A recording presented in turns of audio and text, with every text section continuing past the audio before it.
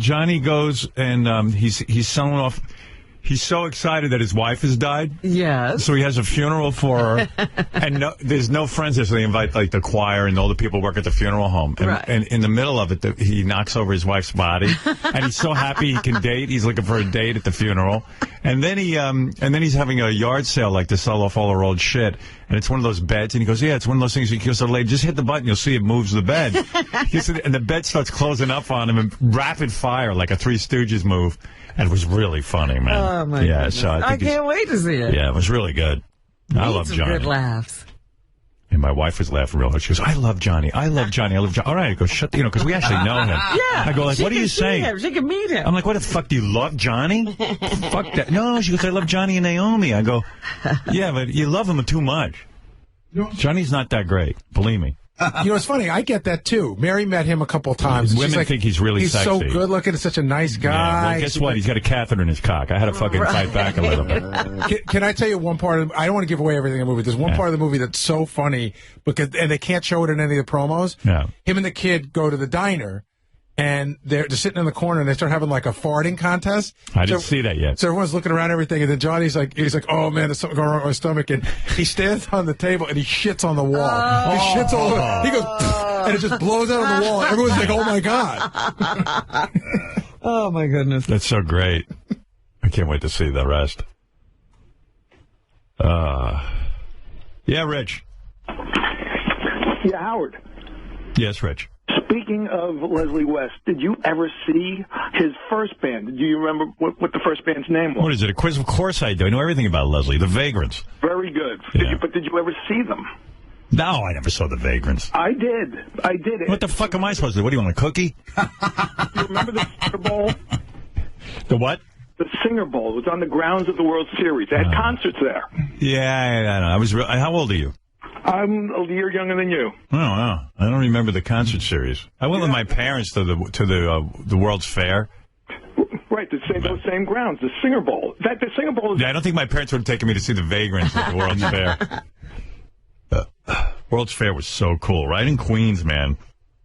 And I don't know why my parents didn't go every day. I mean, it was so cool. It was right there. It was like having Disneyland right there in Queens. They don't have that World's Fair anymore. It was so cool. It's the best. What happened to the World's Fair? Hey, what happened to... I think they still do it, but they just don't do it here. Hey, Rich, you got disconnected. Not from me, bro. I was in the middle of a conversation. I go, what happened to Rich?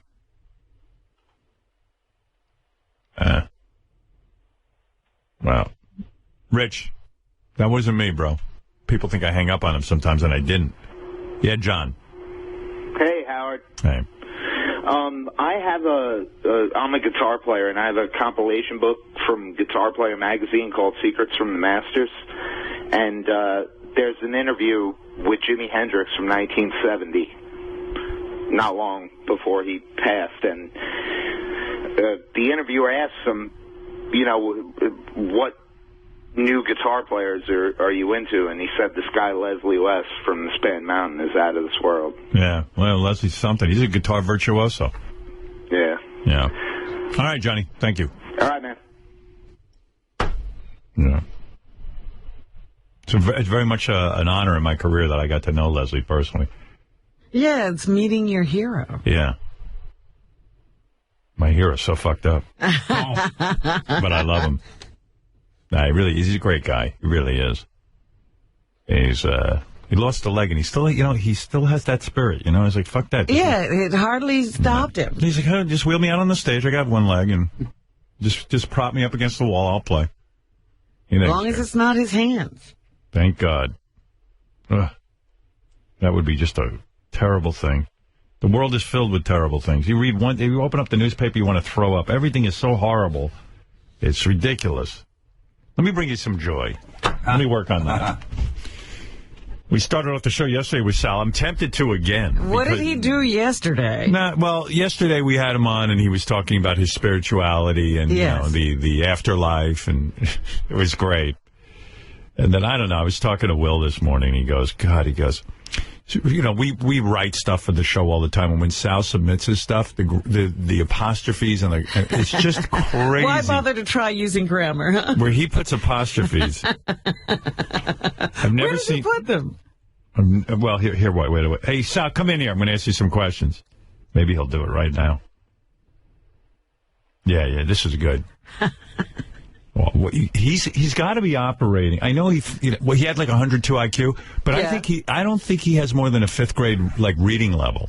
Well, he never studied in school. Yeah, I'm going to put your. Hey, Robin, time to tear the flies off the wing. Let me just one more shot on you, Sal. Yeah, and then tomorrow I'll leave you alone. What's wrong with you? Just blow me up. Why a shot? I think you're operating on a 4th or 5th grade level, based on what you write. Because I said to Will, what's going on? Is there, what is going on with Sal? You know what? Some of the greatest writers have what are called editors. Will's an editor. Sometimes my grammar may not be perfect, but it's his job to edit. I'm going to give you a sentence. Tell me where to put the apostrophe, okay? The apostrophe? Where did he hear that the greatest writers have this problem? And what great writer do you know? Oscar Madison. Oscar Madison from The Odd Couple. The Odd Couple. Yes, Right. his editor, Myrna, was always taking care of him. That was a fake character. Yeah, All right, so was my go. life. Real quick. Put the apostrophe in. Billy wants a new jacket. And once. Okay, where does it go? After the T. Billy, wait. Whoa, Jesus, hold on. Billy wants a new... W-A-apostrophe-N-T... Wait, Billy wants... Oh, God. This is so simple, too. Right. Billy wants a new jacket. I would imagine it's... Billy wants... I would imagine it's after the T. After the T? Oh, no, after the W-A... After the A. After the N. W-A-N apostrophe T-S. Right, because Final answer. Most times you spell it W-A-N apostrophe T-S is how you spell it. Sometimes I'll do that. Yeah, and sometimes you put it after the T. I've seen you do it both can't ways. make up your mind. So you sure you want to... So Well, sometimes you have to put if it's pluralized, you have to put an apostrophe. For example, like Howard's house. After the D, you put an apostrophe. All right. So Billy wants a new jacket doesn't require an apostrophe. Oh, okay. The word wants, it's a trick question. Yeah. Because every sentence you write with the word wants, He puts an apostrophe? After the N, which is unbelievable. Billy wants a new jacket. Right. Okay, right. Wasn't you would need an apostrophe. They're a great couple. They're T-H-E-Y apostrophe R-E. Okay. They are. That's a... Good. All right. You got that right. Got okay. that Bob loves his new job. Loves. No apostrophe. All right, good. That's Jim's car. That's Jim's car, which is a short form of that is, an apostrophe after the T. Okay. Anywhere else? That's it? That's Jim's car. Jim's new car.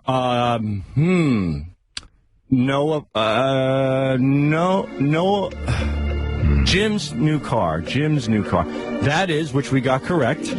Jim's new car. I'm going to say an apostrophe after the M as well. All right, good job. Well, that's because you pointed it out. No, because I'm another place, Howard. All right, if I say Sal's a moron, does that require an apostrophe or no apostrophe? Sal's a moron Sal is a moron, therefore it's an apostrophe All right, S. you got that one right. Okay, good. So Will's a fucking jackass. That's what we learned from this.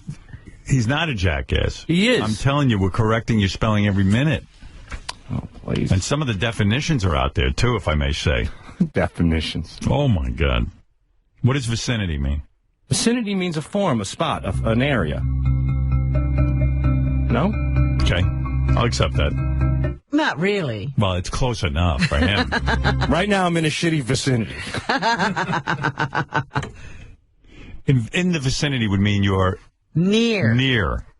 Close by. Okay, that's good enough.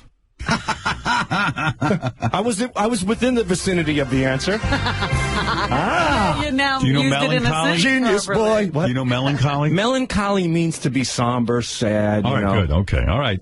Well, maybe you're up on a 7th grade level. Oh, thank you. I appreciate it. All right, but wants is just W-A-N-T-S. Okay, you learn something new every day. All right, thanks, Sal. You're welcome. Yeah, good job. You got a lot right. Isn't it great to be able to learn something you should have learned 500 years ago? Yeah, because I would be alive 500 years ago, Robin. I think you need to go back to school. At the beginning of your life. I mean, this is silly. I got it right. Learning this. I got it right.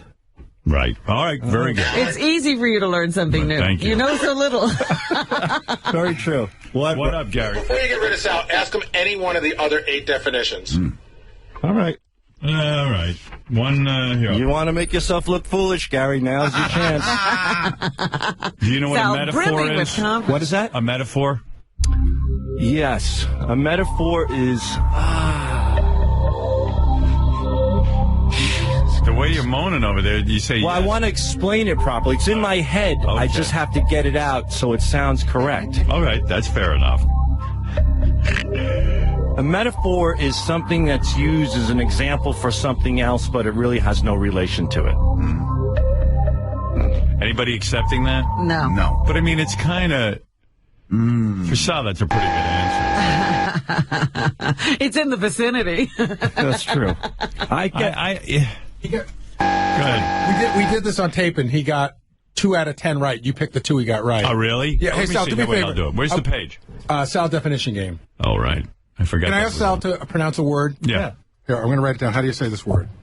Posthumous. Which probably I'm not pronouncing right. Posthumous? Posthumous? Posthumous. Posthumous. What does that mean? That means Howard has good posthumous when he stands up. I don't know. Is it a posthumous? Let me see. Here's a word for Sal. He doesn't know posthumous. Come here. No, he's... A vicinity is an area. Could be a room. All right, that's the one you got right. Here we go. Millennium. Millennium, I believe, is 1 million years. Probably 1,000. It was 50-50. Hypothesis. An hypothesis is an educated guess. That's correct. No, a hypothesis is a theory. No. No, it's more of a theory. A theory is That isn't necessarily proven. Yeah, but I thought a theory was a confirmed fact, or What? No. A theory is based. No, a theory is based on a hypothesis. I love how you get it wrong and then you go, no. Wait, a theory is based on a hypothesis. Transpose. Transpose means to move from one thought to another, like another possible thought. Eradicate. Eradicate means to disassemble and to fix. It's generally applied towards the military. Like the president wants to go in and eradicate. You're on a 5th grade level. When you eradicate someone, you get rid of it. You blow it up. You destroy it. Oh, I thought it. Well, I said disassemble. That kind of. Kind of.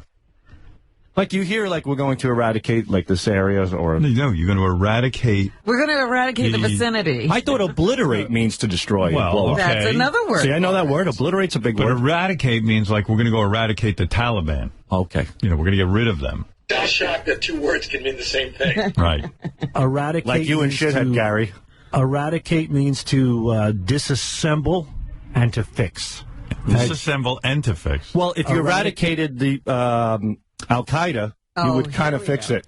It would be fixed. We eradicated it and we fixed You it. got that right. That's true. Okay. That Posthumous. Posthumous. Posthumous means to, like, let's say, for example, you spoke about something humorous and now you're reflecting on it. It's posthumous. Posthumous. Well, he's right about that. That's pretty good. I like that. That's pretty good. Melancholy. Melancholy means to be, like, sad and down That's and good. depressed. You got that That right. is right, yeah. Loquacious. Oh, forget that. Loquacious, I think, means really good-looking, hot, sexy, loquacious. I thought It does kind of sound like that. yeah, because I thought we referred to you, Robin, as loquacious. It sounds like a sexy word, like a vagina was loquacious. You got which word is it? Do you got ambiguous wrong? And big, I think I did. Ambiguous? Ambiguous. Ambiguous. Overdone. To be overdone. Overdoing it. You're being ambiguous. I know Half a plate of pasta. What is it? I think I know what ambiguous What is it? means. I got to hear the half a plate of pasta. Overdone. To be overdone. Overdoing it. You're being ambiguous. How I want a half a plate of pasta. and you're giving me 2 plates, that's ambiguous. Holy shit. What's he trying to say? I don't know. There was a word I was trying to say, and I said it to John a long time ago. We were driving home, and I said there was this particular word, and he explained the definition, and for some reason, when I saw ambiguous, I thought of that word. Dude, you got to read some books or something. I think ambiguous means to be like eclectic, actually. It means to be... yeah, like to be eclectic. Right, eclectic. That's Say what that again? Eclectic. All right. You know, which is eclectic. Eclectic. Yeah. Like to be out there, to be unique, to be different. Ambiguous, to be ambiguous is vague. Oh, vague. Okay. It's like I'm trying to think of a sentence that you might use it in. Like you'd say, "Gee, the definition that Sal's giving is ambiguous." Like in other words, we're not exactly sure. I don't know why I bother. All right, listen. Thank you. Feel great. Now, Sal, you've learned like 50 things today. Too many things. I think if I ask him the same words again, he still won't. No, I'll know him. You will? Yeah, I think so. We never learned what posthumous means. Posthumous. Oh, posthumous. How do you explain that, Ron? Posthumous. It's like... after death. Or after... He received an award posthumously. Yeah. It means he died and he got an award. Right, that's good. Okay, posthumously. Good. Okay, very good. You see it in the newspaper all the time. I had the post part right, which was after. I just thought it was humor. That was good. All right. Posthumously. All right, get out of here. Bad Grandpa was great, though. I watched you saw it? Oh, God, so great. So funny. I only saw 20 minutes of it. Why? Because I fell asleep. I asked these guys, get it to me Sunday so I can watch it. Yeah. So now they scramble. They sent me 80 copies of it. For Monday night, I got to go to bed. Right. I got a job. You're in for a treat. It's great. Well, what I saw was great. Oh, all right, get the fuck out of here. All right, What's the matter with you? I'm posthumous. Get out of here. I'm getting a movie review. Whatever. Get out of here. Being ambiguous. Posthumous. Not posthumous. Posthumous. They're saying something funny and then reflecting on it. He's a pisser. It's too much. Because I'm looking at this sheet of paper. He writes me WAN''TS. I go, what the fuck? I go, well, maybe it was a typo of some kind, but every other one was a WAN''TS. Unless his iPad is like filled with like idiot grammar. Like maybe it's a defective. Because doesn't your computer automatically? Well, I guess they can't figure that out. Yeah, they don't know what Sal. Yeah, right. They can't even figure. The computer can't even guess what he's up to. No, but it's correct on your computer. You actually have to maybe select it to make the correction. Yeah. All right. Let me take a break here so I don't fall far behind. I got so many things to get to, including Johnny, of course. But we'll be back right after these words. Let's do it. I'm listening to the Howard Stern Show. It's freaking rockin', dude. Now, top-notch job. Breaking away from the mold to peek into the future. The Howard Stern Show. Into that.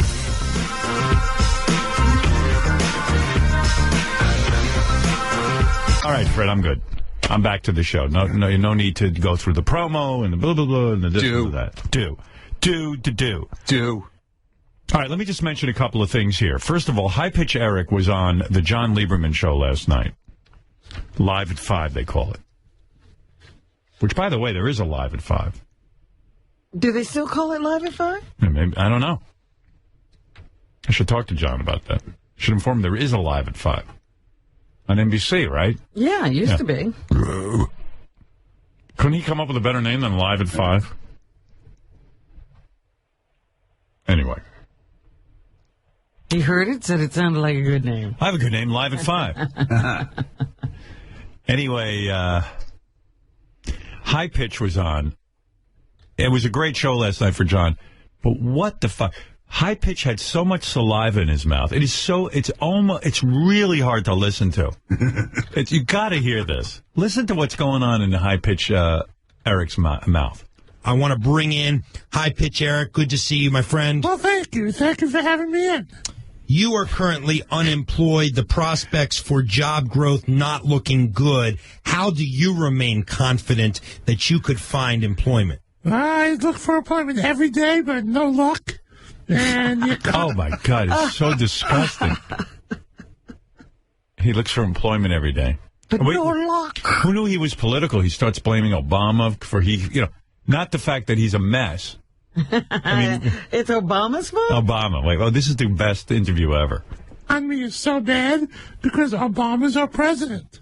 So you blame the economy on President Obama? Absolutely. Why? Because there's no jobs. When Bush was president, there were a lot of jobs. When Obama became president, that's when the economy... This whole experience is whether he can get a job. Well, he wasn't looking for a job during the Bush administration, I would like to point out. That's a very good point. Started going down. You don't blame the Republicans in Congress for the government shutdown, which, in effect, has now slowed growth? Oh, I blame them, too. So you blame the Republicans and the president? Yes. Both, for the lack of jobs out there. What sorts of jobs are you looking for? I'm looking for any kind of job that's out there. I look at Craigslist all the time. Who could put up with it? And it's so phlegmy, and it's like... And I'm not getting no luck. Now, you worked at Yankee Stadium. I'm not getting no luck. What jobs? Season's over. The season's over. What are you qualified to do? Computers. Computers? I'm qualified to do anything. He's qualified to do anything. Oh, it was the greatest interview ever. I don't know if you heard any of it. It was so good. I was like, I got to get some clips of this. I love people who say they can do anything, which gives you no ability to help them at all. What's on your resume? Everything. It's like he's gargling in there. Oh, you should hear his thoughts on Obamacare. They're all over the place. Let me ask you this. Do you have health insurance? I sure do. You do, and it's through the government? I sure do. How does he have health insurance? Oh, we all know. They said, well, is it through the government? Through Medicaid. Okay, so that's through the government. Right. So you haven't had to inquire about Obamacare? No. You've heard about the glitches on the website that have made it virtually impossible for people to sign up quickly. Your reaction to that? Well, you know something, Obamacare. Instead of saying I don't know, I don't know anything about it, he's got an answer for everything. It's the best. It's horrible. A lot of people out there have no jobs. They can't pay for insurance. I mean, Obama should give free health care to everyone that doesn't have a job. Right, but I wasn't really asking about the merits of Obamacare. I was asking about the glitches on the website. Does that concern With all that computer experience, why doesn't Hypercharic fix it? you that people can't sign up Absolutely. quickly? Yes. And Obama should fix that. And Obama should get on these people's asses to fix it. Yeah. Obama. He knows the word Obama. Obama's responsible for every bad thing.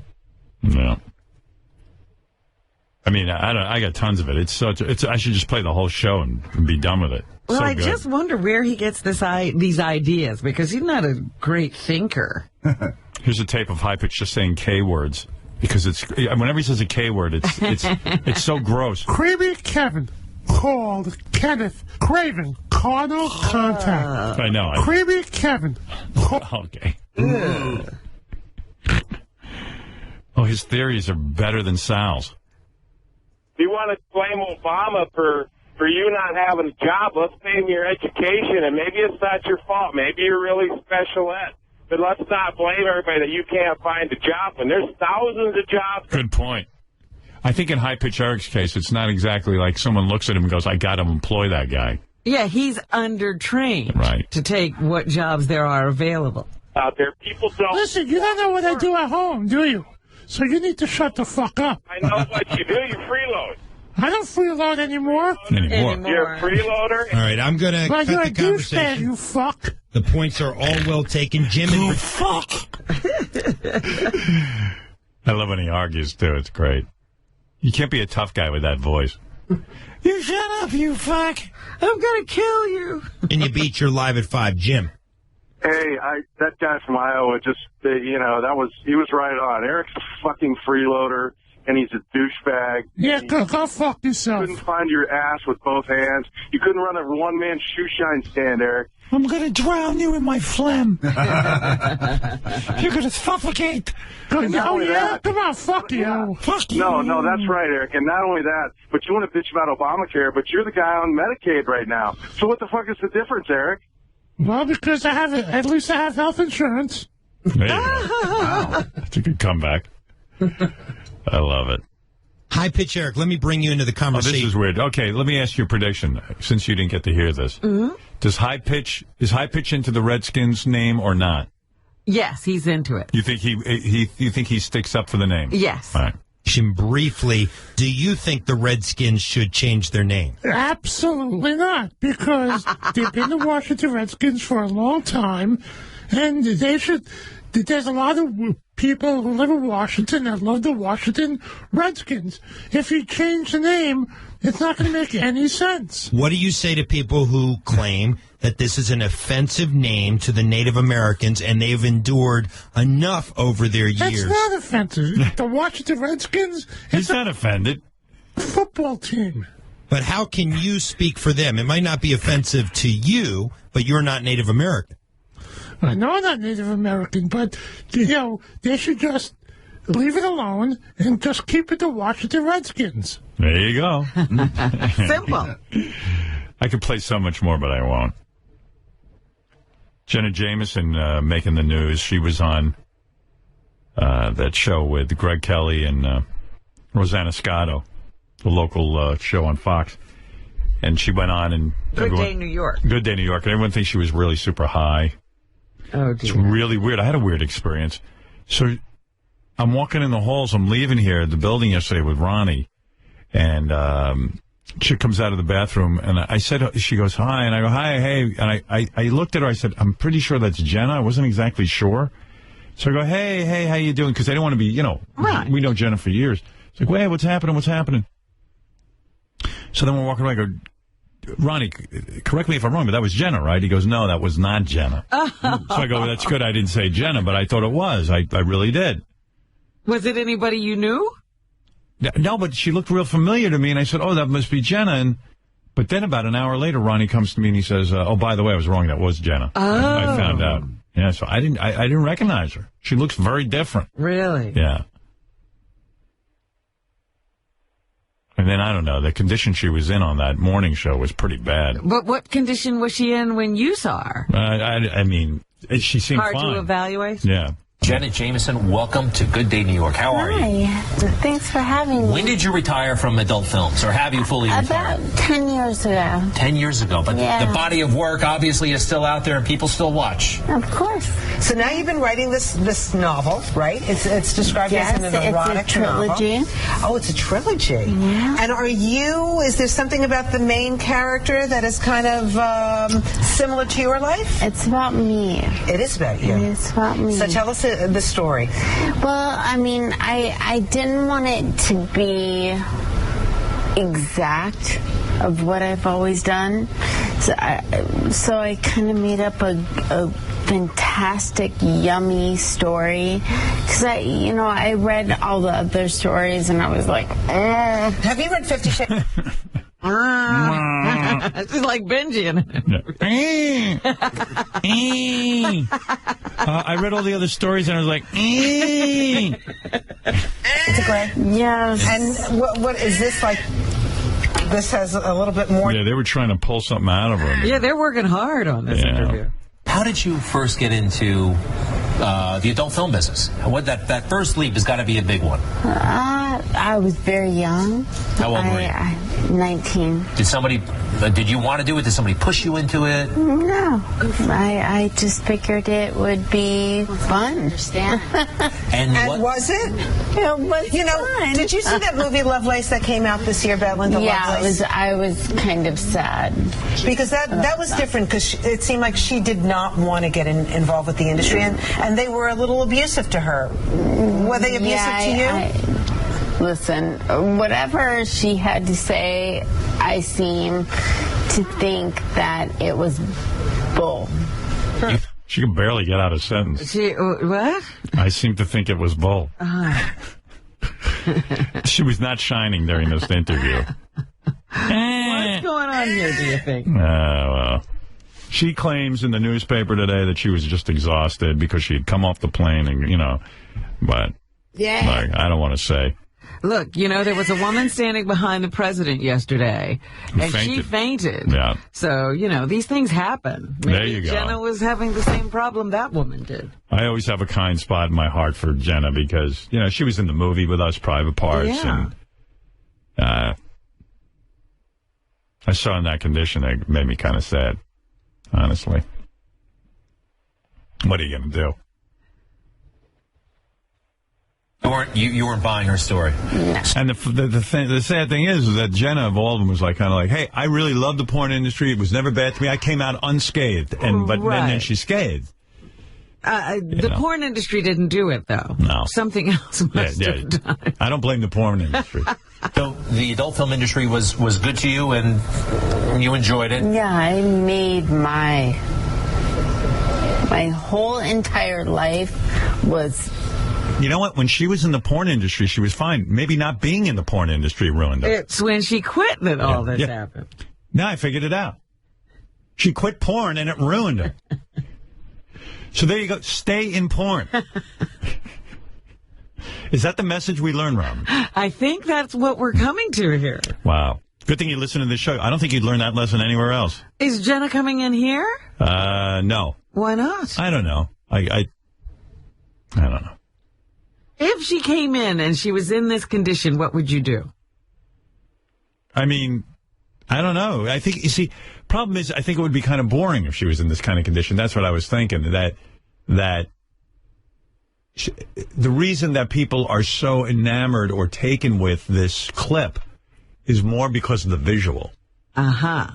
What is the visual? Do you... Yeah, it was, I watched it. It was, you're like, you can't take your eyes off the screen. Oh, dear. Yeah. But it's good book promotion. But would you have an intervention? Would you say, Jenna? Yeah, I would. I would say, Jenna, what's going on? And I don't know that I want to put it through that on the air. Right. You know what I mean? I don't know. At some point. But how could you not? Well, knowing this, are you going to make a personal call? No. Okay. No, I don't do that. Please. I got my own problems, honestly. I don't talk about everything in my life. I got my own issues. Who I'll call? I'll call Tom Arnold and tell him to call her. There you go. Tom loves to do that. Yeah, he does all that shit. Is it possible to have a regular marriage? I know you've been married. I mean, it's a unique line of work, and you meet these other people, and you're intimate with them. Is it possible to be intimate with... Yeah, this made no sense. One person at the same time, you know what I mean? Well, I was always really good at being monogamous. I like when that. You weren't working? No, while I was working. I love to be just with him. So. While you're with fucking... him who? I guess her husband, but... But she's had several. And also when she's monogamous, but she says, while I'm working means fucking. Fucking, yeah. Yeah, so how can you be monogamous? But, I mean, I'd have an easy time of it being monogamous if I was fucking lots of people. If that was the definition of monogamous, you'd have no problem with it. Do you think Sal gave Jenna the meaning of monogamous and she's confused? Can we talk about... Let's talk about something else. Your marriage right now, obviously things... Anyway, went on and on. Well, yeah, I want to know, what is going on with the marriage? I didn't know over. If she was and Tito are still together. Are going crazy. You've been tweeting about your ex Tito and your kids. How's that going right now? Has he responded to you at all? No, everything's going well. It's going well. Yeah, everything's gonna go okay. Well, listen, Jenna Jameson, it's nice meeting you. We wish you all... They cut it right Oh, off. my God. Yeah. What does it mean everything's going well? Are they together or not? No. So it's going well. That's going well. I don't think they're together. I mean, what do I know? I really haven't stayed in touch, but... I'm learning nothing from this interview. Purely based on voice, it sounds like someone might have had a stroke. That's all I'm saying. So maybe there's nothing wrong. I mean, some people speculated it could be drugs or medication. Right, but that's not the only thing that can slur your speech. But Jenna was on Andy Cohen's show, and she was very nice about me, certainly. I know that you credited Howard Stern for being a great kind of champion of yours. Do you still... Yeah, he's always been so amazing to me. Yeah, she sounds better there. Yeah, what's going on here? That's what I'm saying. Maybe she just had an off day. When we first met, he told me that I was going to be a really big star. And see that? And I was 19, I think. Yeah, because she was super hot, and how could she not And she be? chose porn. Yeah, she chose the absolute right fucking profession. She to me was the hottest girl who ever did porn. Jenna Jameson. That's it. It was crazy because you'd watch her films and go, I can't believe this chick's in fucking porn. Like, she's hot enough to be in legitimate films if she has any, acting ability. And quite frankly, in Private Part, she was good. We auditioned a lot of people for that role, believe it or not. Is that right? Yeah, because, first of all, it was hard to find someone who would be totally naked, but who also would be totally naked and could actually act. Uh-huh. And she actually was able to. Again, the field of other people trying out for the part was pretty thin, but she because came of through. the criteria. Right. Yeah. Wow. I remember she was so excited because she was in a legitimate film, like not a, porn. So, do you still have a good relationship? Do you still go on Stern? I think I'm going to be on his show next week. Oh, great. So, yeah. Excellent. Very good. If she wants to come in, Gary, how can we say no? I think we might have said no, thinking what's left to talk about. But yeah, but we got to find out what happened on Good Day New York. Yeah, maybe she ought to come in. Gary, maybe we ought to reach out.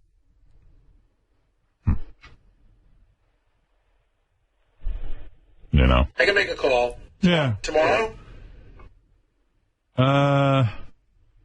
Do we have a busy day tomorrow? Only get my grandpa laid. Oh, sounds like a perfect day. In honor of Johnny's new movie. Okay. Could have Tom Arnold call in, too. Hey, Kevin. Howard, how are you doing? Good. I got a feeling this ain't going to last long. All right, this will be quick. Jenna sounded like Miss Howard Stern on there, too. But my question was there ever a time in your life that you wanted to throw in the towel on radio? Yeah, yesterday. Every day. Yeah, I have a love-hate. It's like anybody with their job. I love radio and what it's done for me and the success I've had and the people I work with. But I also, I have days I just don't want to do it anymore, especially getting up early. It's a bitch. But then once I'm here, I'm having a good time. It's fun. I just got to get in the door and do it. Yeah, I hear you on that. That Sal bit sounded like a failed attempt at a Sal game. Yeah. All right, Kevin, thank you. Everybody's always thought about quitting their job. Absolutely. Lori, go ahead. You're on the air. Morning, Howard and Robin. Good morning. Just wanted to blow a little smoke up. You go, Howard. I got my calendar yesterday. I absolutely love it. Oh, good. Yes, the North Shore Animal League calendar. Please order one. Good for Christmas gifts. It's all the money goes to charity, and what a charity it is. Save a lot of lives. Get the calendar. I did all the photography, et cetera, et cetera. So just go to our website, howardstern.com, or go to North Shore Animal League and get yourself a calendar. And that's that. Thanks, Lori. But, yeah, I do appreciate it. And, Robin, I'm glad you're doing better. It's great that you are. So, y'all have a wonderful day. You made mine yesterday because it was shitty to start with. So, Thank you for being you. Thank you, Lori. Yeah, welcome to another shitty day. I like how people wake up in the morning and they expect it's going to be a good day. I do. No, that's a childish belief. What are you talking about? Yeah, please, life will kick you in the fucking ass. I mean, so what do? You expect it? No. Yes, absolutely. You should absolutely expect the worst. And when it comes out okay, you go, wow, thank God. You're silly. I'm not silly. That's called realistic. Good day, and most days are good. No. What? Wrong. See, you get up expecting a miserable day, and you never experience a good one. I lived as a child for many years. Even as an adult, I was childish in the notion that I'd go, no bad things should ever happen to me, and that the day is going to be fantastic, and blah, blah, blah. Well, then when something shitty would happen, I go, oh, my God, How'd that happen? Now I wake up and go, of course it happened. It's life. Look. Life hands you shit and also hands you some good things. I say that sometimes life hands you shit. Don't okay? be shocked. Hold it. Hold it. Don't be shocked when life hands you shit. That's it, Robin. The point is that the shit doesn't happen all the time. No, of course not. But you should not be shocked when... I mean, you can be shocked when it happens because it will happen. You don't necessarily have to be shocked, but enjoy the times when it's not shitty. I agree. And you can't do that if you're expecting shit. No, Hansy disagrees. Chris, go ahead. You're on the air. Hey, sir, I wanted to ask you about how comedians in cars getting coffee went and when we're going to see it on the internet. First of all, did I not talk about that? You did talk about it I a little bit, but we don't know when it's going to air. Jerry Seinfeld show, Comedians in Cars with Coffee. I did it. It's 3 hours of tape, but they knock it down to about 20 minutes. I had a very nice day with Jerry. A little long, you know. Would have been nice if it was an hour and a half of taping. But we got into many interesting topics. I was in the car with him. We drove around. We went to a coffee shop in Astoria. Then we went to a supermarket and hung out. And it was a fun thing to do, you know, as far as fun. Fun is banging, but anything short of that. Yeah, we're going to bang Jerry. No, he's not my type. Very cool, thank you. But and I have no idea when it airs. Jerry does not write me or consult me on any of this. All right, sir. Thank you. Right. When Jerry and I were standing around talking, which, by the way, they tape everything. It was very fun. We had a bunch of coincidences because we both grew up in Long Island. There were a lot of similarities, and I was asking Jerry about his office, and I said, "Yeah." He goes, "What's the thing in your office?" I said, "Do you have a lot of memorabilia in your office and things?" Because I recently started hanging up stuff from my career. And he goes, "Yeah, I do." He goes, "I have a few things." I go, "You know what my favorite thing is?" He goes, "Well, mine's when I was in Mad Magazine." I go, "Fuck, I have a giant blow-up of the cover of Mad Magazine." I mean, to me, and I was talking about everything else. It really was the pinnacle of success for me. Wow. That I could be on the cover of Mad Magazine with Alfred E. Newman plunging my head into a toilet bowl. I was just so thrilled and happy that the Usual Gang of Idiots put me on the cover. I couldn't believe it. Mad Magazine to me was everything growing up. And Jerry evidently felt the same way. And that was that. That day was not shit. All right. I got to take a break. And then Johnny here yet? He's a pretty... Oh, he's on at 8. Why does it... Oh, 8 o'clock. Good. All right, then I don't have to break. Thank you. I was reading the stats on... Hey, Gary, do you have it handy in my notes there? The stats on Jackass, the first movie, second movie, and third movie, how much it costs to make the movie and how much it made. It's pretty remarkable. 1 second. I have it for you in 1 second. Yeah, it's right on my notes. You'll like hearing that.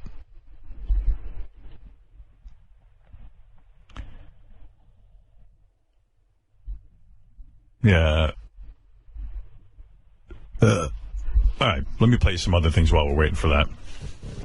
That might take my crew a while. All right, let's see. Got a couple of Robin things, as long as Robin's sitting right here. Let me see. Oh, first I'll do this. A couple of people were tweaking Riley Martin on the Riley Martin Show. Oh, here's the stats.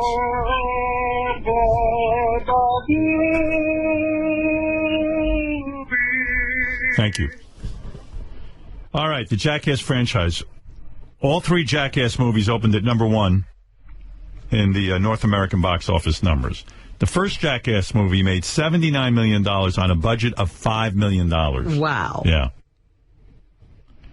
2006, Jackass #2 comes out. Made $85 million. I don't know what it cost to make it. No.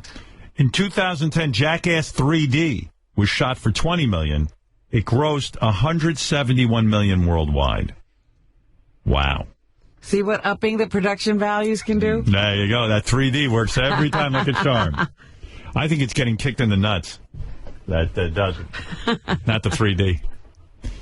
I think they actually would have had a bigger margin if they didn't make it in 3D. But it was such a funny title, Jackass 3D. There was no reason for it to be in 3D.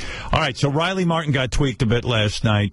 or 2 nights ago, as the callers continue to torture him. Anytime you, like, say anything gay to Riley, he gets fucked in the head over it. Well, you'd think a guy who's been in outer space would have a more open mind. Well, he just doesn't like it. Like, everyone calls up and goes, hey, didn't Eron give you a hand job or something? Eron's his partner on the air. Why does he continue to do this show? I don't know. I think it's the paycheck. Next call is Bobby in Queens. Hello, Bobby in Queens. What's up, Riley? Hey, you got it? Yeah, I have a question about Pogs. This is, but, I want to quickly ask you about the symbols. I accidentally ruined my symbol. I had to wipe my ass with it, and I used the symbol, and I was wondering if you could maybe replace it now. Well, if you wipe your butt with it, son, all it can do is make it look better and speak of your character. All right, next call. He has the worst comebacks. I don't know what the comeback should be for that, but it just makes people want to call in more. And, of course, right away they start calling in. Once one call comes, the next one comes, and the next one. Because his comebacks are so bad. Look here, son. And you could just tell he's boiling mad that somebody accused. Someone told him that they wiped their ass with his symbol. Here is Marcus in Brooklyn. Hello, Marcus in Brooklyn. You know that guy that just talked about Howard? Just wanted to, just follow that up and, support you, He doesn't realize that you're a valuable asset and all that. You know what I'm saying, man? Well, if I wasn't, I wouldn't be here, Yeah, you know what? They should rename Howard 101 to, Riley 100 or Riley, the greatest ever. Right. Yeah, he's up there, he's having sex with his blonde chick while Eron jerks you off. It's nuts, man. I hate that, man. You gotta be... Oh, yeah, kid. Well, you keep doing that. You probably have never seen my wife, have you? You putz. That's some show. I think they're doing it out of Riley's house. They give him an ISDN. Yes. I don't know what's going on still. I don't stay on top of that, but... No, Riley doesn't come in because he objected to paying for parking. Right. So I think he's just literally, there right in his house laying down or whatever he's doing. I can hear him lighting cigarettes, or someone is. I'm going to play you something so gross right now before the commercial that prepare yourself. I just want to say that a guy Richard's age shouldn't be doing this anymore. This is a tape of Richard puking up champagne and chicken wings. I don't know where he was, but he taped himself. And, this is the kind of thing that just doesn't, I'm an adult. I haven't puked since, I think the last time I puked, I was sick in college. I had the flu or something, a virus. I remember shitting and puking at the same exact time. Ugh. And I had to decide, what do I do into the toilet? And it was an awful experience. I guess I was 18 or 19 years old. Which did you decide should go into the toilet? I think I went with the shit. Oh, my God. It was at the exact same moment. I didn't even know that was possible. Horrible decision. Yeah. No, Sophie. It was my Sophie's choice. Do I shit? What am I going to clean up off the floor? But Richard's like this is something that just goes on all the time. This is frequent for him. Yeah. All right, get ready. If you can't take it, tune away for 15 seconds. Here we go. Oh, man. Like, what is he doing to himself? I like that he's taping it. Yeah, he has the wherewithal to tape that? Yeah. Hey, did anyone listen to the show last night? It was the Robin Quivers, I Kissed Robin Quivers Roundtable, hosted by John Hine. It was all guys who've kissed Robin Quivers. What? Yeah. It was a fantastic show. I want to play a clip from it. Coming up on Howard 101. Welcome, everybody, to the I Kissed Robin Quivers Roundtable. I'm your host, John Hine. I didn't kiss Robin Quivers, but I have three very special guests who did. David Arquette, Jim Florentine, and Penn Jillette. Yes, that's correct. Really? You tried to fuck Robin? Yes, through her cookie puss. the Nubian princess. I don't think we've kissed in public, no. How about you, David? All the time. Penn? About 73 times. Chicks dig that boy. Robin's the greatest. Maybe our stories are a little long. Bored. Yeah, I mean, 17 text messages, 85 voicemails. The I Kissed Robin Quivers Roundtable. There it is. On Howard 101. You missed it, Robin. I did. I It's all didn't about know you. that was coming on. I would have listened. Right. So many songs. There was a song I was playing. I was playing this in my office last night, and my wife walked in. She loved it. Psych loves you so much, Robin. Please let me suck on your big tits. Yes, as I said, Leslie West's birthday today. All right. Question. Oh, I was wondering if you read the Rolling Stone interview with Ginger Baker. I read every issue of Rolling Stone. Did you read the Ginger Baker? I know, I'm kind of Ginger Bakered out. I love Ginger Baker and I love Cream, but Ginger Baker's a crazy old man. Yeah. I know Howard is a huge Cream fan. I was curious as to his feelings about Baker dissing the Stones and the Who. What else is new?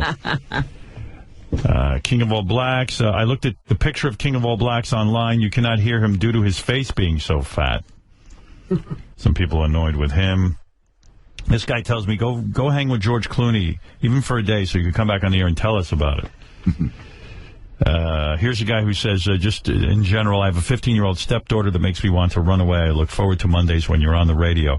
After a particularly shitty weekend, I came into work in a foul mood. You and Fred bust into peace and love, and it makes me laugh every time. I'm a huge fan. I will listen to you forever. Thank you for putting some humor in my life. Well, that's nice. Okay. There you go. That's what it's all about. You know, I was thinking with all these glitches, you know, President Obama, as Robin was mentioning earlier this morning, that there's glitches with the Obamacare health initiative. The website. The website's a mess. And really what they should get is these guys who program YouPorn. They spent millions of dollars handing over this project to some computer company that obviously blew it. Right. YouPorn, you go on there, whatever their technology is, I get porn within minutes. But I know in the government they don't want to associate with people who do porn, but they're the ones who are using the Internet better than anyone. I had a meeting with a guy the other day who was talking about streaming. Oh, my God, it's so difficult. I go, all I know is I go on YouPorn, and they fucking Everything streams. Yeah, beautifully. I don't see any problem. How come they know who to hire? Exactly. Because there's money on it. That's the way to make money on the Internet. You got to go into porn. Maybe the government can't afford those guys. Did you think, like I did, that maybe that woman who fainted behind Obama was a plant? Like, maybe they stuck her in there to faint make him a hero? So he could do something heroic? Yeah, if I become vice president, I'm going to do shit like that all the time. With You'll unlimited be staging everything. Yeah, with unlimited resources, I'll be saving a life a week. I'll be the best vice president ever. And he kept giving his speech. That was the best. Yeah, and he saved her, too. Didn't he catch her or something? He caught her, and he kept talking. Maybe that's what Obamacare is. Literally, Obama cares for every sick person. He goes around and just rescues them. Who knows? I was thinking about what you said yesterday. You went to a dinner with Jimmy Kimmel when you were in L.A. promoting your book, and Jimmy wants to take me on safari. Yes. And you know, it's just never going to happen. I'm never going to be adventurous. You should have seen my reaction when Molly said that to me. It was like, you guys are out of your minds. People don't understand my childhood at all. Like I've been on safari my entire childhood. You would have thought I grew up in deepest, darkest Africa. I grew up in Roosevelt, Long Island. You think I want to go on a safari? Well, in Africa, you're going to see the animal. Well, people go, Africa's dangerous. You go, no. Africa's a picnic next to Roosevelt. Roosevelt is dangerous. You know, my safari growing up, I couldn't stay in the car and look at what was going on. I had to actually walk the streets and get attacked. I ain't looking for any fucking fun. I've had my fun of that. All the excitement I can handle in one lifetime, I've had it. Anybody who had my childhood would not want to go on safari. I guarantee you. Well, Howard, I'm telling Some you. people can get over their childhoods. This is the greatest. I got an email from somebody who told me that there's an International Rice Research Institute. Have you heard of this? No. Yeah. The International Rice Research Institute has engineered something called golden rice, which combats blindness and death in children by supplying much-needed vitamin A. And I said, I dare Robin to hate that organization. But you do hate rice. Rice is your enemy. Come from rice is your enemy. I hate rice. Where did it come from? Where did it come from? From you. No, from you. No, you said you do not eat rice. I said I did not want rice. I did not want corn. Why haven't you said I hate corn? Well, I'm going to join you. I'm going to find out where this International Rice Research Institute is, and we are going to pick it. We're going to pick it. You know how they pick at abortion clinics? You and I are going to pick it. The International. We're going to get our listeners together, and we're going to go over and pick it. Rice. Well, I must commend... Why do we hate rice? I forget. Again, I don't hate rice. But I know you don't eat it. Why don't we eat it? I don't eat grains. Oh. Well, that's good enough for me, Robin. You know, your hatred... But I do want to commend the Whole Foods organization out in California. They're going to start labeling GMO vegetables and fruits. I'm starting a group called God Hates Rice. GHR, God Hates Rice. And we will stand there and yell at and we're going to show up at rice funerals. eaters. We're going to show up at rice eaters' funerals. But you rice eater. You fucking rice eater. You know, sometimes I think, Robin, your cause is hurt by your hatred of corn, because then people start to feel like they're not sure should they hate. Who do you hate more, corn or rice? I don't hate Well, you know what I mean. Who do you dislike or more? Anything. But corn or rice? If we have to pick it one, which one do we? Which is more of the enemy? If we can only pick it one? Yes. Which is more? I don't want to pick it anything. Well, we're going to be picketing, so choose one or the other. Well, if we're going to pick it, right. I think we have to pick it corn. So let's just say our feelings about corn are much more strong. Yes. When it comes to corn, we care more than rice. That's right. Good for you, Robin. That's exciting. Now, the corn lobby better leave me alone. This is you putting me on the spot here. Right. You know, I own a mirror that was on the ship that was the sister ship of the Titanic. The Titanic sank, but did you know there was a ship that went the same day as the Titanic, same route, and didn't sink? Really? And I have a mirror from that ship. Why do you have a mirror from that ship? Because I was buying a mirror at this antique show, and someone told me that, and I was like, oh, that's nice. But like, I didn't buy it for that reason. But how much did this mirror cost? It was pretty pricey, actually. I mean, for a mirror. You'd think it'd be cheap because it wasn't the Titanic. I don't know. Oh, the stuff on that Titanic. I just read they sold at auction like that violin. The violin, $1.6 million. I'm like, damn. If you want a musical instrument that was connected to a disaster, I'll sell you Gary's trumpet. With those fucking lips and teeth trying to play that. But it is crazy, man. $1.6 million because the violin, it's not even a rare violin. It was just that it was on the Titanic. That's right. It was in that band. They were playing it when, the ship went down. I'm so out of radio. I'm reading this thing. I get these special bulletins and stuff, but CMA announces, whatever that is, the 2013 CMA Broadcast Awards winners. That's not the... Country Music Awards? I don't know. I guess, but it's the CMA Broadcast...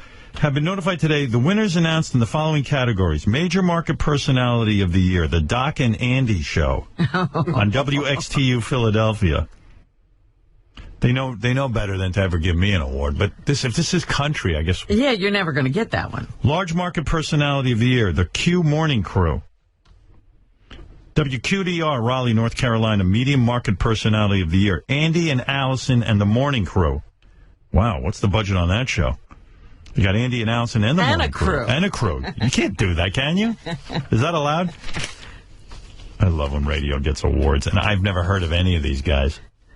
But then again, I'm out of it. I used to really be aware of what was happening, but I'm kind of not interested anymore. Well, we're not even in radio. Yeah. We don't know what we're in. We're in the world of satellite. It's a whole nother fucking deal. The guys took Hansy's voice and called some radio show on the web. It's always funny to put Hansy in different shows. There are many ways to be good at history or good in math. We have a caller. Let me just open the mic. Thank you for calling and tuning in. It's nice to hear your voice. Whether any of you like to admit it or not, I've been a contributor to the show. I've given you radio gold. I've given you the best calls. I'm the most legit caller on the fucking show. All righty. A little self-esteem going on. That's kind of clear evidence why we need to have relationship education programs. Because people who have that kind of aggression and wanting to jeopardize this type of conversation, there is something going on with them. Exactly. That's so important. And we have another caller. Let me open the line and see what 407 would like to share with us. You put out of context, just like one of my things. All right. Very excited today. How is it these women don't get riled up at all? You get this difficult guy on the phone. They don't care. They wake up every morning thinking it's going to be a good day. Yeah, they do. Like, with that type of aggression, a lot of people have a lot of issues. That's like when you talk to a psychiatrist or something. They always remain calm. You're in there freaking out, and they're like, well, you do understand what everyone is saying in the room, don't you? It's like, how the fuck are you so calm? I catch that. I fucking got my joint, man. Okay. I encourage whoever you are to do whatever you can to look within and ask yourself, is that really how you want to be coming across in the world? But I think they're not perfect, and they still have love in their life. How do you know that? Hansy on a mad tear, and he didn't even know it. Ease up on the corn, Hansy. That's your problem. Hansy! And look like... Hansy! I'm not dedicated. Conspiracies are everywhere. Hansy. Hansy. In an effort to keep you aware of porn guys in this new trend where they yell while they come, I play you this. Yeah, come on. Fuck yeah. These guys insist on ruining porn for men. Fucking stuff. Fucking tummy, the fucking flesh. The guy's supposed to disappear, sort of. So you forget about him.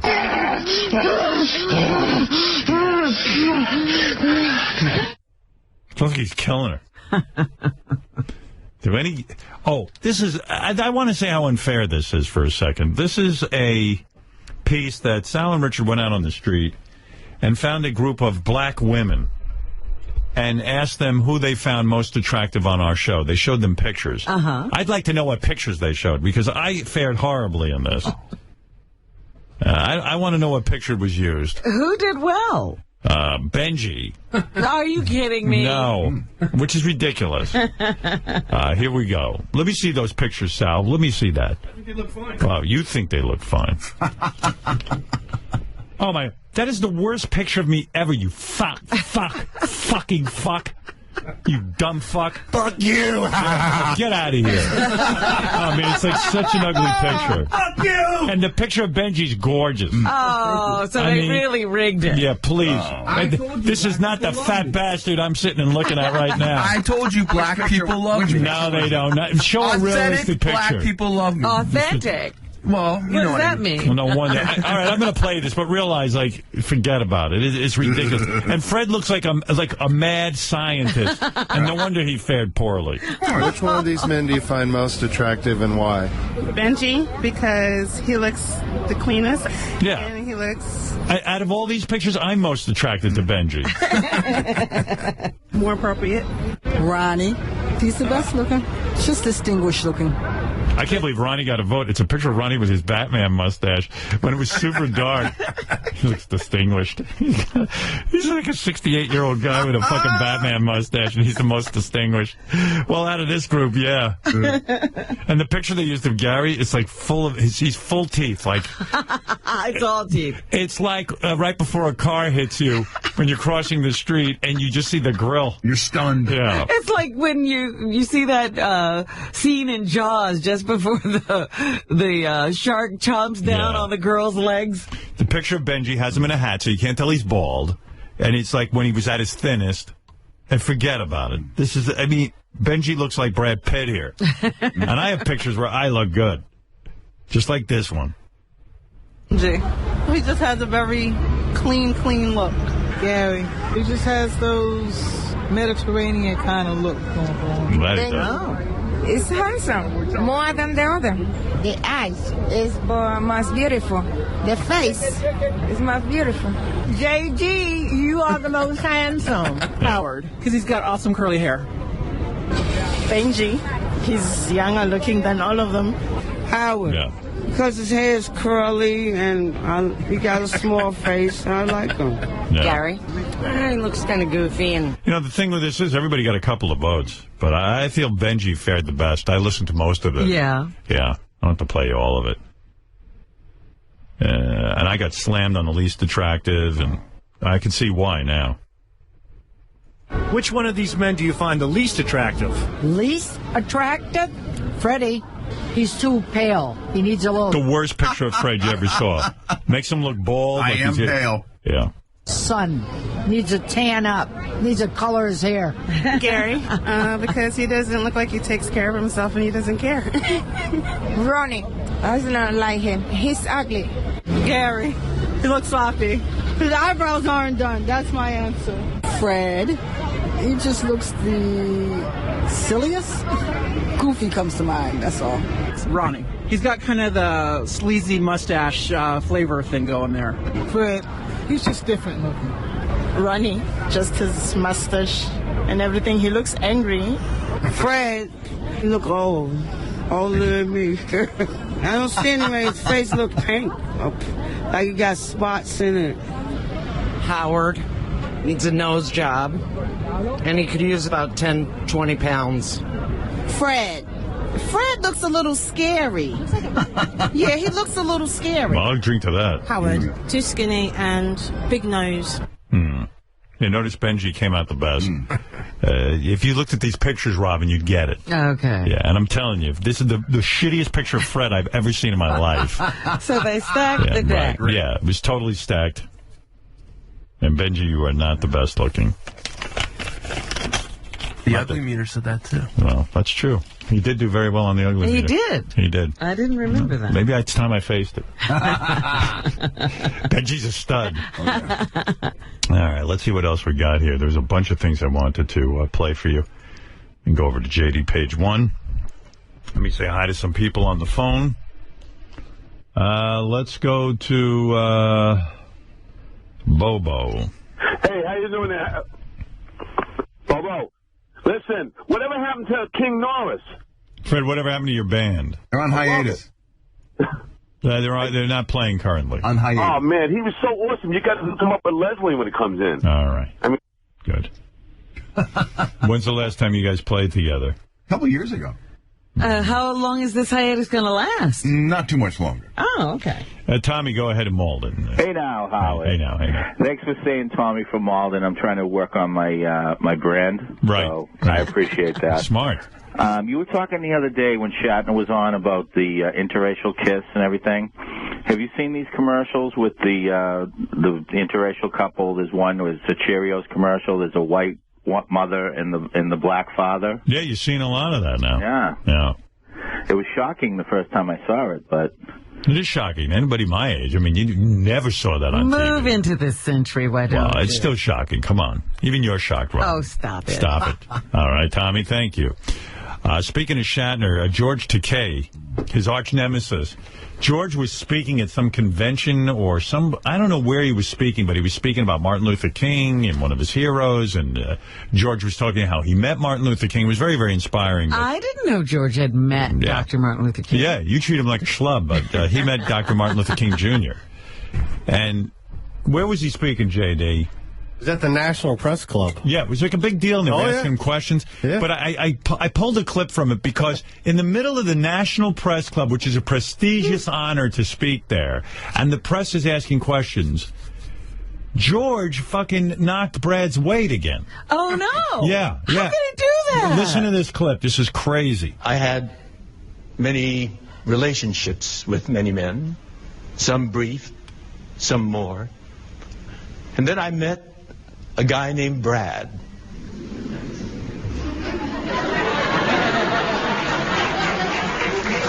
He was a runner, and I was a runner. But he was a great runner. He was lean then. Oh, Oh, my. Yeah, and Brad's there. He was tight-muscled, and he was handsome. See? Wow. Everything in the past. Yeah. Now, come on. When George says, I'm the one getting him in trouble, he just cannot resist knocking Brad's weight. And you're not even there. That's right. All right, let me get to some weird tape, too. This is another one of those TV shows. These TV shows are always a home run. If you're ever, like, trying to make it in Hollywood as a TV producer, all you got to do is find some weirdo and put him on TV. This is one of those shows where they found a guy who sleeps with his car. He's in love with his car. And, like, he had a relationship with a woman once, but now he's in love with his car. Yes. And how hard is it to make it, to make it as a TV, to get a TV show on the air as a producer, if you find one of these guys? If I find one of these guys, I'm just going to put him on TV. You'd have a TV show, too? Yeah. It's continuous, sincere. This fucker slept with his car. Affectionate, and yes, sexual expression of love. Over the last 40. Yeah, and then, like, the move is, don't have him graphically explain how he fucked his car, because then you can't get it on a good channel. Right, so then you play music. Did he ever explain? Because he never really explains how he fucks the car. Well, see, this guy, we played clips of this guy before. I know, but this is a new show. Yeah, well, it's like they did like an update on him or whatever. Right. And, nothing's changed. This guy's a star. Yeah, it's, every guy wants to get a show in Hollywood gets a hold of this guy. But, no, I think he either just it's sort of like masturbation, and he like licks the cars and stuff like that. So like he'll rub up against the car? He could do that. But what does he rub up against exactly? Just like any part of the car? I think he sticks his cock in the gas tank. Well, there's that. Well, no, what do you mean? Does he ever say? It's the tailpipe. It's not the tailpipe, I think. That's attractive. But, and by the way, this guy, he also claims he had sex with Airwolf. Airwolf? The helicopter from Airwolf. Oh, stop it. 5 years, Edward Smith has had nearly 1,000 lovers, but only one has been a woman. The rest have been cars. I first developed an attraction to cars and helicopters in about 19... By the way, that's the move, too. You never act judgmental, and then you have the best special. Oh, yeah. You just observe. You can't sit there and just go, hey, you weird fucking freak. This fucking freak had sex with a helicopter. And, if you do that, then the guy won't cooperate. 65. Every kid at that age awakens to their libidinal energy, and it's... Hey, there's some kid out there fucking my car. Call the authorities. Libidinal. Part of life. So, but with me, it was intense and certainly different. Good for you. Yeah, they got some other clips of this guy real quick here. After losing his virginity to a neighbor's Volkswagen Beetle. His neighbor's Volkswagen? It's not even his... His virginity. Yeah. Ooh. No, you didn't lose your virginity. He fucked a Volkswagen Beetle. And there's always a British guy. Always. On all these specials. They seem to be able to be restrained. They exercise some restraint. They even when they cover in Britain, when they cover the English people cover these beauty pageants with little kids, they're like 3-year-old Renee was her mother's dream. They never cast any kind of judgment over the thing. They're perfect at that.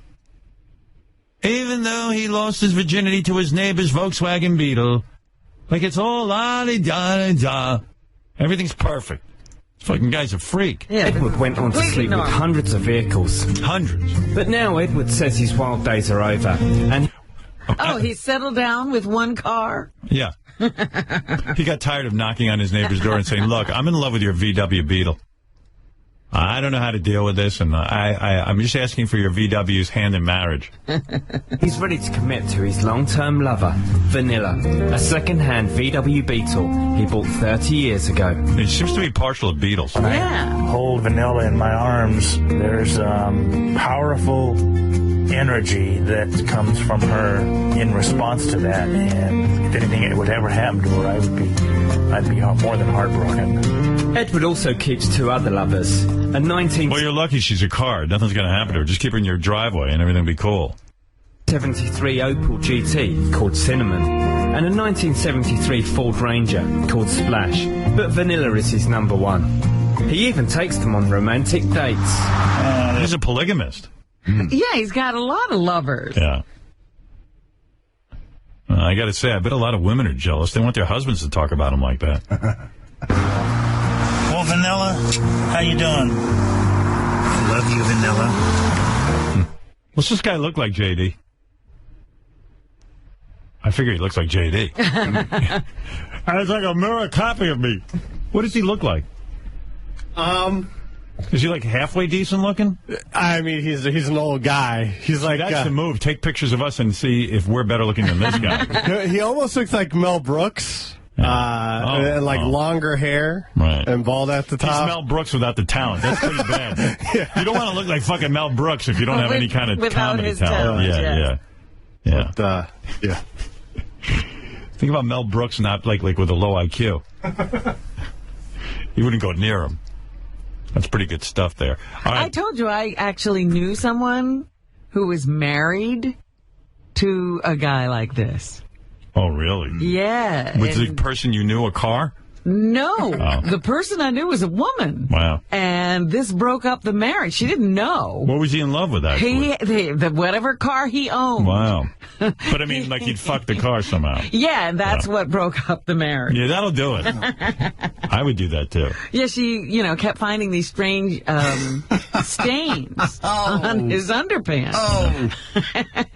And I think she followed him to the garage one you're night. Kidding me. I'm not kidding. And you really know this person? I knew this person. That was a long time ago. Can we interview her? No, I don't even know where she is now.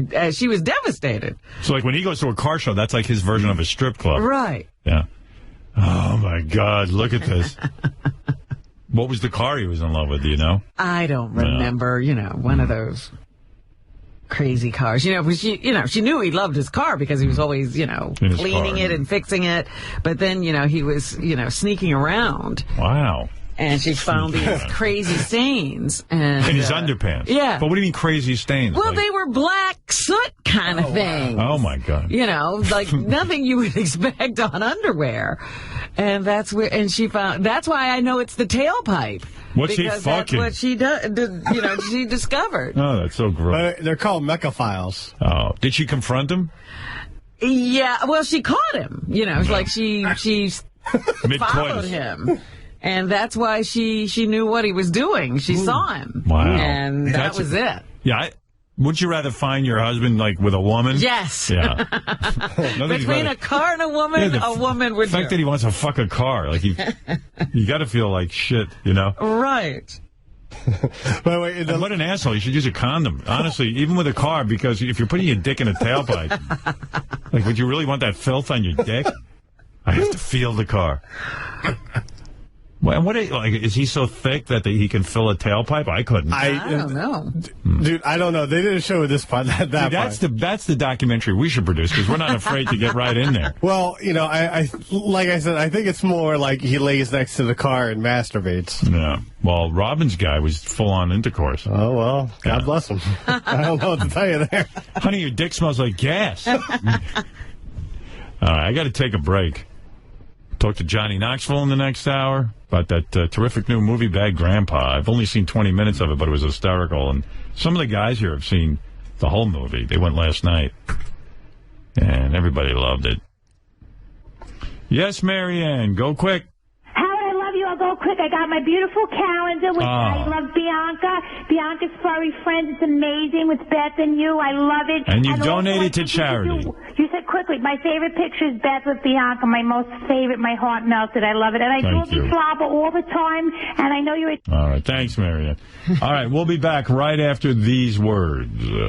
Listen to this. This is very important. This is George Takei. Do words like bastard make you sweat? Do words like rim job or meat whistle make you nauseous? Well, if you want pretty sweet words, kiss my hairy woodpecker. Because this is the Howard Stern Show. God damn it. And now, the weather forecast. And a northeasterly wind flow of drier air through the lower atmosphere, down to 51 now. And overnight tonight we'll drop into the low to mid 40s with 30s north and east of Kansas City. You folks up in northeast, north central parts of Missouri might see some mid to upper 30s overnight tonight. The Howard Stern Show.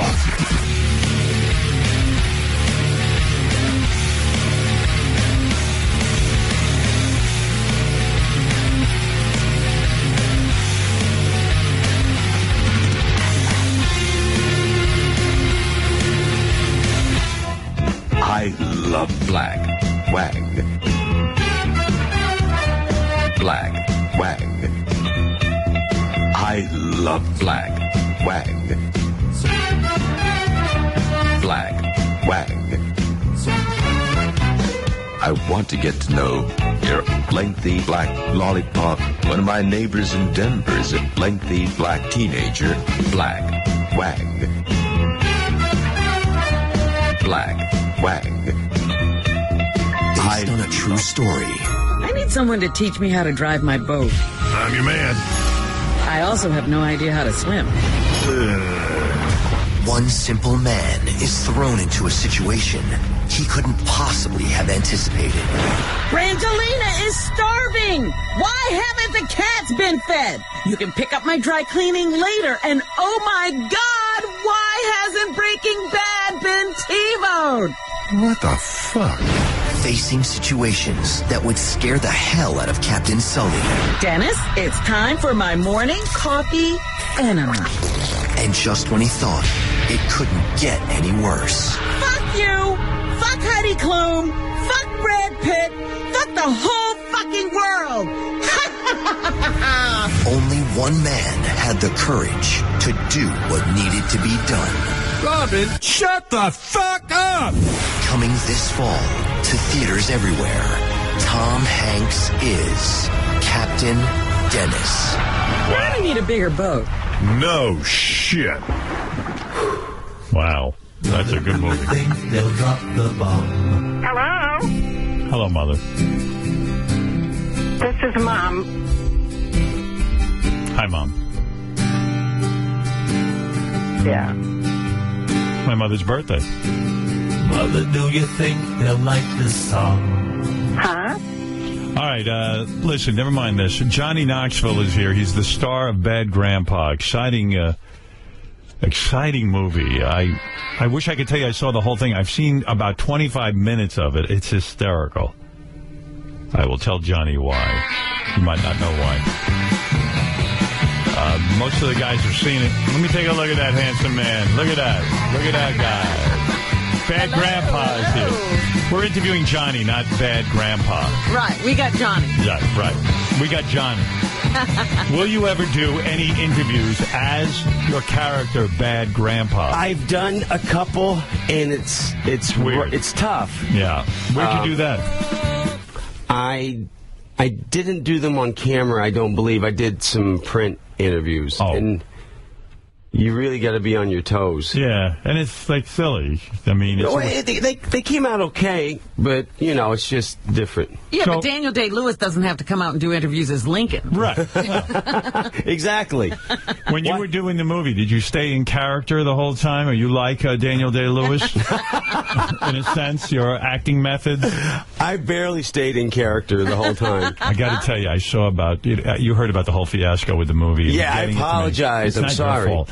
But I saw about 25 minutes last night before I go to bed. It's so fucking funny, man. Thank you. I think with your movie, it doesn't matter if you talk about what's in the movie ahead of time before people see it, because it's funny to just talk about and then see it. Sure. I'm pretty sure, because I was talking about I saw 20 minutes and I was pissing my pants, and so was my wife. I think you got a monster hit on your hands. Thank you. It's funny. Thank you. Yeah, we're really proud of it. It was a lot of work because we never had done anything with the story before. Jackass is just vignettes, and so... Yeah, I liked in Jackass where Bad Grandpa appeared first, and you just saw his balls hanging out of his pants. and like, you walked around, but this was like a full movie, and it's smart because it moves real quick. Like, it's from one stunt to the next. Right. And you're goofing on a whole bunch of people. And, I mean, and the little kid is real good. It's Johnny as his character, Bad Grandpa, and a little kid. And then like a typical scene will be Johnny just the scene in the bed where the bed is folding up back. I mean, it's fucking great, and it's quick. Thank you. You know to get it on and then just move. Then you go and play bingo and you're eating the fucking crayons and whatever that shit is that you're eating. Oh yeah, the dauber. How long does it take to make a movie where you actually have to go and film stunts, but in front of unsuspecting people? On this specific one, we filmed 60 days over 10 months. And you plan out all the stunts ahead of time? Mostly. Some days I'll write something in the chair and we'll go film it. But we would shoot in 2-week intervals. We would prep for 2 or 3 weeks and then go out and shoot. All right, so when you say prep, in other words, there's a real fucking great scene where you're a horny old grandpa, you stick your cock in a soda machine, and you get your cock stuck in the soda machine, and you're trying to pull your cock out. And it's like, and you got this rubber dick that really looks like it's really in pain and then the black guy goes, man, look at that nigga, he put his dick in a soda machine. Now, you stand there, and obviously you must tape for hours, maybe days, doing that same stunt over and over again. To get reaction. Well, you will. Sometimes on pranks, you will, because with public pranks, you have to just keep fishing until you get that perfect mark. Right. But that one, that was written a while back, and we had the soda machine, and we had the fake schmeckle, and... Why do you say schmeckle? Why in the movie you say schmeckle? Why not say cock or something like that? Do you feel that's too graphic? Well, because we had a 8-year-old kid with us the most of the movie. Right. And Irving can't talk explicitly in front of the kid, but he can use words that he doesn't know what they mean. Right. But you can take your cock, literally, and stick it in a soda machine. Right, he wasn't around for that, right. But I guess I've just been with Irving so long that I've been using different words. So you stick your cock in a soda machine, and now you stand there waiting for people's reactions. Okay, this one, we were filmed something else that morning, we were filming something else in the afternoon, we're like, what do we want to do right now? Yeah. And then someone said, well, we have the soda machine and the cock on the truck. Right. And so we just put it down at a gas station, and we got that we got that whole bit in about an hour and a half. Wow. Do you have to get permission from the gas station to do it? Okay. And then some people... Do you have to get the permission from the people as well? Yeah. Oh, yes. Yeah, so when they sign, you get them to sign a release, you probably have to pay them a lot of money, too, because they're kind of, like, embarrassed, aren't they? We won't pay money unless it's a worst-case scenario. Right. Most of the time, people will just sign. Sometimes... we have to let them calm down, and we call them back a week later. Oh. Sometimes they sign and want their paperwork back the next day. We give it to them. Give me an example. In the movie, your wife dies, and you're so fucking happy because now you can date. Yeah. And then you have her funeral, and you knock over her body in front of all these unsuspecting people again. You called in a bunch of people who basically worked at the funeral parlor. Yeah, well, yeah, we hired because how do you prank a funeral? We decided to hire choir, caterers, drivers, and when they got there, we said, you know, this guy's outlived all his friends. He's very lonely. Can you just sit in the audience for his funeral? Right. Thank God they said yes. Yes. So they sit down. So you have all their names and everything. You then prank them by, when you're there giving the eulogy for your wife, you knock over her casket and the body rolls onto the floor, which is so fucking great. Do some of those people, because I noticed some of them are blacked out, do some of those people say, look, there's no way I want to be on camera for this? The ones that were blurred said no. But that was one of the instances that I thought, okay, we're going to do this prank. They're going to see something horrible. No one's going to sign. But once we went in and told them, hey, this is just a movie, they were so relieved to know what they just saw wasn't real that 90% were just happy to sign. What the fuck is on your hand? I just noticed. Yeah, I thought I ruptured a tendon in my ring finger and had to have surgery, so I have to wear this for 3 more weeks. During which is that when you were on ecstasy? Yes. Oh, I heard about this. What's this? You got to hear this story. Johnny Knoxville, who the star of Bad Grandpa, is sitting here with us. Now, because I don't want to get off this, remind me to go back to the dick and the soda machine thing, because I want to understand something. Yes, sir. But you were somewhere recently. At a college, and we're filming promos for Bad Grandpa. I was as Irving Zisman. At a frat house, and we're screening the movie for the students. Okay. And I was sitting with the students watching it, and people were handing me beers and whatnot. And 30 minutes into the screening, my heart starts pounding. And I'm like, what the fuck is this? Yeah. And at 31 seconds, I remember I was Xing. Right. Somebody slipped you ecstasy. Yeah, and I hadn't taken ecstasy since my 20s, and I was so happy when I found out someone dosed me. In other words, on your own, you've kind of now that you're a dad 3 times over, and you're married to beautiful Naomi. And yes. You're trying to be responsible, but when most people get upset when they're slipped ecstasy, you get happy. Most productions would have shut down if the talent, quote unquote, had got dosed. Yeah. I texted my producer, because I can't say someone beside me just slipped me X because they're beside me. I said, I just been dosed with X, and he wrote back, do you need a hug? That was the level of concern. I heard you fingered one of the frat brothers. Is that true?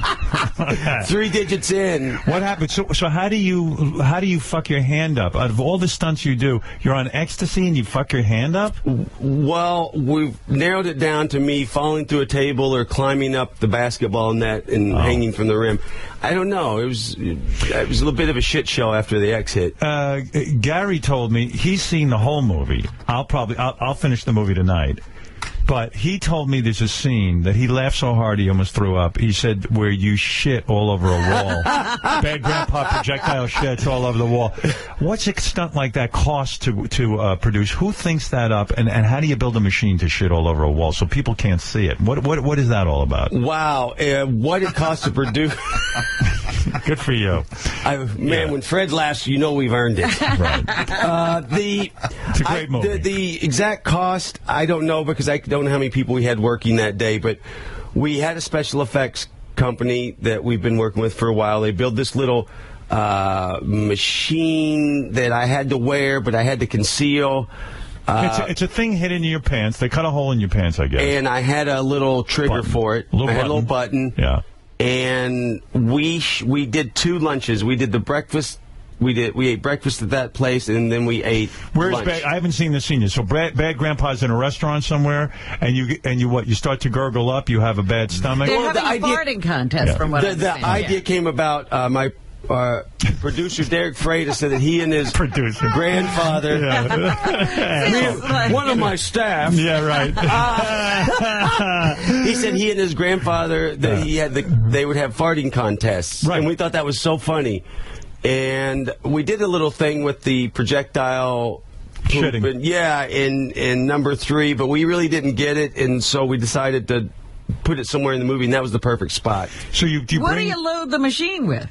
We loaded it with just the right mixture of brown, and we wanted to have it some chunky consistency. We also added smell to it because if it just smells like pudding, then everyone knows so it smelled. Yeah, what's that stuff used there? The bad ass it's called, or ass? It's called liquid ass. Liquid ass. This was really bad. It had some salmony smell. It was terrible. Ooh. So you go. Let me understand what you did. You go into the restaurant. You got this rig. You got hidden cameras, I assume. Yes. And then, because by the way, the level of hidden cameras now has so improved that you almost don't believe they're hidden because it's so good, the quality. We actually they're so good, we actually had to go back and add some leaves and stuff into frame so you can tell it's hidden camera, because we really, if we're shooting in a business, we'll go in the night before and build in the walls and the ceilings. And who knows in the restaurant? Who's in on the joke? Are there a couple of people who are in on it? Yes, we always tell the owner and ask him not to tell the employees. But in this case,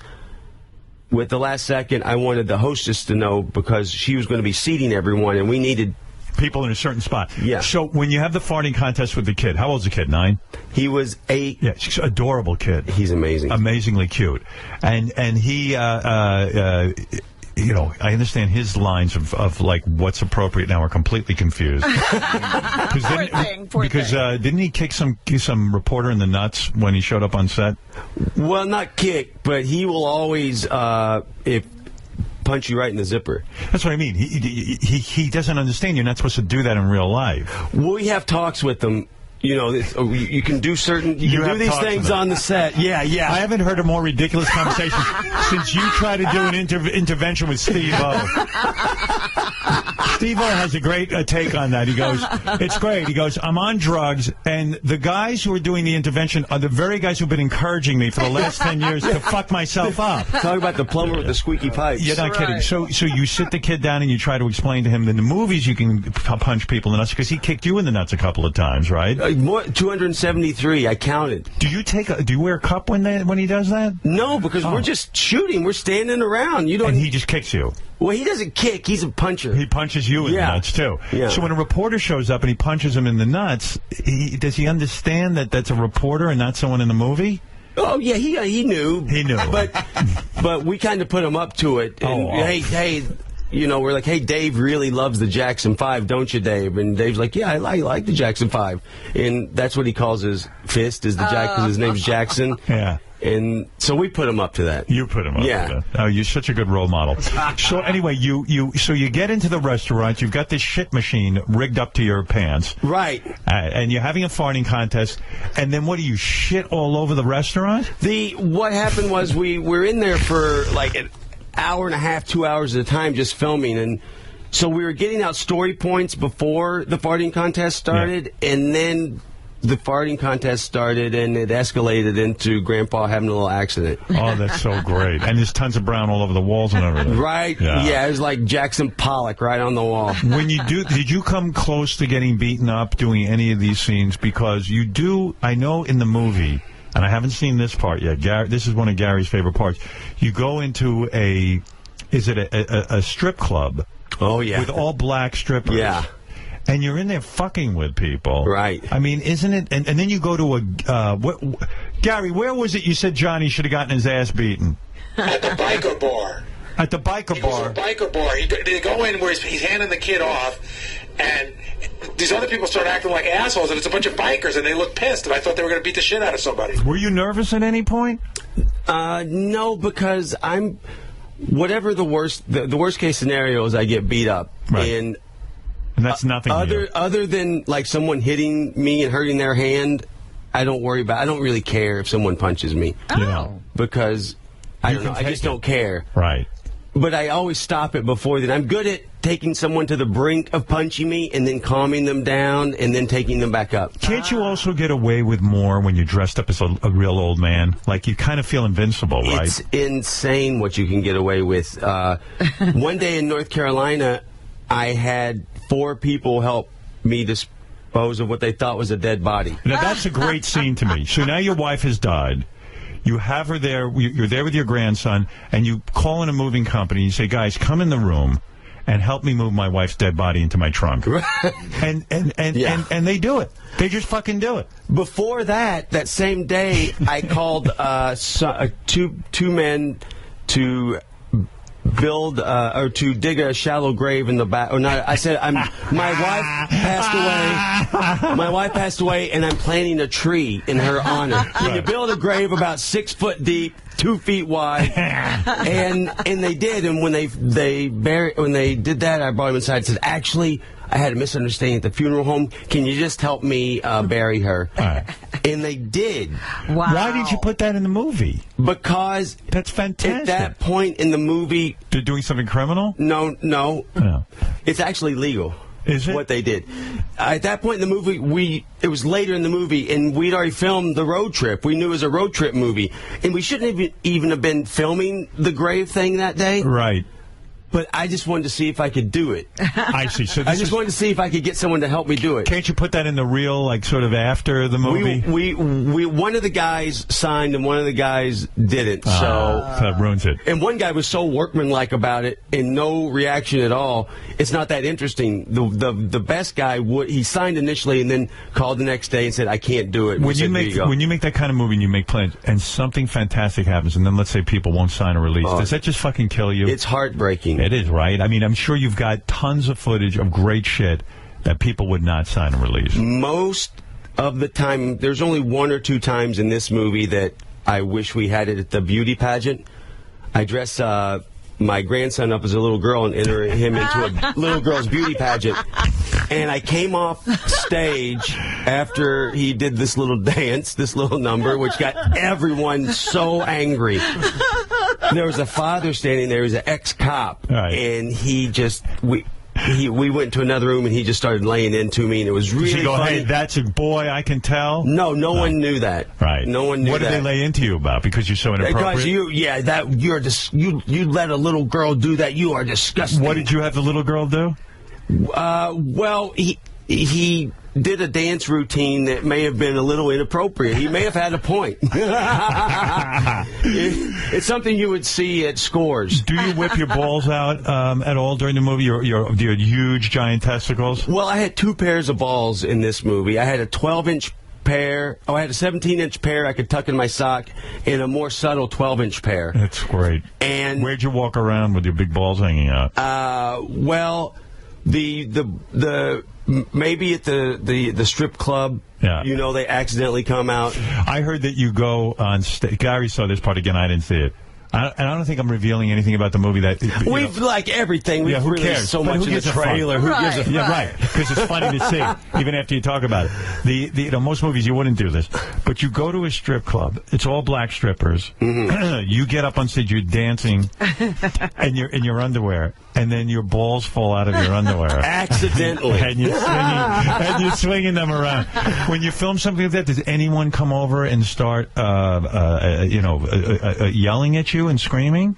Well, I was in that club for an hour just before the dancers started going, and just talking to everyone. And one of the dancers almost punched me right at the beginning. Because your balls were out? No, I was just talking to him, and I said something to him, and he got really pissed. Oh, this is a male dancer? Yeah. And I know what you say. Don't you say to him, hey, you got a big... I bet you, are you one of them dancers? I bet you got a pretty big Tootsie Roll, don't you? Yeah. And he went from, tolerating me to, sit the fuck down. Didn't you tell me you had a big Tootsie Roll, too? No, I just talked about his Tootsie Roll. And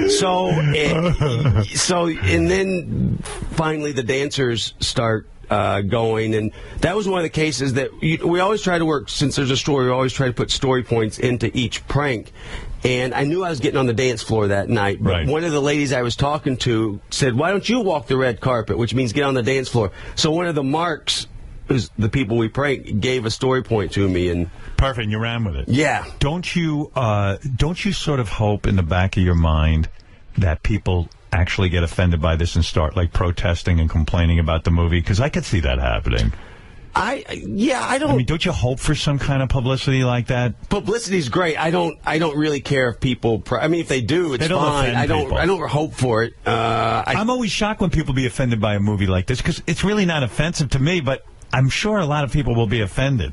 Yeah, I'm sure some people will be offended. When you have your cock in that soda machine, and it's a rubber cock and it's stuck in there, there's one point you lean back, your whole cock is stretched, and you almost fall backwards, and a guy catches you. Yes. That guy was not a plant. That's a real dude. No, that's a real guy. It's unbelievable. He didn't want you to hurt yourself. He would only help Johnny out with his cock, to hold him up so he wouldn't, rip his cock out of its socket. But nobody actually really helped you remove your cock from the soda machine, right? No, there was not one good Samaritan. No.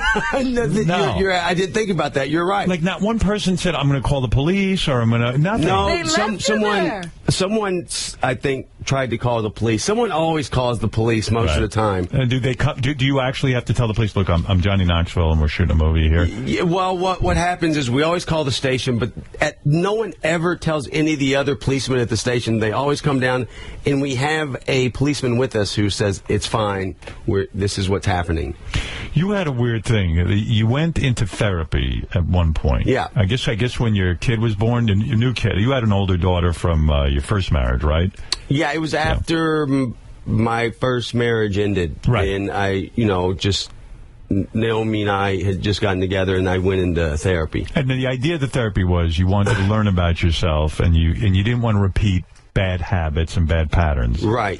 Which probably means you were fucking around or something, right? I mean, it's got to always do with sex. Yeah, no, I was just spending so much energy in so many different directions. Not a lot positive, and I didn't want to... It's the first time in my life that I was like, I don't want to do that. Why is that happening? And I've read this now, and I find this fascinating.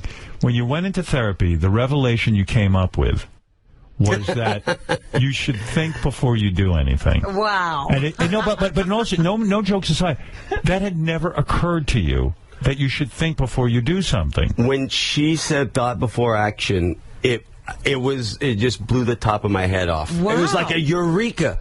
Now, do you think that's how sad? That's how bad it was. Do you think, in other words, that's something that's taught to you by, I guess, a parent or somebody? I don't know. It just never occurred to you to think before you did something. It really, it's sad and it's hilarious. Yeah, like, I know what you mean as a guy. Sometimes we don't realize what we're giving up if we fuck up or this or that or the other thing. But literally, that would explain the whole Jackass phenomenon. Yeah, but were you shocked? None of you guys think... Was I shocked what? With outcomes. I mean, were you amazed that things happened as a result of what you did? Well, there wasn't a lot of thought or self-awareness, really, when I was spinning out like that. It was just one thing after another. Faster, and disaster. Yeah. But, Johnny, the weird thing in that kind of therapy is, because that's a fine line with you, thinking before you take action would kind of ruin your career also. So it's a tricky thing. Well, I did set a boundary. Go ahead. Which doesn't make sense either. I told her, I said, I don't want to fix the part of me that does stunts. Right. Because then your whole career is over. Yeah, and she says, and she kind of hesitated. She goes, okay, we can do that if you want, but we can work on that if you want, but if you don't want to, I understand. Right. Well, and so the part of you that wants to do stunts, though, is kind of tied up in the part of you that doesn't think before. Right. I get it. And then you shit on her wall, probably, right? If she said that. Yeah, I'm going to just shit on your wall. It's crazy. So, when you were on the set of the other movie that you did with Arnold Schwarzenegger, which came out a while ago, Arnold said to you, point blank, look, Johnny, I'll work with you, but you are not allowed to have pranks on the set. You couldn't prank Arnold? No, I don't remember anyone ever saying that to me. That's what I heard. I don't remember that happening. I don't think he would ever say anything like that. He's just positive and out there. He's not going to say, because that has like a don't do it negative kind. Yeah. It's and that's dangerous not, to say that nothing comes to you. out of his mouth like that. No? So. Oh, okay. I thought he was kind of like, hey, we're on a set now. You can't fucking do stunts here. I don't even remember anyone from the studio saying that. Right. I'm pretty good at... I don't really go after civilians. Right. There's been a few times where I've pranked friends of mine that aren't amongst the cast, and it just hurts their feelings. Yeah. They don't, because I don't stop at a little level. I keep going, and then I feel terrible. Yeah, I wouldn't take that well. You know what I mean? Like I would never do that to any one of you guys, just because... It would get ugly.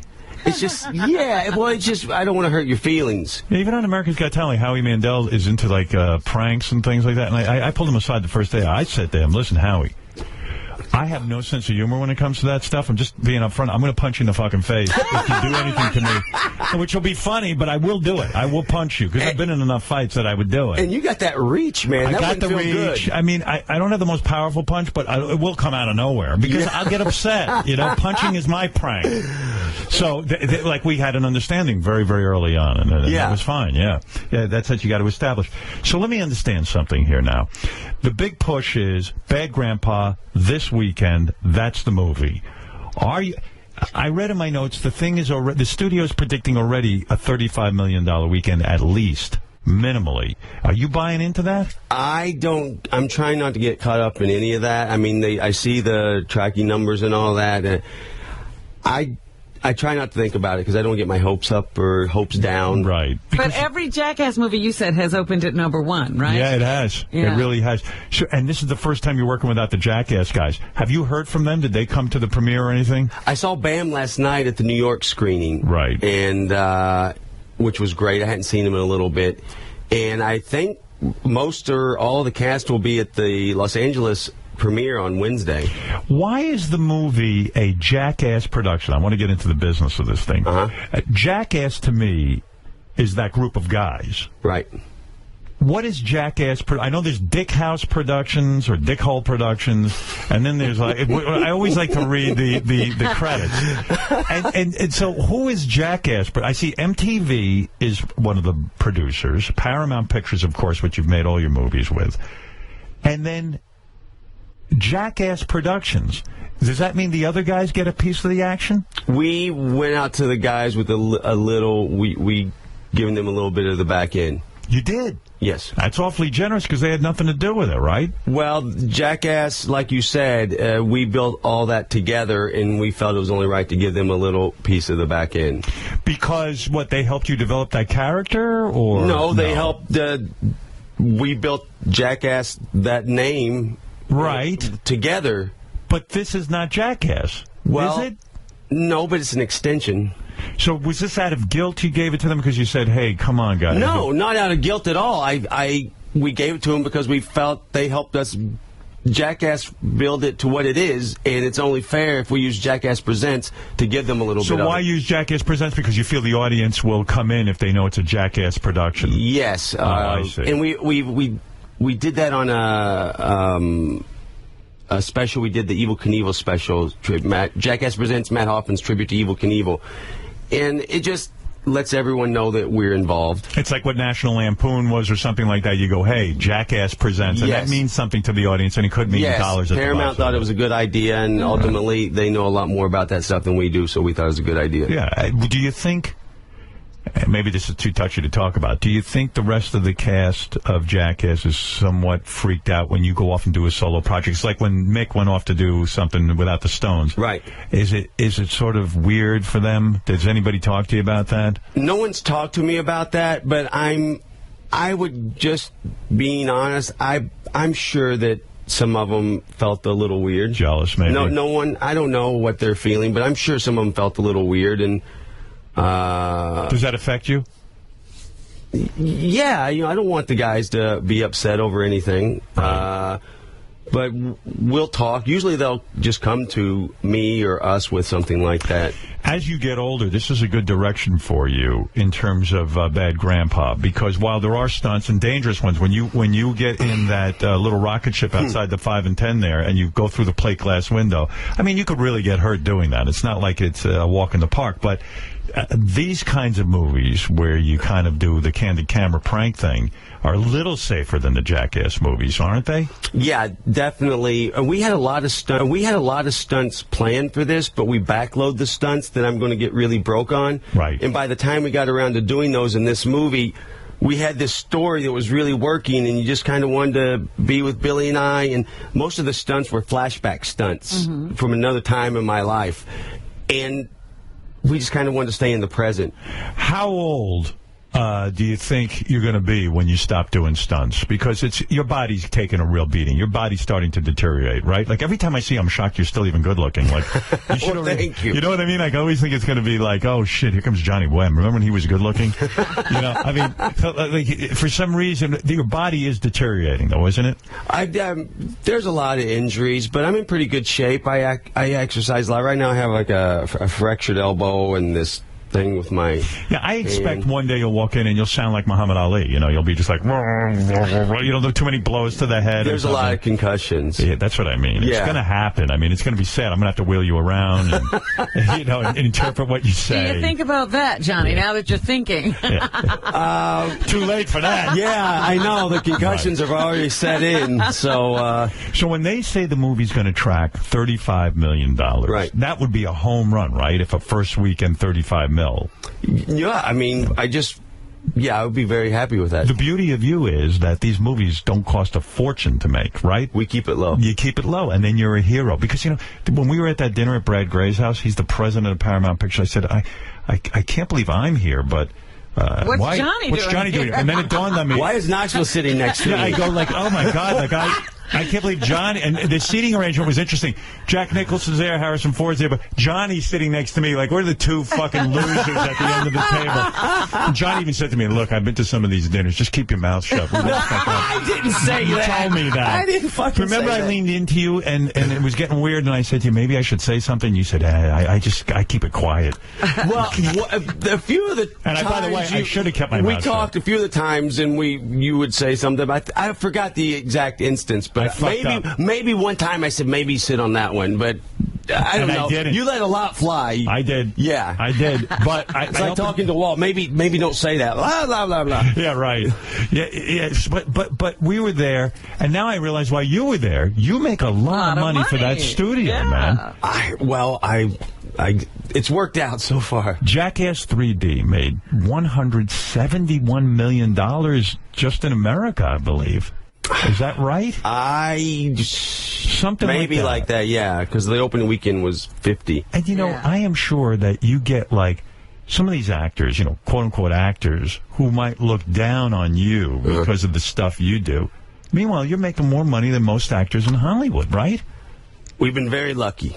It's unfucking believable. We've been very lucky. Well, this weekend, when your movie comes out, do you know what other movies are set to be released? The Counselor comes out against us. I don't even know what that is. That sounds like some bullshit. No, it's been widely promoted. Really? Gravity's still doing great. Really yeah, great. Gravity. Yeah. I haven't seen that yet. I think it did 26 or something last weekend. I think it did a little more. It's a killer. And drops off like 30%. But you should, so if you know you should. If it drops off 30%, you're going to be #1 at the box office. Well, we hope. Yeah. Oh, my God. What fucking pressure. Yeah, but this other movie he talked about, almost everybody in Hollywood's in it. Cameron Diaz. Hey, Robin, we're here promoting Grandpa. What are you doing? What is that? Ixnay on the Outsler, Robin. Come on. Use your head. I'm acting like we're not on the radio. Yeah, I mean, they can come in here. So the 9-year-old kid, now, is it true that this 9-year-old kid that you cast, this is the most amazing story I heard, and this probably is true knowing you. And the weird thing about knowing Johnny off the air is that he's the most quiet, almost reserved human being on the planet. He's like you. And the shit going on in your head is insane. When you auditioned the 9-year-old kid, you brought him in and you told him to go pee next to adults or something. What was that all about? What was his audition? Well, I knew Jackson. I had a history with Jackson. I knew his temperament, how intelligent he was. How did you know him? I did a movie with him in Cleveland, and he just followed me around the set, hit me in the zipper, and insulted me the whole time. And I was like, Jesus, this kid is something else. And I knew I wanted to use him for maybe a Jackass. Right. But then we were developing Bad Grandpa, and I felt he was the one, but I brought him in to meet Tremaine, and Tremaine loved him. The director. Yeah, Jeff Tremaine, and he, of course, laid Tremaine out within 5 seconds in the zipper. God. Which really endeared him to Tremaine.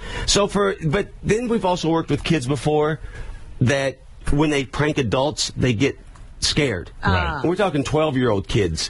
Yeah. And so we wanted to do a prank with him to make sure that he didn't freeze up when doing a prank. And so we had him pee his pants in a park in front of 2 full-grown men.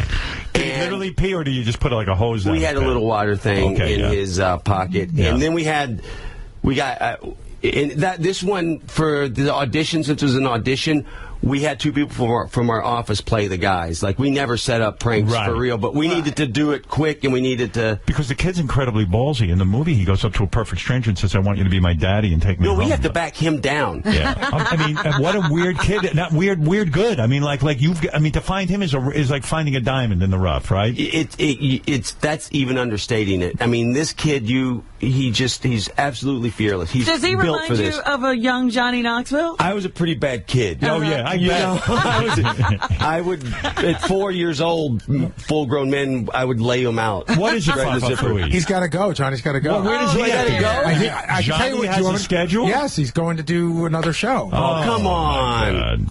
You're kidding. That sucks. Don't I got like 5 more minutes? No.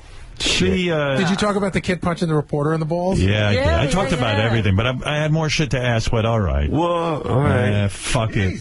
That went quick. We don't get you that often. You haven't been around in a while. Give your beautiful wife. He's got some knockout, beautiful wife who really is just a nice person. Yeah, she's great. A few great. times I've met her. Yeah, she's really great. Nice. She's crazy about you, too, you and Beth. And it's so weird, too, because I'm still calling Johnny, and everyone's calling him PJ. Right. You say that he has a different name. He's Bad Grandpa, he's PJ, he's Johnny. I don't know what the fuck they call him. El Mucho Ding Dong. No, El Mucho Ding Dong is a good one. I see Johnny Knoxville in this hilarious new movie, Jackass Presents Bad Grandpa.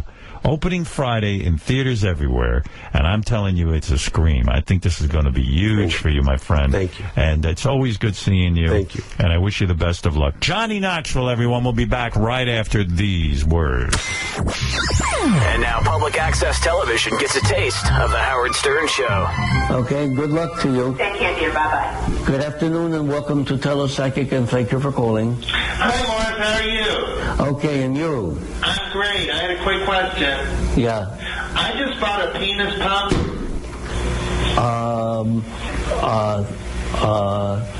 Okay. Good afternoon and welcome to Telepsychic, and thank you for calling. Yeah, Morris. Hi, how are you? Okay, and you? I'm good, thank you. I'm actually going on vacation in Mexico with my wife in 2 weeks. Are we going to get the shits? Yup, a lot. And you wouldn't know that from a hole in the ground, okay? You're listening to the Howard Stern Show.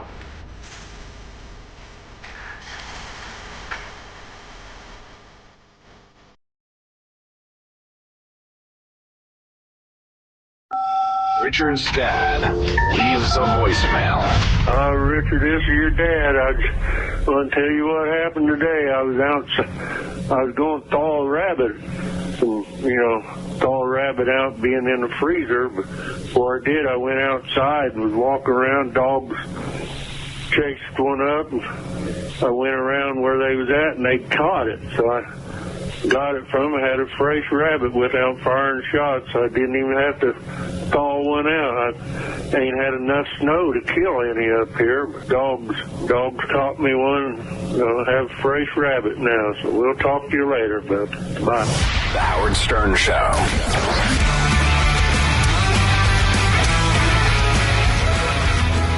And now, a marriage tip from Sal Governale. I call this one Save and Send. Simply go out with your friends to a bowling alley, take a picture. Then go to a strip club. When your wife sends you a text, how's the night going? You say, great, honey, I miss you. Then you send the picture of you at the bowling alley. Beautiful. This has been a marriage tip from Sal Governale. I didn't know this. 8 awesome things you probably didn't know were invented by women from the Huffington Post. Windshield wipers were invented by a woman. Chocolate chip cookies, I can believe. Let's see what else. Solar heated homes. It seems like something a woman could invent. Monopoly was invented by a woman. The game. I didn't know that. The square bottom paper bag. The fire escape. And Kevlar. That's what they make bulletproof vests out of. Right. I didn't think a woman invented that, but she did. Why wouldn't you think a woman could invent it? I don't know. That seems like a guy thing. I could see guys like shooting bullets into shit to see what it wouldn't go through.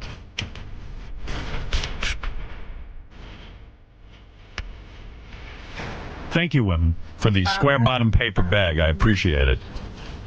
I love those square bottom paper bags. Here's a press release. My wife is the host of I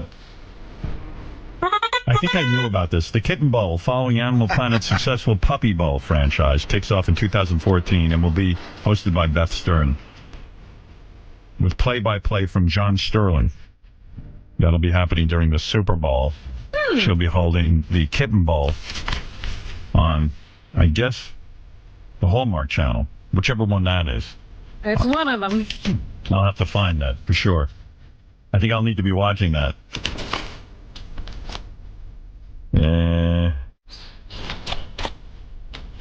Love this song.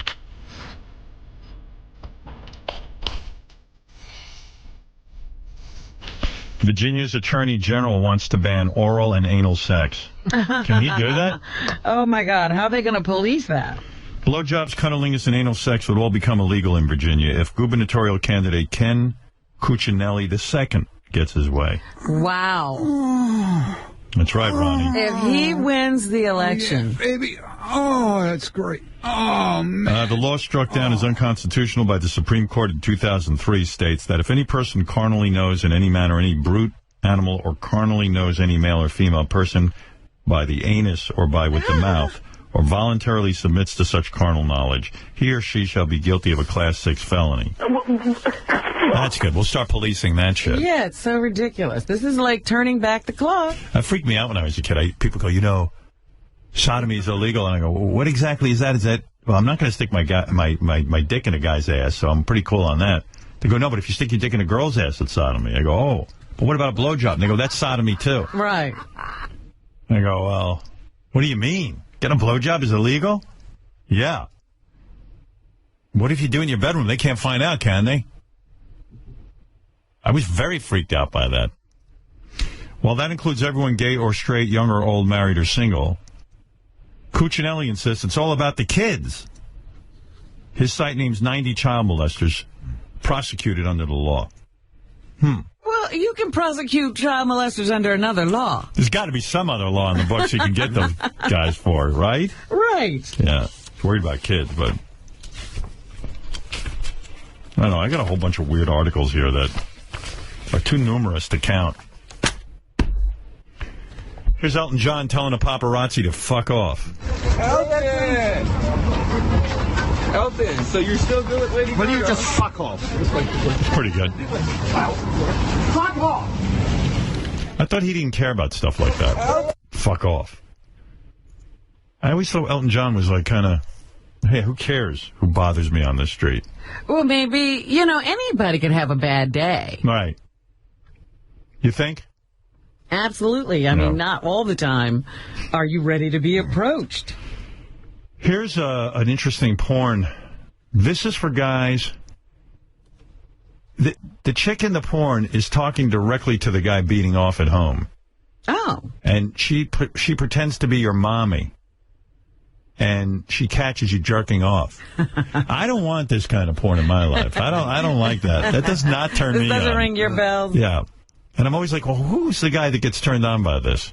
And then I go, Sal, probably. What is my little boy doing? I'm watching you. You better answer to your mommy. I need to inspect what's in your pants. Wait, this Yikes. Yeah. I'm getting a little hard. Is she gonna humiliate? This is a humiliation I video, think so. Isn't it? I'm not sure where this goes. I haven't heard this one. Let's sit back and enjoy.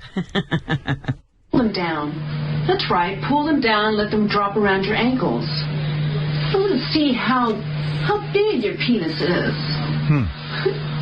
What? You're embarrassed? You can't be embarrassed. My mom never actually put it to me that way, but she used to take my temperature a lot, and I was a little too old for that.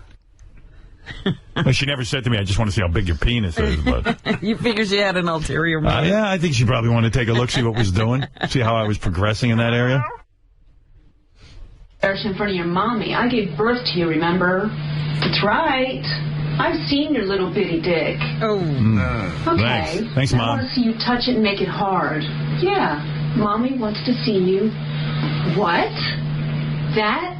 It is hard? I'm assuming this is my stepmother. I'm hoping. It can't be your biological mother. You know, if I swear to God, if she just changed this around to be my stepmother, I'd be cool with it. Didn't you hear the insult? Mommy wants to see how hard you are, and then she goes, you are hard? Wow. What No wonder men are beating up women. happened? You didn't grow up? It's as big as when you were a little boy. You're a bad little boy.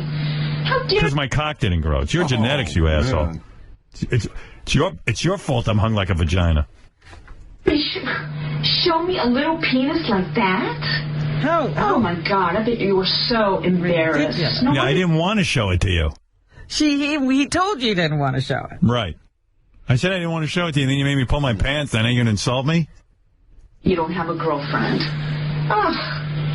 What am I... Well, I want to see you stroke it then. Come on, take your little fingers like that and stroke your little bitty dick. Stroke it. Come on. I know you have 2 fingers. How about I smack you in your overly hairy snatch? I've had enough of your humiliation. And by the way, where's dinner? You're supposed to be... better not ask that. Come on, you could play with your little bitty balls, too. How small they are. You wouldn't be this kind of mother, would you, Robin? Never. I don't know. I don't know about you. I would never do No? this. Okay. This is horrible. Poor thing. You have a tiny little dick. Oh, I know. I Who's beating off to this? This is my life story. should laugh. I know you get laughed at all the time. But, well, at least try to come for me, okay? I don't know how much cum you can produce with that little bitty dick, but I want to see you come. I would hope, Robin, if you were my mom, you'd be supportive of my little dick. I would tell you it was big. Yeah, thank you. And you would say it was beautiful. That is the most beautiful dick I've ever seen. Okay. Thank you. Come on. You probably don't need... Why do I think you'll be making a phony phone call? I know. I was just like, oh, boy, that just got isolated. much lube because, I mean, there's not much there to put on, so... Come on, stroke it. Come on, faster. I want you to come. I want to see how much cum you could put in the palm of my hand. Mommy wants you to come, right? There's a mom who's really teaching me to grow and fly off on my own. There. Why do people have children when they want to do this? And what is this? What kind of mother is this? Shouldn't I be doing my homework, Mom? I know, my little boy's so excited he gets to play with his little dick. Tay, are you coming for me now? I want you to come. Sal, where'd you find this? And what'd she look like, by the way? I think it's a whole movie. I think I might need to see this. See how far it goes. It's an investigation. Will found it. Oh, yeah. Will's beating off a lot. Well, how long you been married now, Will? And he's got 2 kids? I think someone just emailed it to him. Yeah. How many kids you got now? He's got 2, right? Will. 2 kids. He's coming in. Oh, okay. Yeah.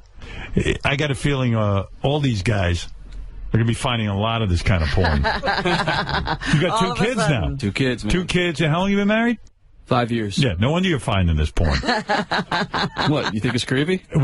Did you beat off to this? Be honest. No, I didn't beat off. You didn't? No. The girl's just in it, right? Yeah, somebody sent it to me. She's cute. Yeah? She's pretty good looking. Yeah. You see, you can get really good-looking girls to do this kind of stuff because they don't have to fuck a guy. Right. Exactly. This is almost acting. Right. This is almost show business. This is almost being in Bad Grandpa. Mommy is ordering you to come for me. By the way, Johnny had to get over... Oh, he had to get over to the Kelly and Michael show. Over here in Sirius? No. Oh. Kelly and Michael. Oh, you mean Kelly and Michael on TV? Live. Yeah, no wonder he had to leave, because it's like 9 o'clock already. Yeah. I said to him, between you and me, you should have stayed here, because we're going to sell a lot more tickets for you, because the nature of who listens to our show. Absolutely. But didn't matter. Listen, he's got a schedule, that's all. I was just enjoying the conversation, that's all. Now. Oh, back to Mommy. Is that it? I could spit more than that. Oh. Oh, no. I don't know. Hey, that's the biggest load I got, Mom. What I'm going to do with it. Well, I'll give you another chance next time. Thank you. Well, there it is. There's a lot of these porn websites now filled with instruction. Like this Angel Erotic Solutions that I've been holding on to for a while. This is for women to learn how to give blowjobs. Uh-huh. Which I know, like, at one point you were kind of looking for someone to teach you. Right, and there wasn't anything like this. Yeah, so I told Robin to watch porn, but then you just watched these porn actresses giving head, and it didn't... It was awful. It didn't help you. Yeah, that's not real. Yeah, this actually I found, but this is so weird. Like, you pay some money, and then you get to listen to Angel, and she tells you what to do to a guy's penis in order to please him. Let's hear this. I'm Angel from Angel's Erotic Solutions, and this is Angel's Fellatio Secrets. Oral sex doesn't just feel good, it's also a highly sexy visual, because he's up there and you're down there with your mouth wrapped around his penis. Men are visual by nature, so they are turned on by what they're seeing. So while you're sucking his dick and licking his dick with your tongue, he's just turned on by what he's seeing and what he's feeling. Men also like the sound effects of oral sex. They love to hear you moan and slurp and spit on their dicks, of course. I don't like that. I don't want to hear anything. I think I'm with somebody who's ill. Slurping? And spitting on my dick. No way. I'm not that into it. There's only been like 2 or 3 women in my life who have really rocked my universe with And that. were they slurping and spitting? No, but they were really into it. Well, that's why I just want to know what it was about them. It wasn't slurping and spitting. Like, I still remember these 3. Uh-huh. Like, they're the Mount Rushmore of blowjobs for me personally. And, no, what they were doing, like, first of all, it was a whole erotic situation. Like, I'd go somewhere, the one I'm thinking of who was the best ever at it. The #1 girl. Yeah. No, aside from my wife. My wife's #1 on everything, okay? Now that that's out of the way. Okay, you now got let's that? Talk. Yeah, really. My wife really is. Like, I'm not interested in any other women anytime. Not. All right, just want to go on record as saying that, okay? We all know that. Yeah, all right. You're just telling us But I'm just saying, about a specific incident. yeah, when I was single, it was this one woman. It was a whole deal with her. Everything was sex with her. What does that mean? Like, she would just, you'd walk in the room, she'd have a special outfit on, but it was just like a hot dress or something. Uh-huh. The heels. And then she'd, like, sit down next to me and start playing with her own boobs. Like, she was crazy, you know, okay. like, you know, and she'd start squeezing her own nips. And, uh-huh. and then all of a sudden, you know, I don't know, when she actually did it, you know, when she actually would, it's like, she was so into it that, like, you didn't feel any teeth. Like, there was no time to even think, I'm not enjoying it. You just were instantly enjoying it. Uh-huh. Like, you couldn't even control yourself. She just knew what the fuck she was doing. And she was like, you know, she'd just say, like, fucked up things to me, you know. She'd go, oh, I love doing this. And she'd go, like, I just need you to be my boyfriend for 5 years. Like, that turned me on so much. 5 years? Yeah, like, Benji, wouldn't that turn you on? In like, in other words, I don't even need you to commit to me. Like, she made you feel like sucking your dick saved her life. Yeah, right. Did you guys have, like, a regular relationship also? What do you mean a regular? No, like, where you just hang out and talk? Never. Purely Did it start sexual. that way? It started out a little bit friendly, but then it became purely sexual. And then what happened? Sometimes I'd walk in. Did you just realize, like, hey, I want a regular relationship, or? No, I just knew we just couldn't be together. It just never would have worked. But where's that person now? Do you know? oh yeah, Oh yeah. oh yes, she's under the console. Actually. Come here, honey. Hi, Howard. Oh, I'm a dirty little whore. That person is Fred in a wig. If you really want to get blunt. He does love to do that. Yeah, I didn't want to out him. Such a sexy girl. But, no. Yeah, I know exactly where she is. No. And, I mean, we haven't spoken in years and years and years. Uh-huh. You know, once I met Beth, I didn't talk to anybody. Do you think she knows she's this woman?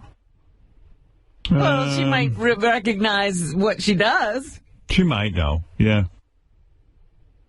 Well, I got a feeling there's a couple that think it's them, but it's not. This girl was a chartreuse, whatever that is. What's a chartreuse? Interracial? Or? I don't know. Oh, interracial? No. No, she was human.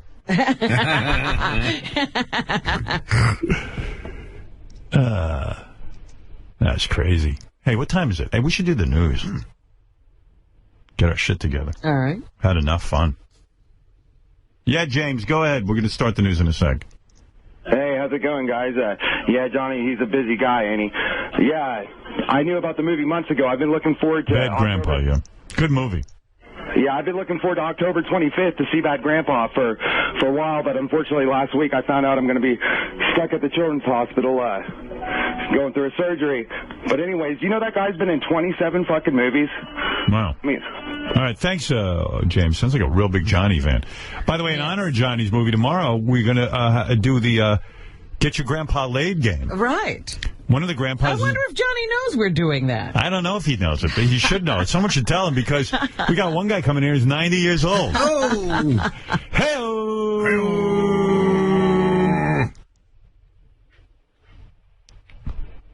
That's pretty fucking crazy. But, yeah, 3 guys coming in. Their grandkids are bringing them in.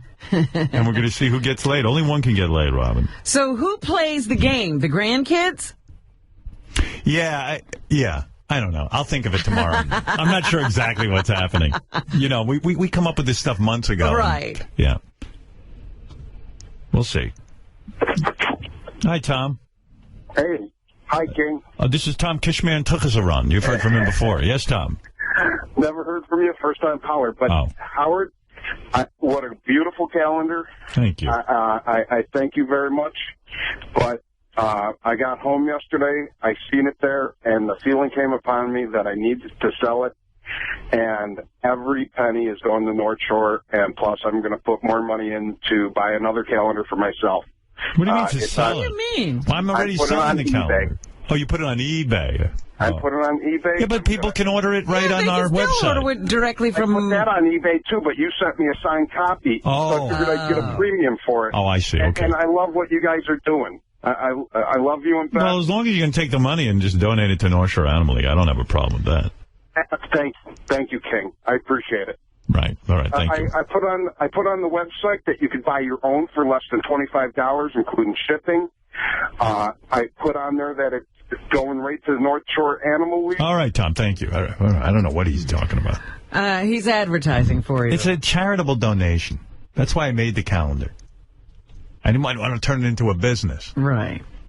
Every penny will go, and thanks to the generosity of our fans, the calendar is selling well, and that it will pay for these animals. They're killing them all. They live. You know what I'm saying? North Shore Animal League saves them all. That's it. Trying to help. So that's a very nice thing. Thank you. Let's go to all right. Let's go to the news. It's time for Robin's news. Let's stop. Big brown boobs, Robin, let me suck them. Wrap them around my dick and let me titty fuck them. Your titties are the things that I like to fondle now. Your nipples are so nice and round, big and brown. I'm hard and veiny now. My dick's so hard and veiny now. Robin! It just occurred to me. What? I never finished playing your Angel's Erotic Solution. Oh, that's true. No, wait. Let's see. Maybe you'll learn something. How did you get interrupted? I don't know. Oh, with your own story? My own stupid story. The second technique is called the figure 8. In this technique, he has to be laying on his stomach. So this is how you get him into On that. his stomach? How is he on his stomach? Maybe you do need to hear this. I've never had anyone blow me while I'm on my stomach. Position. You tell your man how you've been thinking about him all day. Then you're going to ask him to go to the bathroom and take a shower and come on back to the bedroom. Uh-oh. So you can give him a massage. So once your man comes back This should only happen to me. to the bedroom, always be a woman of your word and do what you said you were going to do. So you're going to massage the top of his back and the lower part of his back. And once he's relaxed, this is what you're going to tell your man to do. Put your dick between your legs. He may look at you funny, but repeat it. Oh, my God. This is some angel, huh? Wow. Put your dick. You have to say it like that? Yeah, really. Hey, Angel, I just finished. Too late. Put your dick between your legs. Once your man does that, he will end up in this position. His penis will be between his legs. I'm going to show you how technique is going to look and sound from this position. Here we go. Oh, wow. Wow. So, that woman's a vacuum cleaner. It sounds like a vacuum That ain't cleaner. no woman. Put your dick between your legs, baby. Sweetheart, my That dick is crazy. My dick just came off. I think you're being a little rough. Sounds like he's fucking Donald Duck. That's the craziest noise I've ever heard. Continue to do it over and over. Once your man's penis becomes erect... Oh, it's erect already. Erect. Just fell off. It's what off. you tell him to do is turn your ass over. Now turn your ass over. You learning anything, or are you going to just sit there and not take notes? I don't think I can learn from Angel. She's not the kind of teacher I like. Mouth-watering good. I do this technique in each blowjob because it's very important. What you're going to do is you're going to take his penis and push it as far back in your throat that you can to gag. When you gag, your mouth waters and your eyes tear. This allows you to know that you're doing it correctly. Oh, so, Jesus two parts to Christ. it, the technique itself and the sound effects. I'm going to show you how to do them both, and then I'm going to explain how to do the sound effects after.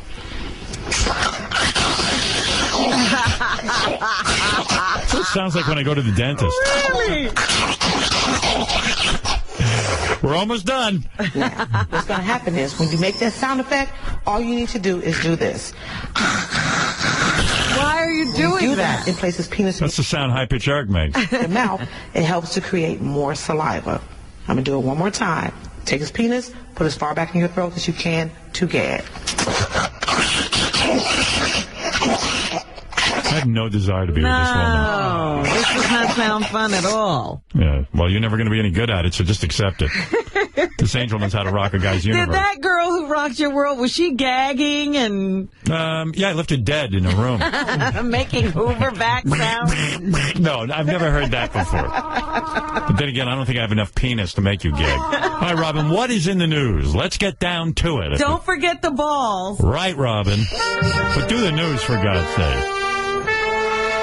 You're making me so wet. Thank you, Robin. My penis is between my legs right now. All right, you're tightening up right now. I am tightening up right now, Robin. Fuck me, baby. Thank you. Robin, aren't you going to do the news? I'm trying to, if you would stop playing this loud music so I could talk over it. All right. I have big, pendulous breasts. We know. Now, you're a big Walking Dead fan. I love it. But here's someone who says it's probably bad for us to be obsessed with The Walking Dead and all of these zombie projects that are going on right now because they're violent. Who would say that? This guy, Dr. Manny Alvarez. Dr. Manny Alvarez?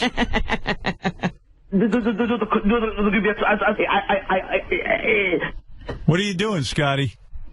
What? All right. What number is that? No, I'm talking. I'm not playing anything. He says the idea of zombie-infested world inspires fantasies of monsters possessed by an uncontrollable rage to kill, and viewers get a thrill. Thank you. Imagining what it would be like to participate in this new world order. I have never, ever had that feeling when I watch that show. Honestly, I haven't. I'm so glad the world isn't filled with zombies. We also see zombie mania in video games. Even more disturbingly, these games create environments for young children in which they're exposed to an imaginary world where they get to play with firearms and place themselves in dangerous situations that they find exciting. So I guess what he's saying is, these things are turning us into adrenaline junkies, and now children are getting into it, and he thinks that these video games especially should be labeled M for mature. The obsession with the undead in television and other media is quite puzzling. The concept of zombies has been around for decades, and their mythology has been studied by scientists to prove that such an outbreak could never occur. Yet whether it be in books or films, zombie popularity has only increased after having originally been popularized in the 60s with the movie The Night of the Living Dead. So he says, just give him a break. When you're dead, you're dead. Our brains should be less focused on imaginary zombie hordes and more focused on harnessing the tools that we need in order to enhance our lives. What a buzzkill. Hey, the ratings the first week for Walking Dead were over 16 million, which is huge. Yes. Huge for a cable thing, huge for any kind of network. And this week, while it dropped to 13 million, that's still huge. In other words, the premiere always gets a lot. Right. But the idea that 13 million people are watching it at that time, and then more DVRs are going, too. And by the way, the Walking Dead video game is already rated M, just for that guy's edification. Well, he's talking about there's a lot of video games that include zombies, apparently. Want to know the top 5 songs in the country? Well, wait a minute, just to finish up this whole zombie talk. All right. The Walking Dead didn't win the Twitter war this week either. It didn't get the most tweets. No. The BET Hip Hop Awards generated the most tweets this week, with The Walking Dead coming in second. Oh, it's very, very interesting. The number 5 song in the country is something called Hold On, We're Going Home, according to Billboard magazine. Number 4 is Wake Me Up, which is that Avicii guy. Is that how you say it, Avicii? I don't know. Katy Perry's Roar is number 3, according to Billboard. Gotta say that. As if there's somebody else tracking this bullshit. Or, let's see. Number 2 is Miley Cyrus's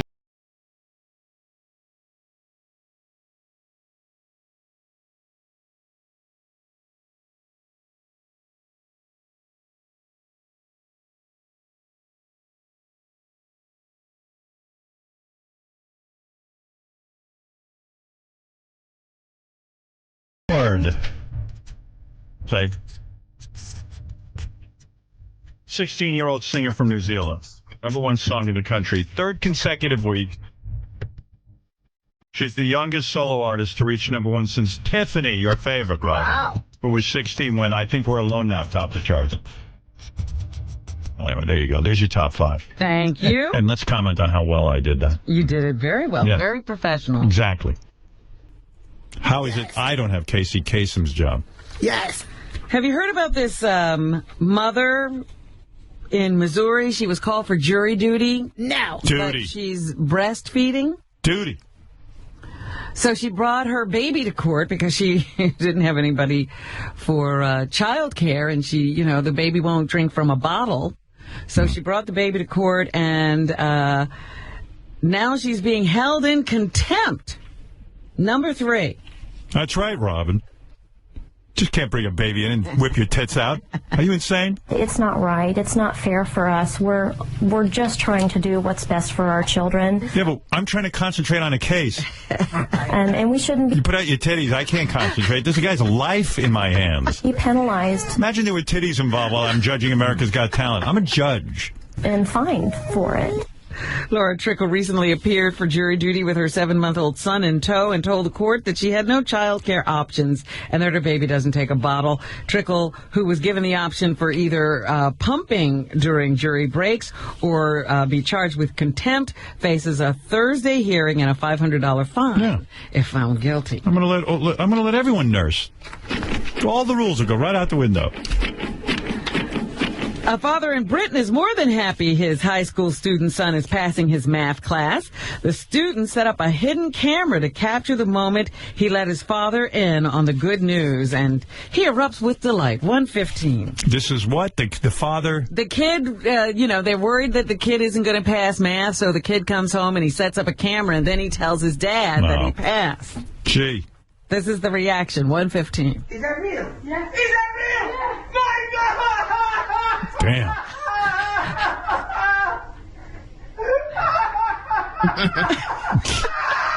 That's a happy-ass dad. The dummy probably got a D. He got results today, and we're getting compensation tomorrow. Wow. He must have really been nervous with that kid doing bad in school. In the video, the teen says that he had a failing grade in math, and in England, a grade of C is required to pass to allow you to do anything with your life. The kid got that reaction over a C? Wow. And that means he's going to move out of the house one day. That's a big deal. Well, yeah, I guess so. Yeah, maybe that's right. You know what? I get it. Woo! Slow down. Easy. Easy. What else is in the news, Robin? Well, there was another school shooting, this time in Nevada. Sparks, Nevada, to be specific. 2 students are in stable condition after a middle school shooting. And this kid, Adam Ramirez, actually saw the gunman, 111. Yeah, I think something major is going to have to happen in this country already. I hate to tell all you gun nuts that. I just heard this bang, and then I just thought it was just a joke. And then I saw people running, and I saw their face so serious. Yeah, too many of our kids are getting shot up at school. Yeah, Jose Cazares told NBC's Today Show that his teacher, Michael Lansbury, stepped in between him and the shooter. 1-4. Now, that's a teacher. And he took a bullet for the kids? I don't think he got shot, but he did step in the way of the gun. Good Lord, I'd be the worst teacher. Wait a minute. What am I saying? Lansbury and the student both died. See? That's a good teacher. Oh. I'd be right out there. I'd be like, kids. You're on your own. He was telling him to stop and put the gun down. And then the kid, he yelled out no, like yelling at him. And then he shot him. I would like to think if I saw that, I would tackle the kid so quick. But, in that moment, you don't think. Do you ever think that you'd just step up and be brave? No, me? No. Stop it. Jose Cazares says he thought the gunman was going to shoot him. 1-5. I would try to save myself. I turned around and I ran. I heard a gunshot and I thought he shot me. Then I looked back and he shot a kid in his leg, arm, and stomach. His mother says that Michael Lansbury, the teacher who died, is a true hero, 1-6. He is. I'm forever grateful for everything that he did. I'm just grateful he was there to help our children out. So they will have a week off from school. There'll be no school at that middle school in Sparks because of that shooting. You got to hear this for a second, if I may tell you this story. So Sal sends me this picture he took with his iPhone. Mm-hmm. It's this black guy. He's got his turtleneck like up around his nose because the stench on the railroad, because Sal takes the railroad home. Uh-huh. Sal farted on the railroad. Oh, this is because of Sal? Yeah, Sal like farts, and then he waits and sees who smells it. And the guy is so repulsed that he put, how you put your shirt sometimes over your face. It up. Yeah. Yeah, and so he sends me pictures of the people after he farts on the railroad. That's fucking crazy. He's like a Johnny Knoxville, but he's actually just doing it for fun, like for his own amusement. Nobody cares and nobody's paying him. He's just doing it for his own amusement. Sal, what's up with that? Maybe I could get a quick explanation. Yo, what up? Where is he? Nah. He's probably doing something important like a phony phone call. What do you do? You fart on the train, and then you take a picture with your phone of the guy? Oh, Howard. This fart was so horrible. You couldn't hold it in? I couldn't. Does it make noise when you do it, or you just sneak? No, I let it seep out slowly. Right. And there was a guy 3 seats down. Right. That's this black guy. That's that poor black guy, and he takes his shirt and he puts it over his face. Oh, my God. And there's no way you can control that, huh? How can you? Yeah. You know? I mean, I do. I hold them in. I love farting on the subways, Howard, when it's packed with people. You do? Yeah, because it's shoulder to shoulder. Oh, my God. And you can't so get... disgusting. But you can't get busted. People will never get along. I was on the train, on the subway one time, and there was a homeless guy. He goes... God damn it! He goes, that's a garbage fart. Meanwhile, everyone probably thought it was him. And he goes, you know why they call it garbage fart? Because it smells like somebody ate a pile of garbage. All right, get out of here, man. You're disgusting. You're more disgusting than I ever knew. There he is. You should have a whole... Every time you think. You should sell a coffee table book of just people's reactions to your farts. I'd probably buy that. What else is in the news, Robin? A man is being investigated in Detroit, Michigan for allegedly sexually assaulting, killing, and setting fire to a 5-year-old girl. Nice. In 2011. Darnell Cheatham was charged on Monday in Detroit on suspicion of abuse and killing his girlfriend's niece. The girl's body was found after Detroit firefighters were called to a fire in an abandoned home. Cheatham was a person of interest early in the investigation, but was not charged in the death, I guess, until now. Right. That's some story. Yeah, horrible, horrible, horrible crime. Also in the news, the Obama administration, which is having trouble getting its healthcare.org or .gov website to work. Obama! The president made a speech yesterday and said, look, it's because of the overwhelming demand, mostly, that things are not working well, and they're working out the kinks as we go along. But did you know that if you don't sign up in time, there's a deadline? And if you don't sign up in time, you get fined? So now everybody's wondering, because the system isn't working, will that fine continue to hang over their heads? Right. And nobody knows for sure. But here is Marco Rubio, a senator from Florida, who says it's unfair for Americans to be punished for failing to buy health insurance. 114. How are you going to go after people next year using the IRS to punish them if the thing you're forcing them to buy isn't available for them to buy because the website's not working? Well, of course, something has to be adjusted there. That would be crazy. Right. Jim, you're on the air. Yeah, Howard, would you let Robin and Gary throw a birthday show for you this year, coming up in January? Listen, I don't control that. It'd be so great, though, man. Get the fans together, and, they were so cool back in the day. And, I mean, it's a big birthday coming up. Yeah, no. It is a big birthday. I'm freaking out about that. And, like, you know. Are you really? Yeah. A lot of people should not even bring that up, actually. You don't even want to know about your birthday. You know what? I'm very immature, and I want to make that point to my audience. That's the great thing about me. I'm extremely immature. But let's just say I've heard talk of a shindig. That's all I'm going to say. Fantastic. Well, that can't be. No. Nobody's talked to me. I'm talking about it right now. Jim, I'm hearing talk right now of a shindig. I'm glad I brought it up. Yeah, get to work on that, Robin. We'll see what we can do. I actually heard talk about it from a guy named Jim in Raleigh, North Carolina. Yes, there's a lot of talk about that, Jim, from a guy named Jim. In fact, yeah, Jim, why don't you do something? Yeah, Jim, why don't you throw me a birthday? Jim, we have some very big plans for our subscribers. That is great to hear, Howard. But, I mean, you know, the show is so great, and your career has been so fantastic, and it's such a big birthday. Hey, I'll leave it up to you. I'll put something together for you. I know a lot of people that will come. All right, thank you, Jim. All right, Jim. We'll be waiting to hear what you do. Thank you. All that Howard's done for you this year, Robin. That'd be great. Yeah, that's it. Lay the guilt on her. Yeah, Robin, all the shit I've done for you. Oh, my God. He pulled that one? Yeah.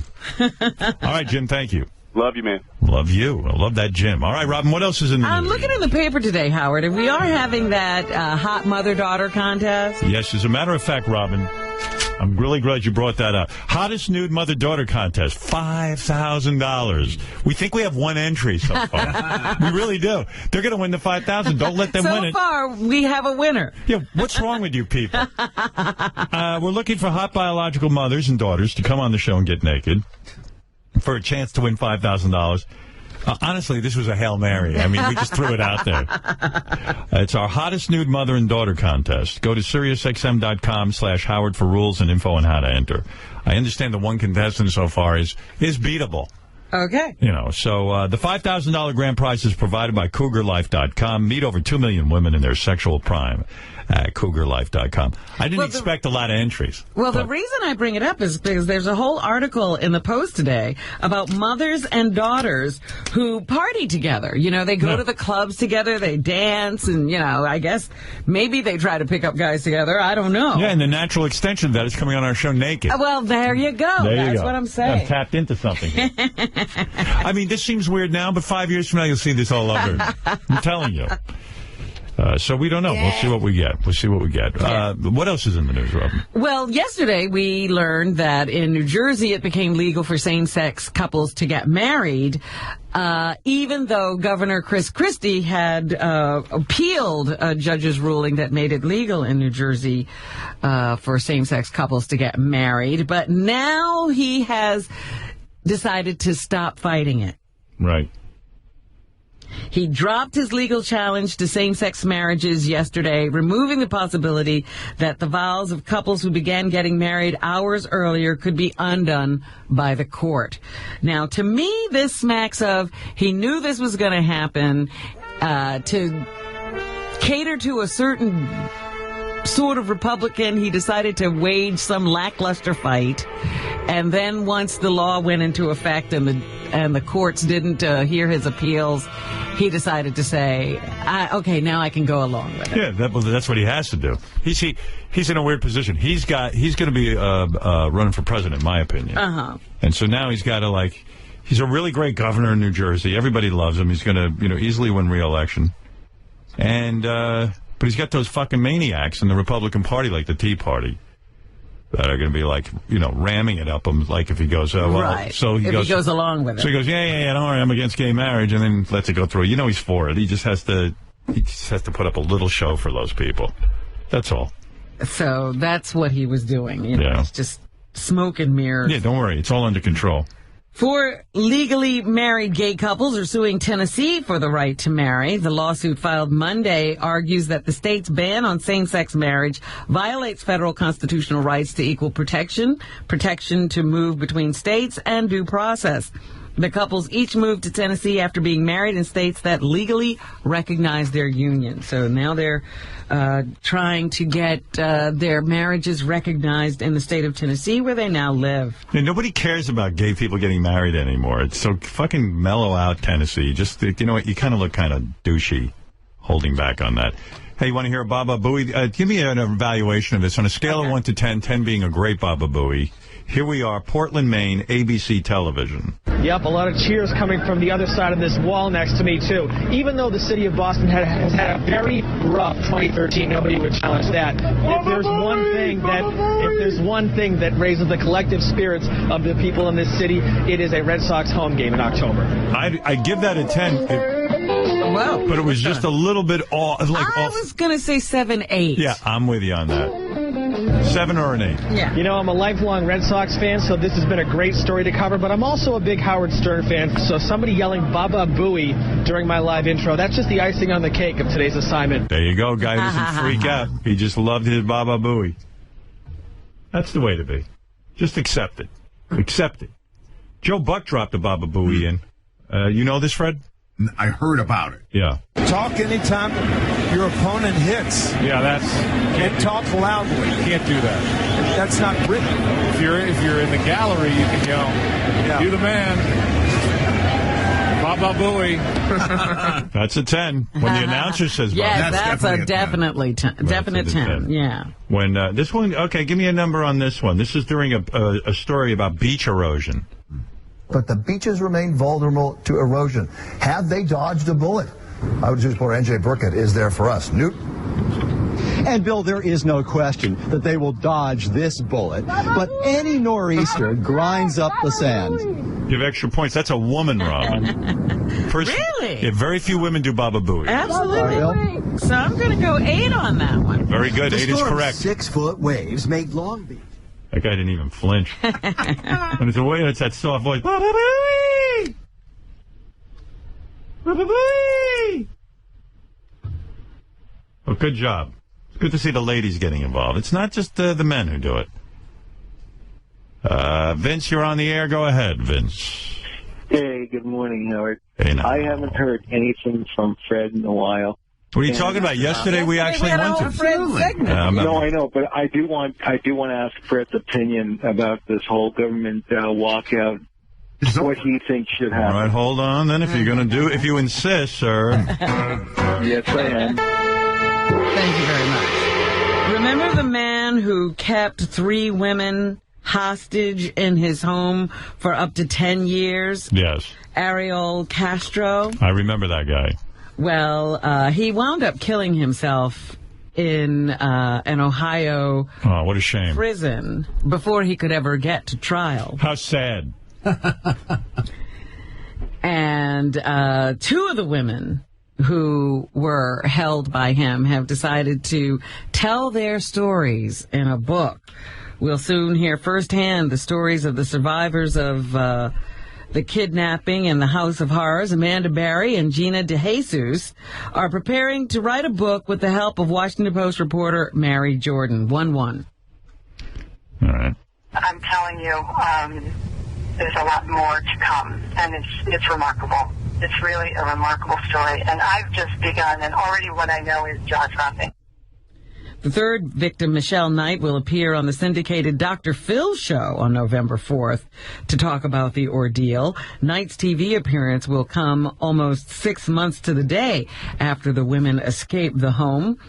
Here's Mary Jordan again, who says her book about these 2 will be eye-opening. 1-2. You don't really know all that went on there and what they were thinking, and there's a lot of years that they had to cope. So we'll be hearing more about that. Did she buy the same phone as the King of All Blacks? Yes, I think so. I think they used the same phone. Right. She just borrowed his. While we were away a couple of weeks ago, there was some questions about Ariel Castro's death with Ohio corrections officials raising the possibility that Castro's death was the result of autoerotic asphyxiation. So, in other words, he didn't really want to kill himself. He was just beating off with a rope around him. That's what the corrections officials wanted to say. However, the coroner took umbrage with that, and he said, I did the autopsy, and this was no accident. This was some guy beating off. Uh-oh, here goes Benji beating off in honor of that story. Yes, Vladimir, you're on the air in Pittsburgh. Yeah. Howard, yes. Peace and love, peace and love. Peace and love. Peace and love. Howard, I want to ask you, about 2 weeks ago, I cut hair one gentleman, and he's a friend with the Ostrowski family. And he told me, your mother-in-law, Judy, she's a beautiful woman. Yes, very nice woman. So my question, did you ever have a thoughts towards her? Did I ever have thoughts of my mother-in-law? Thoughts? Yeah. I have fond thoughts of my mother-in-law. I had several thoughts about her, but it wasn't any thought like you're talking about, Vladimir. All right, Vladimir, thank you. Okay. No thoughts. Shit, if I'm having those thoughts, I'm keeping them to myself. Right. But no, it was a lovely woman. And what can I say? No. No thoughts. No. Had no thoughts about that. Ever. Now. I'm very well-adjusted, maybe, sometimes. Okay. About some things. About some things. Yeah. All right, there we go. There's an asterisk. Yeah, not everything is screwed up. You know what? I am really fucked up, but about that shit, I'm pretty much okay. Well, Shandor. you think before you act. Yeah, I do. I actually think too much before I act. Well, I'm paralyzed. I'm like you. I can't even imagine not thinking before you act. I run through every scenario, what it'll be. Of course. That's why we're not in the Jackass movies. Shandor, you're on the air in Los Angeles. Shandor. Hey now. Hey now. I mean, hey now. Hey, you know, I think before I think. Yes, Shandor. Thank you. I was going to tell you that I was just got out of the hospital. I went under the knife for quintuple bypass surgery. Oh my God! And I took my calendar with me and set it up there. And they didn't allow me to have my radio, which I use my iPhone for. And it took a while. Matter of fact, I called in one time when you answered the phone. I was asleep. I was actually in the hospital bed. Had snuck my I didn't even know the heart had that many valves. She had quadruple? Whoa. No, quintuple, 5. I only thought there was 4 little veins and shit leading to the heart. Oh, no. See, Robin, you know all that garbage. I keep it real. I love not to know about the heart. I don't even want to think about that like I need a heart to power this whole thing. There's actually 7 arteries, the main arteries that are actually pumping blood. But dude, what are you, mainlining butter?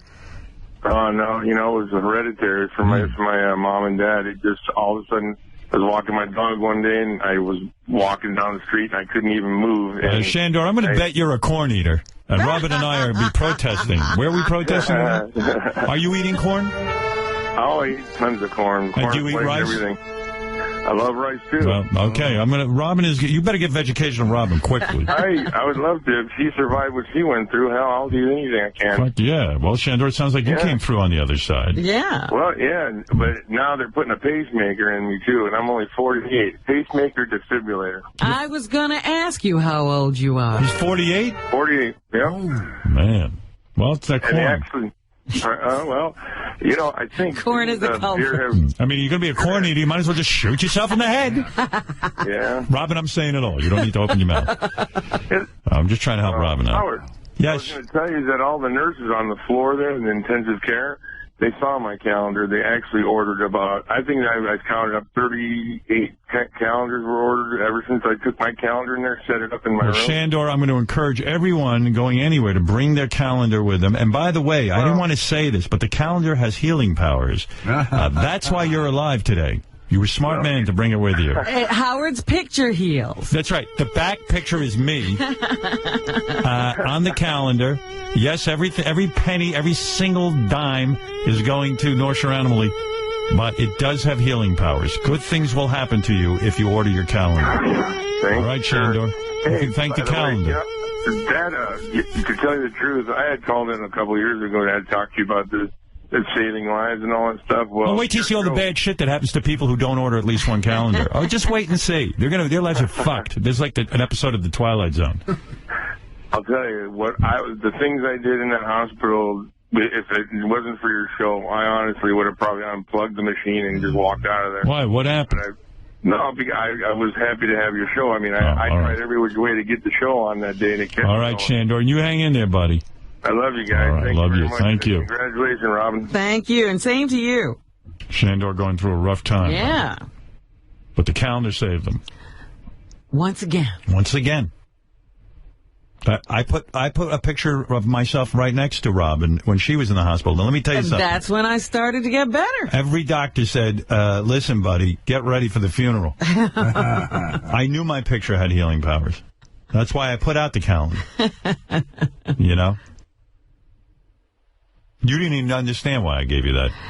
But you did. You pointed it out. So look, I'm giving you something very important here. Yep. You didn't even ask for it. That's right. You didn't ask for it. You're getting this is a bonus. Now you'll live. Now you have a reason to live. All right, Robin. Anything else in the news? Yes. Are you ready for your new iPad? I'm going to buy it. I'll be honest. Now, have they made the announcement yet? They are about to make the announcement today. There's going to be a new, bigger iPad, the full size, and there's going to be I don't care about a bigger mini. I want a bigger mini or a better mini? I think it's an 8-inch screen. What is the one now? 7? Okay, I can deal with that. At least that's the rumor. All right. I want it. And it's going to be thinner. I want that. And it's going to have that, what's the eye? Retina? The retina display. I need that. So there you go. They'll be announcing that later today. Everybody's anticipating. Will it have the thumbprint thing? Must be. I don't know. They haven't told everything. Mm-hmm. The revamped iPad and iPad Mini, they're supposed to introduce them at a San Francisco event today. And so we'll see what they have in store. John Hine and I already agreed we're getting it. I still have not figured out a use. Oh, I use the Mini every day for hours a day. I have thoughts about it every day. I do. I love it. I don't know. I watch all my movies on there. I watched a movie on my phone. No, I do. No, that's not good. Why not? It's too small a screen. I watch it's big enough. Movies. I do all my work on there, all my emails. It's fabulous. I don't know why you're not doing that. I just... well, first of all, I have trouble with iTunes. I have trouble with everything. I have iTunes on there. I was trying to download some movies so that I could take them on the plane, and nothing happened. Where's that Captain Dennis? You mean you can download a movie? It's a simple. Even I can fucking do that. I don't know what happened, Howard. Now, look, here's the deal. I have a Droid phone. Get rid of that. No, I downloaded Hello. Oh, that's why you had a problem. Apple makes it simple. Stop it. I did it. All right, go ahead. I was able to download movies on my Droid phone. Right. No problem. Oh. On the other hand, I'm trying to download an iTunes. So you go to the iTunes store. Yes. You see, let's say World War Z. You want that. Right. You press it. They ask for your ID. You put in your ID. Yes, I did all that. Gives you the go ahead. It says, and then it says, do you want to download it now? And that's or do you want to do it later? No, now. Now. You hit now. Yes. And then you should see the icon of the movie pop up in your movie. Did you look under movies? Yes. 3 days later. Yeah. I'm back from my trip. I see it's downloading what I select. Did you do it with Wi-Fi? Yes. Did you download? I was at home. I'm trying to figure out how you fucked that up. It's almost impossible. Not. Apple fucked it up. No, they didn't. Yes. It's you. Wow. How come I did it so easily on the Droid phone? If it's me. Well, that's weird. I don't see how even I know how to do that. And I'm bad. I know what the steps are. So where's your Captain Dennis to step in and do it? Gary's got the answer. Go ahead. I have a thought. Even though you were home, even though you were home, yes. Were you on Wi-Fi? Well, yeah, of course. No, I didn't have it plugged in. No. You could have your Wi-Fi turned off. I bet you her iPad isn't on Wi-Fi. I bet you're right. She might not have been connected. No, I haven't done anything different. Why is it down? Why did it download them yesterday? Well, I don't know. That's the point. You know what? When in doubt, shut it off and turn it back on. Seriously, it fixes everything. When in doubt, go to Captain Dennis. What's with your assistant there? Where's he? Well, I wanted to do this myself. Do I have to have an assistant for everything? Don't ask me that. I think you do. All right, Robin, what else is in the news besides your problems? Mario Cuomo, who, you know, has long had, you know, this problem with... Tram, but you got to do that with the other 20 people on the tram. Yeah, so 20 stops. It's like going for a rental car. You know that people were getting robbed while they were going to get stuff out of their car? Wow. It's a huge garage. Wow. And people were just wandering around robbing. Yeah. What are they doing in there? Pain in the ass. All right, listen, let's take a break. I would just jump out the window. I wouldn't... They own that car now. It doesn't belong to me. Keep it. What car? It's in pieces. Land Rover can go get it. All right, we're going to take a break, and we'll be back right after these words.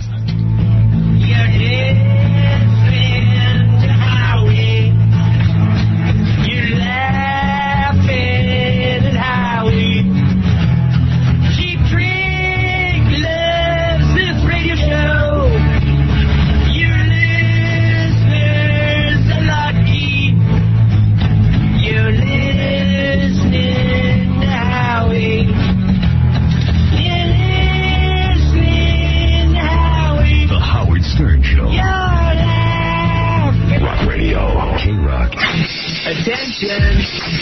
Ding, ding, ding, ding, ding, ding. Listen up, everybody.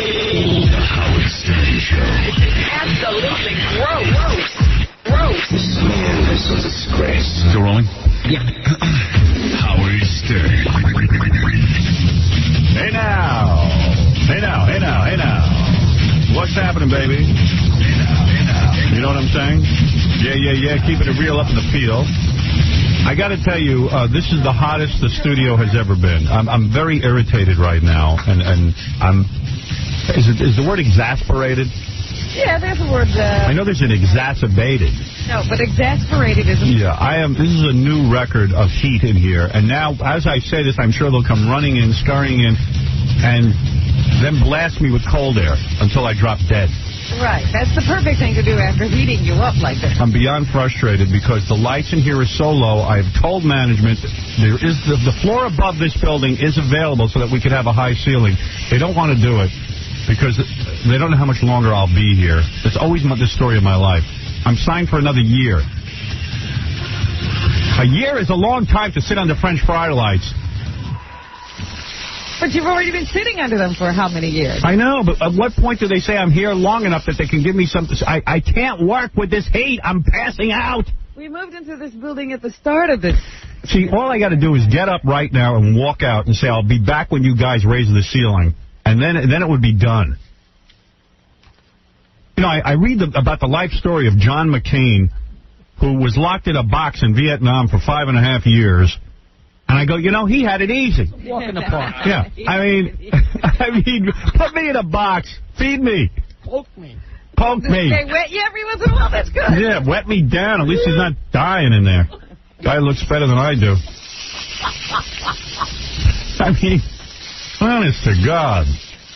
And until I scream and yell and throw a tantrum and stamp my feet, then I'll get some air in here.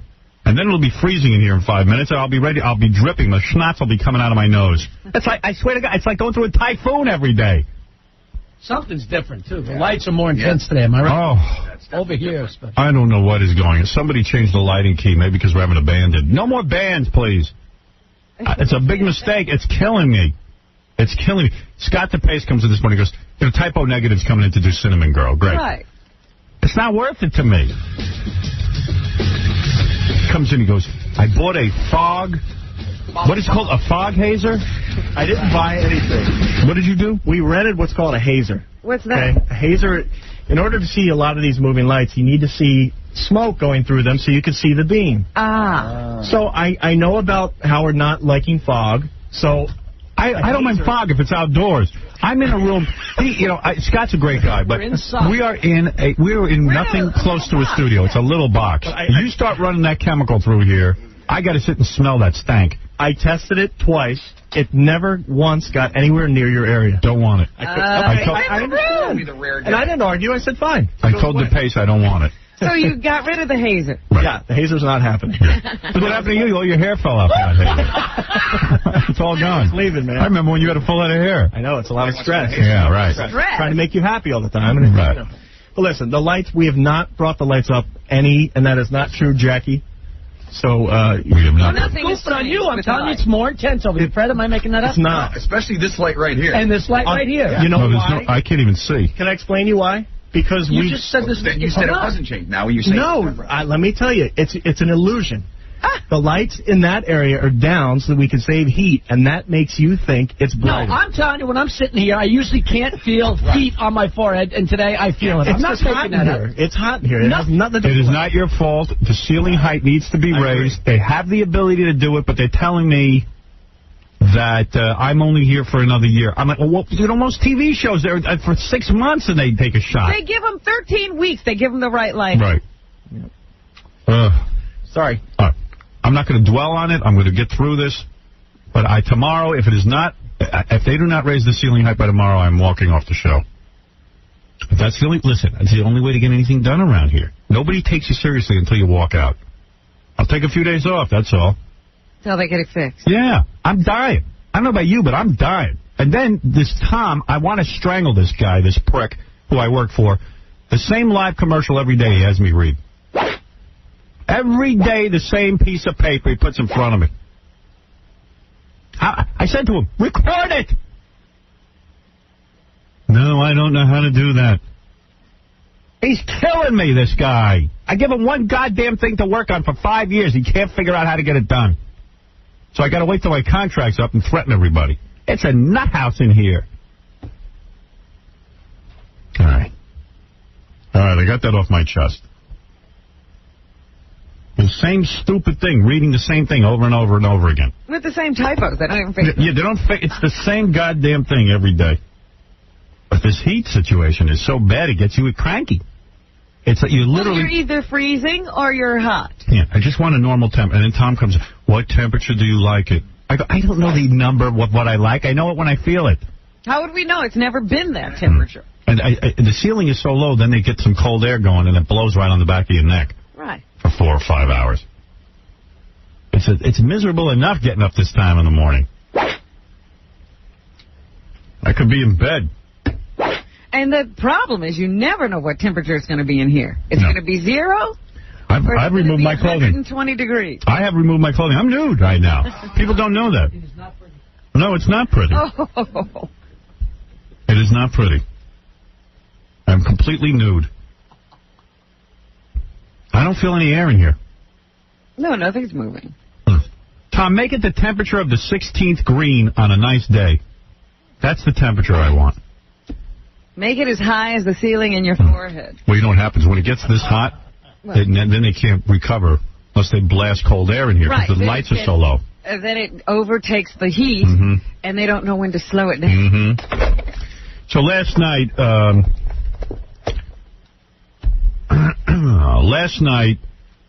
I had a good weekend, actually. Did you? I ran into Heather Locklear and her husband, Richie Sambora. You ran into them. Well, no, I didn't. Here's what happened. Friday night, I'm sitting at home picking my pud, and I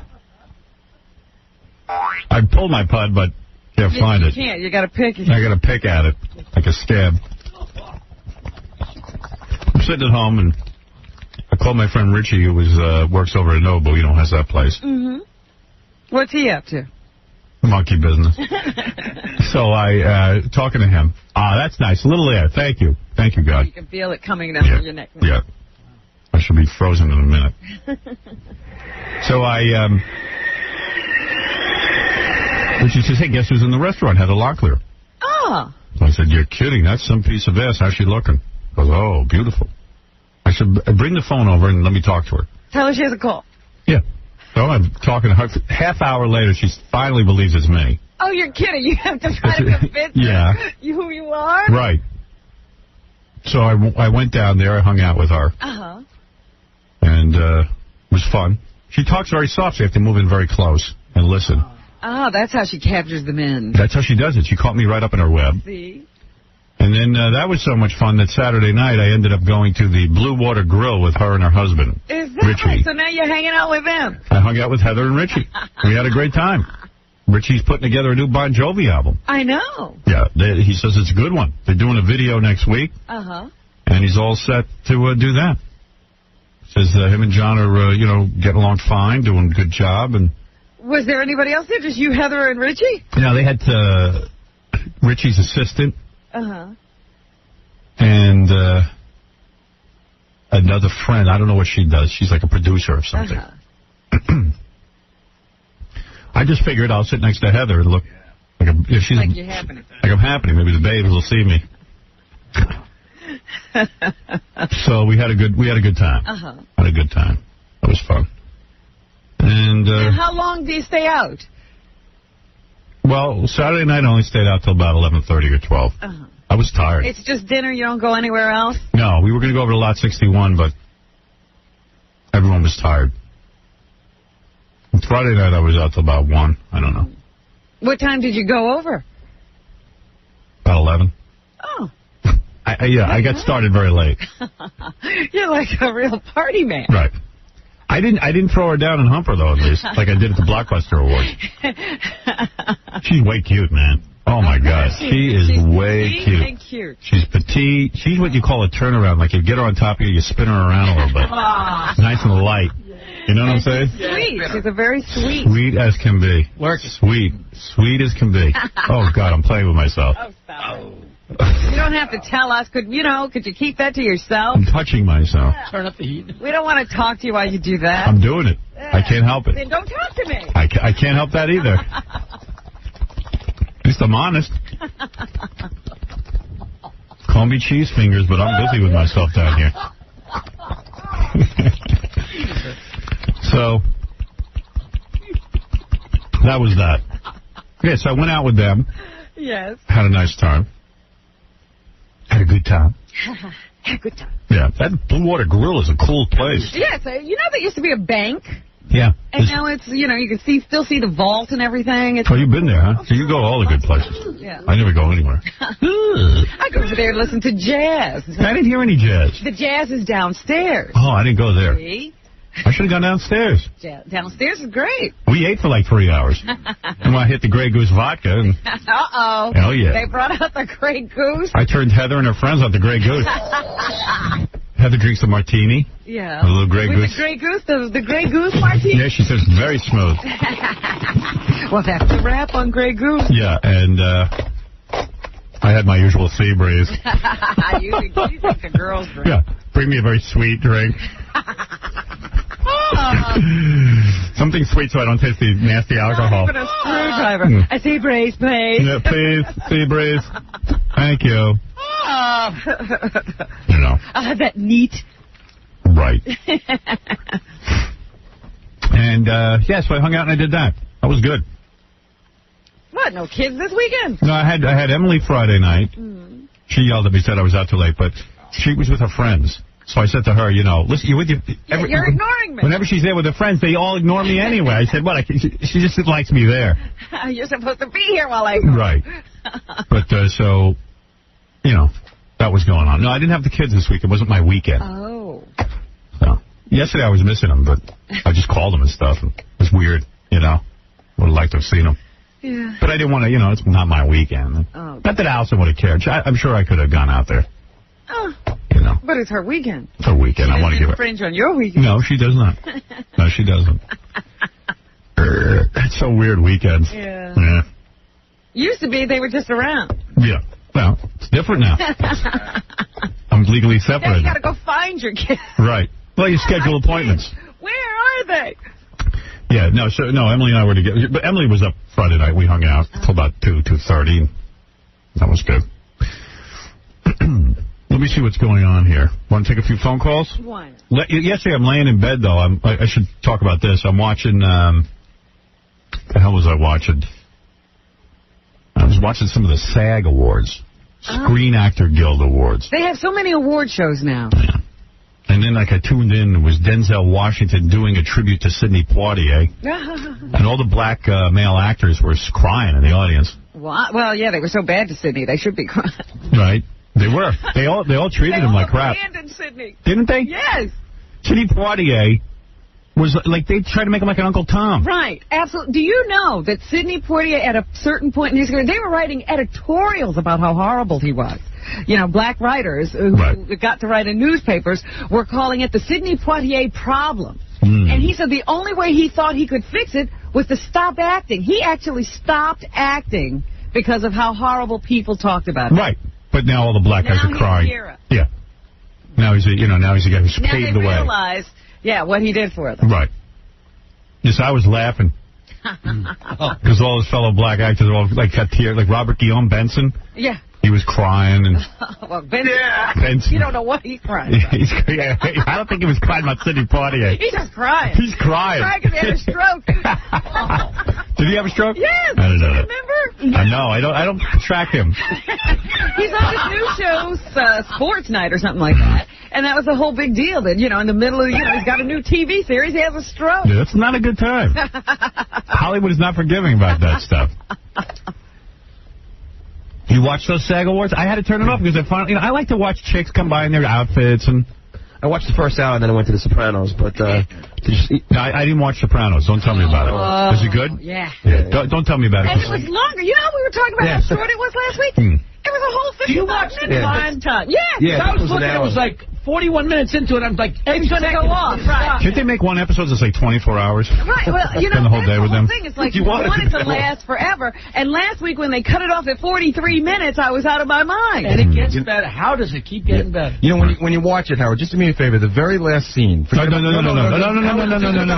at all. I don't want to know. Listen, it's not about content. All right. If you screw this up for me. Listen, I know what to do. I know how not to screw up. When you watch the very last scene with Edie Falco in it. Yes. Tell me, how old do you think she is? Edie Falco? Yeah. Because I looked it up on the internet last night because my wife and I are looking at it and we're going, my wife goes, how old I'm going to tell you right now. I'm going to say Edie Falco is about 47. No. I'll say 36. Really? I looked it up on the internet last night. I thought 36. That's what it says. It says she was born in 1964. No kidding. Get out. That's what it says. I was like, man. Well, she must have been in her mother for about 10 years. She went to the David Brenner School of Mathematics. I don't know. I'm telling you. She was born when she was She's 10 not years 36. old. My wife and I are looking at her, and then we're like... I'm 13. I said, I think she's about our age. I think she's like 38 or 39. And my wife goes, gee, do we look like that? I go, I don't think so. And then I look, I go, I got news for you. She's 36. No, she looks in her 40s. I think she had to lie about her age because things are starting to pop for her now. And that's what they do. They start adjusting. Edie was in my movie, Private Parts. Was she? Yeah. What'd she do? She plays the woman driving the car when Mary's in the backseat playing Allison. Actually, she's the real estate person. She's not driving the car. No, she's the one sitting next to her. She's sitting in the back seat making faces. All right. Wow. Oh, I got to look at that again. I didn't know that was her. Edie Falco. I had all the big ones in my movie. Wow. Yeah. A lot of big stars. She won a SAG award. Well, they win every award. The whole cast is awarded. Yeah, the whole cast won. But did you see Whoopi's intro? No. She comes out and does a serious... Did you? No, I didn't see it. She comes out and does a serious thing about being an actor. I'm an actor. We're all actors. Not like models and people from sports who then become actors. When it's a real thing. I'm like, there's so many models. Where's the joke? No, it wasn't a joke. She's trying to, say how they were all actors. Wasn't Whoopi a stand-up comedian? That's why she was an actor? Yeah, she was This is what I'm saying. And meanwhile, there's some great actors who were models, like Cameron Diaz and... Rachel Hunter. Andy McDowell, Tina Davis. Did you have a heart? Oh, really? Look at these people. I watched that E-movie with Rachel Hunter. How was that? This past weekend. She was good. Yeah? Yeah, she was good. I got to watch that. It's one of the best things about it. I didn't know she was a model. She's an actor. She's no model. Very astute, John. Whatever. Good for you. So, fishing to Mars over the weekend. How is that? Made $25 million. I mean, do you want me to tell you something about it? $25 million? All I want to tell you is just like Contact. You see Contact? Oh no. That was horrible. You want it to start where it ends. Right. You know what I mean? Right. Pick up from when they get to Mars. They ran Contact on network TV the other day. I'm like, why? Right. Nobody needs to see They that. got nothing else to run. At least I watched the whole thing. I couldn't get through Man in the Moon, the Jim Carrey thing. What, you watched all of Contact? Yeah, Contact I've seen twice. Yeah, and it was good if they just would have gotten more into the... I didn't hate it. It just sort of left me feeling empty. Right. It was nothing. You went all that for nothing. Yeah, I like to waste my time. You know what I saw this weekend that I'm not sure why everyone's crazy about? Robert, did you see Cider House Rules? Oh, yeah. Is that a best movie? No, yeah, there's like nothing going on. Yeah, movies that are real boring with some good actors in it always win Academy Awards. How did Charlize's ass look, though? You know what? Charlize Theron? Who cares? You see that in other places? You got to sit through them picking apples and crying before you get to her ass. It was a good movie. Right. Oh, please. I thought it's a good movie, but it's not such a great movie. That's what I'm saying. You know, it's something to do on a rainy day. I felt completely I watched a real cool thing. Some guy made a documentary on the life of a porno star, followed her around for 2 years. Oh, yeah? Yeah, how did I get that? That's really good. She wants to come on the show. Is that Stacey Valentine? Yeah. Yeah, she wants to come on the show. Yeah, I don't see, unless you see the documentary, I can't see having her on the show, but I don't But think it was good? It was really good. What does it show? Like, what is? I gave it to Heather Locklear to watch. Did you see Michael J. Fox on the second one? Yeah, he looks bad. Yeah, it's so sad. It is sad. He doesn't fit. I mean, he just left a few weeks ago. I feel bad for the guy. Yeah, he has that blinking thing and, you know, shaking. No, he's got tics now? Somebody told me they saw him somewhere and he was shaking all over the place. He's what, 38? He's young. He's Edie Falco's age. Yeah, well, you got to go look that up on the internet. I feel bad for that. You know, life sucks, man. How is it like God lets you... Nice. If there's a God, why does he let you live that long and then to screw you up at your young age? Who's he bothering? Yeah. Who's Michael J. Fox bothering? Yeah, there's bunches of guys who just do everything and they're still fine. Yeah, and you know, the worst part about him getting sick is now Heather's got to leave New York. That's right, because Martin Sheen's And she's got to work with Charlie Sheen. Right. son is going to get the part, and he has to work in L.A. Makes me angry. Is there any Heather chance? just moved here. Right, Heather just got here. Your friend is moving away. I know, I finally make a friend, and now she's moving away. How am I going to get along without her? Maybe Richie wants her to move away. Oh, Richie. Who are you going to have dinner with? Richie likes living in New York. In fact, you know, I met them a few weeks ago when they first got here, and they were just loving it. Yeah. Yeah, but Michael J. Fox is in bad shape. I feel bad. At this point, I mean, you could put him in the bathtub and throw in your laundry. And I'm telling you, he's in bad shape. And I've met him a few times, Howard. He's such a nice guy, and he's a big fan of yours. Right. You know what? It's very funny, because remember Katharine Hepburn said all those years that she didn't have Parkinson's? Right. You know, she was shaking. Yeah, right. And she never quit. Wait a minute. Why are these people quitting? She turned it into an acting thing. That's a shtick. Right. But now... Oh, Spencer. My night shining armor. The lows, had rather lows. See, the two of them in that movie were he had something going on, too. Yeah. Henry Fonda? Yeah. But now they say that the Parkinson's has slowed her down. Mm-hmm. Now, she's still alive, right? Yeah, she's 100. She wants everybody to know she's fine. She has her good days and her bad days, but she's not, you know, sick or bedridden. Yikes. What's a bad day? She's black and blue from her earrings banging into her head. Oh. I shouldn't have put these on. So, Not the hanging ones, not the... I didn't see the SAG Award. And then I forgot the Sopranos were on, so I just taped it. The only weird thing is the Sopranos, you know, won a SAG Award for Best Dramatic Ensemble. Right. While they were on. And they go up there to make the speech, and they cut them off. Like, again, ridiculous. The music. Ridiculous. There was another set of awards, like the Show West Awards or something like that, because I saw highlights from those. And what are the Show West Awards? Awards? About those. That's the awards where all the movie companies go out to Vegas and show like what's going on, and they just decided they had so many celebrities in one place they decided to throw an award show. Right.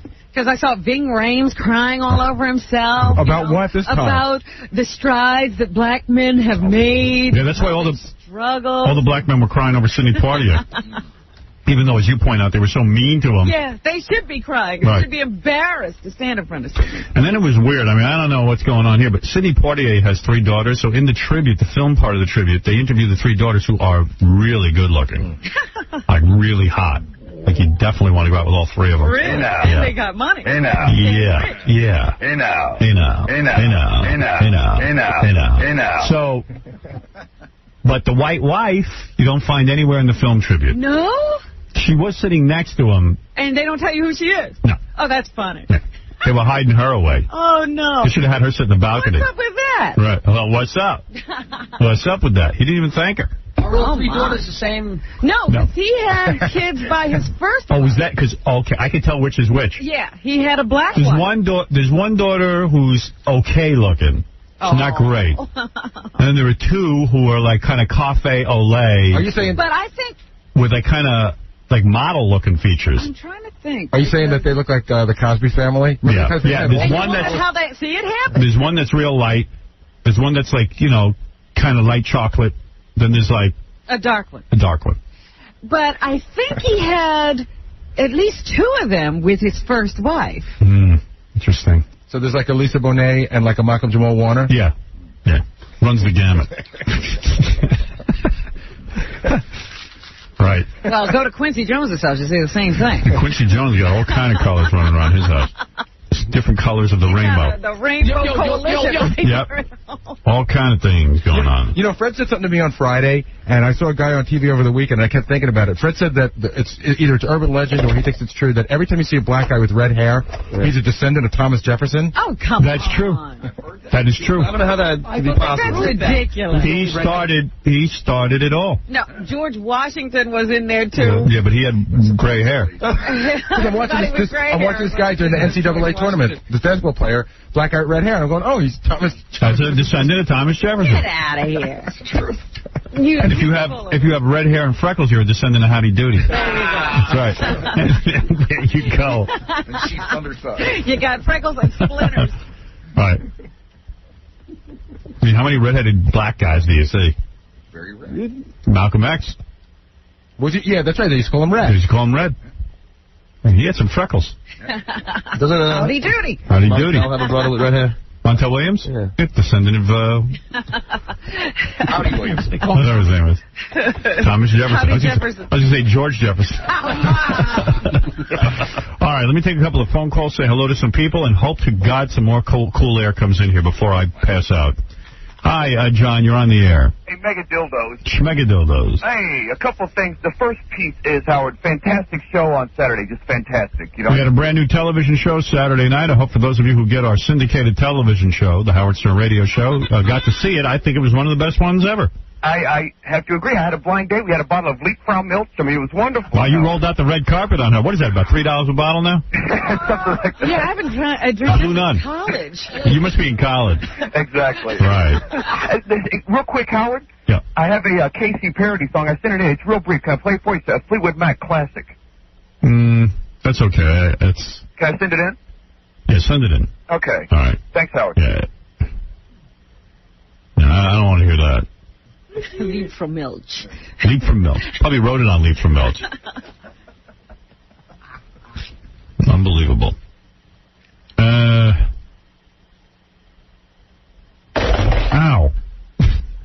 Everything's in my way. Yeah, go ahead. You're on the air, Adam. Hello? Adam, you're on the air. I'm on there right now? Yeah, by the way, Tim Stack is coming in today. Tim Stack is the star of the hit show Son of the Beach, which I'm the executive producer. That airs tomorrow night on FX. Brandy Rodrik's coming by. She's one of the 3 chicks who's Hef's girlfriend. Oh, okay. I was going to say, what Brandy is that? Brandy Rodrik is a Playboy playmate, but more importantly, when I've been at the Playboy Mansion. You've met her. And yeah, and there are 3 girls who stick to Hef's side, and you can't flirt with them. You can't, they just look at Hef, and she's one of 3 that bangs Hef. And she really does. Yeah. This is not a joke. This is not a joke. And all 3 are his All 3 are like the chicks that sleep with him. Like, and how do we got to find out everything, like how do they decide who's going to be with him? Yeah, well, he sleeps with other chicks, Hef, but those 3 are like his wife. They're permanently on. Wait a minute, Right. he sleeps with other chicks? Yeah. Besides these 3? Yeah, because I know a girl who got hit on by Hef, and the 3 were there, and then, the girl went, well, what about these 3? And he goes, we're all friends. We're all friends. And they don't have any jealousy. They let Hef do what he wants. Yeah, well, Hef's the man. He's got to have some strange Howard. Right. And Typo Negative will do Cinnamon Girl. Sans Smoke Machine. Hello, Howard? Yeah. Hey, I'm calling from Oregon. Thank you. And it's almost 4 o'clock here in Oregon. And Thank you for the time. A little time check from Oregon. Yeah, I listened to the graveyard shift in You got to hurry it along. You guys are slowing me down. It's terrible. Okay. You're giving me where you listen, and but just get to your point. Okay, Son of the Beach comes on here Tuesday, 10:30 a.m. 10:30 p.m. p.m.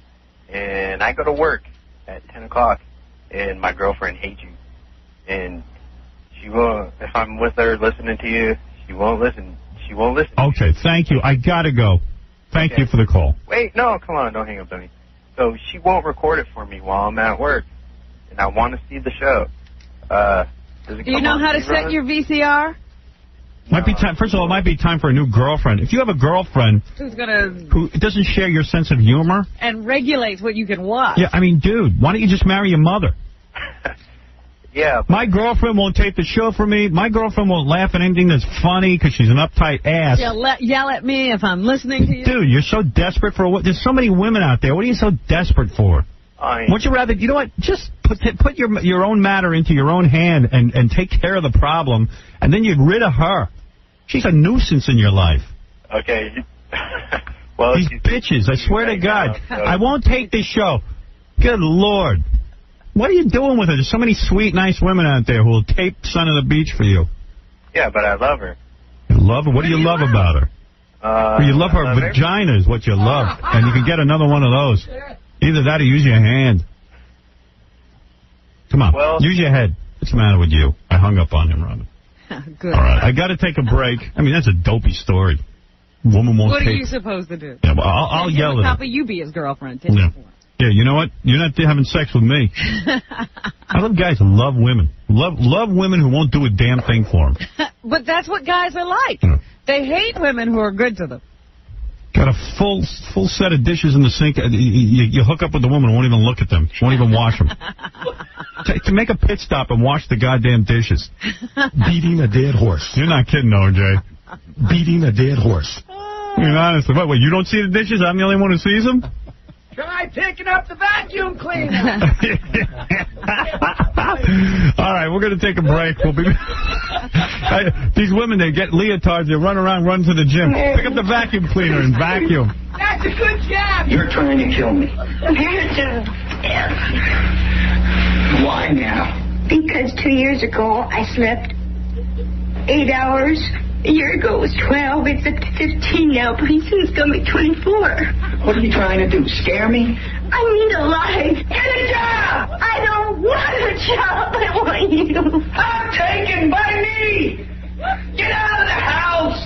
Do something useful, goddammit! You wouldn't let me work when I wanted to. That was a year ago. Throw a tantrum every time you call and I'm not home. Look, sister, I'm out there in the jungle 8 hours a day. You wouldn't even let me canvass for Kennedy. You want a job? I got a job for you. Fix up this pigsty. You get a pretty goddamn good salary for testing out this bed all day. You want an extra $50 a week? Try vacuuming. You want an extra $100? Make this goddamn bed. Try opening some goddamn windows. That's why you can't stand up in here. The goddamn place smells like a coffin. You're listening to a man with nice feet. Howard Stern. Oh, my God. You know, I had Gary bring in a thermometer. You see what the temperature was in there? Take a guess what the temperature is now. And rising. I'm trying to... It's 78. We're now up to 90, and if you think I'm lying, it's now 90 degrees, and I'm ready to pass out. So Scott just came in here muttering something about, I'm so sorry, the air conditioning guy, I'm so sorry, the air conditioning. Oh, I'm so sorry, the air conditioning guy, so sorry. Where is my general manager? What, did they remove it?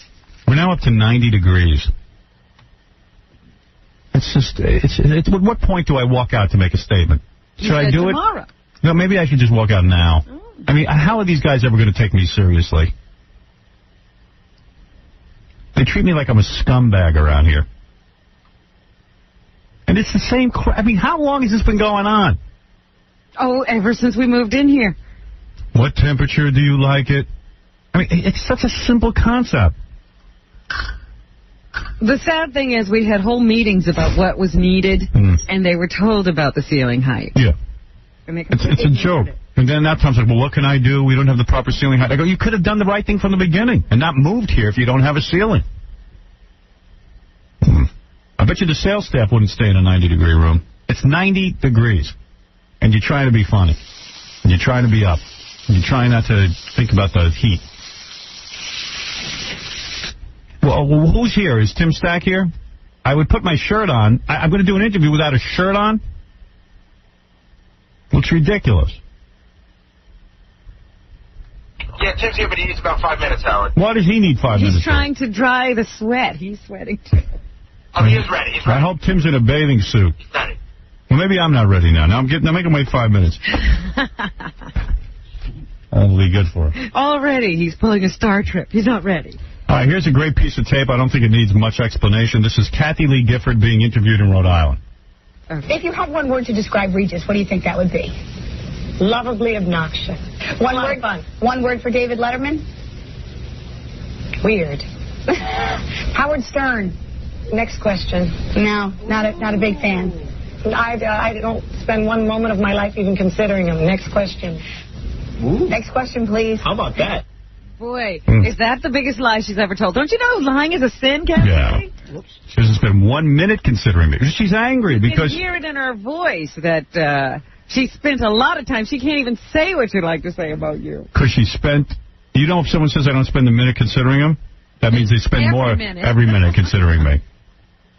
She's upset. She sent me a letter telling me how sorry she was about my divorce. And it didn't work. And I just got angered by it. And then when she put her kid on this TV show, which aired last night, I don't see anybody calling in about it. Oh, I forgot to watch. But all I know is that that aired last night, and I critiqued her. I criticized her. I think her child should be taken, both her children should be taken away from her. And I'm not kidding. I'm not saying it for shock effect. I think the woman is berserk. You've got to give me a copy of that tape. I have to see All right. What is it, Benji? You know what's really weird about that movie? Yeah. She was supposed to be like a stage mom. It was supposed to be a parody of a stage mom. But she was exactly like she really is. Yeah, she's a stage mom. Yeah, it was. She's the only one who doesn't see it. And she's the most disturbing stage mom because she doesn't need the money or the fame. That's right. She's already in show business. You know, Dave, Cody asked me if he could be in this, and I wouldn't even think of it. But he was very persistent, and he said, Mom. First, Frank and I said no. Right. But then he said, Mom, can I talk to you? And I said, yes, Cody, you have my ear. You have my attention. Imagine this poor kid having to try to get her attention. She's so busy thinking about herself. I know I'm a performer. I'm pretty well self-consumed, but she takes the cake. Also, she's really... I used to find her really hot. She's really getting run down. She hit the major wall, run down. Yes. Time for a refresher. So over. It's so over. A little missing. The kid was cute, though. You liked him in it. He looks like he might turn out fat, though. Fat? He might turn out more than fat. With that hairdo. Liberace had a hairdo like that. They lacquered that kid's hair. I felt bad for him. Yeah. And also, you know what was also weird? It was a Disney movie, but there was like a bikini scene in it that was kind of just on the verge of being sexy and everything. All right, thanks, Benji. Sure. Benji, fascinating talking to you. Good job. Let's talk to Robin. Robin, go ahead. Hi, good morning. I'm having trouble hearing everybody. Oh, I'm sorry. And I know I have good hearing. I wanted to tell you, my husband was killed a week ago in Albany. And Don't you think I have my own problems? I'm just joking, of course. My. Of course I'm kidding. You know that. And I'm innocent in all of it, aren't I? I didn't kill him. You weren't in Albany. I wasn't in Albany ever.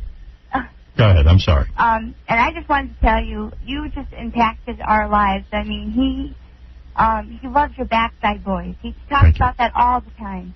And I think he's one of my good listeners. How did he die? He died at a training site south of Albany. He operates heavy equipment, and it rolled over on him. Oh, dear. But, whoa, wait a second. Your husband was at a training site? Training in what? On the equipment. He's in the Operating Engineers Union. Oh, like a construction guy? Yes. He's been doing this for over 10 years. His father did it. Why did they have to train him? Well, because he used to work on jobs, you know. But if he's been doing it over 10 years, why did he need training? Not this piece of equipment. This is the most dangerous equipment. What kind of equipment was it? Okay, it's called a side boom. It's used on pipelines, and it has a boom that goes out on the side of the machine.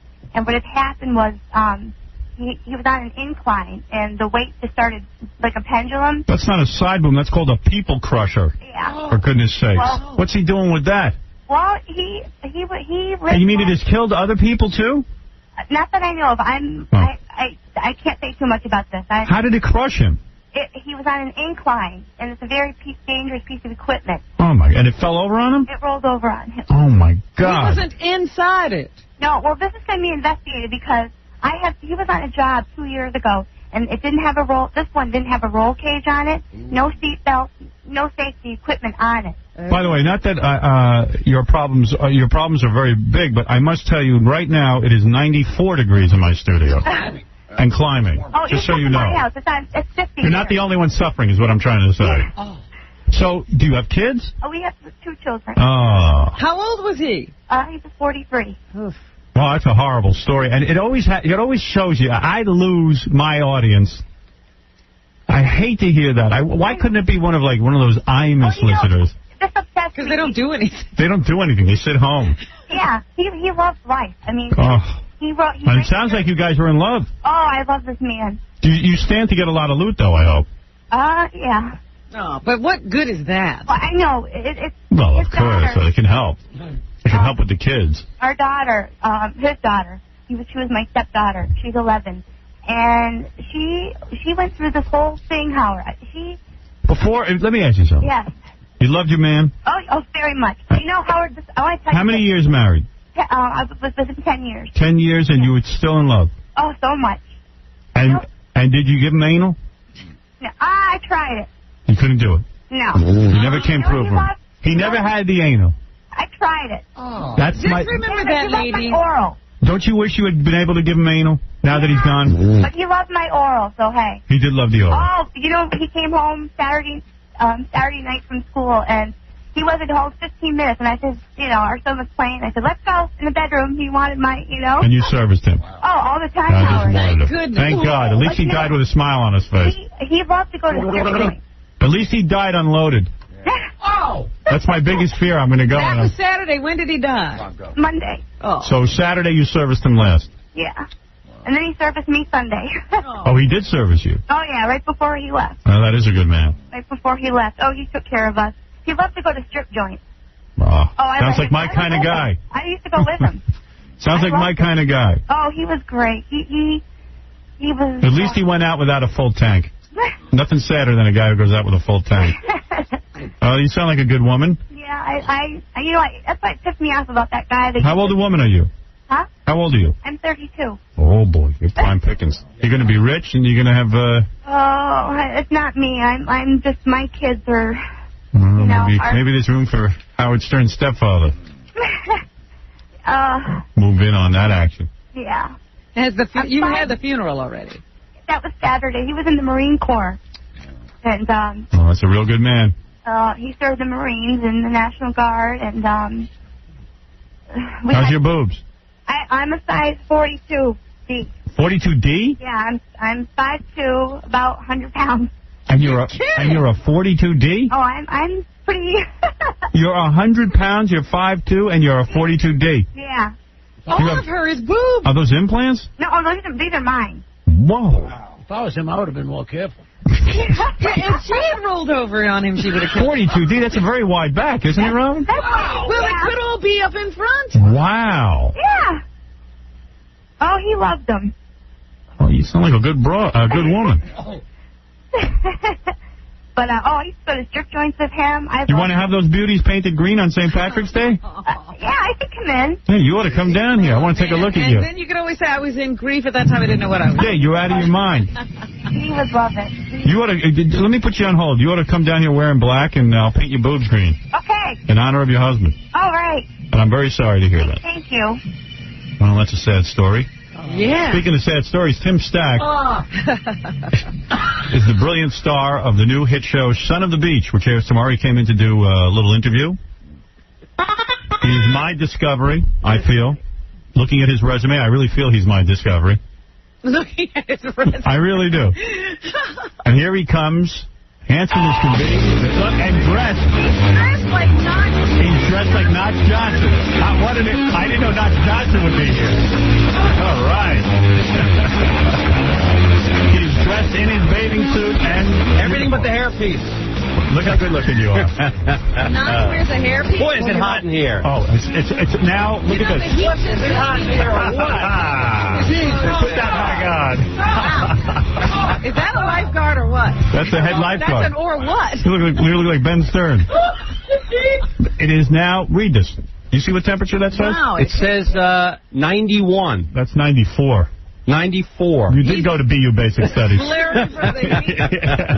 flunked the 10th grade. Can't even read a temperature readout. But anyway, this is not a beach, ladies and gentlemen, but yet it feels like we're on a beach. It's warmer than any beach. Tim does, yeah, as Knox Johnson, he does wear a little hairpiece. I don't know why you do. You have hair. I have some hair. Why do you? I need more. They better? want to fill him in. I think that's funny. I think Tim's vain, and I couldn't figure that out when I was on the set, because he does wear a little fill-in hairpiece on the show. Yeah.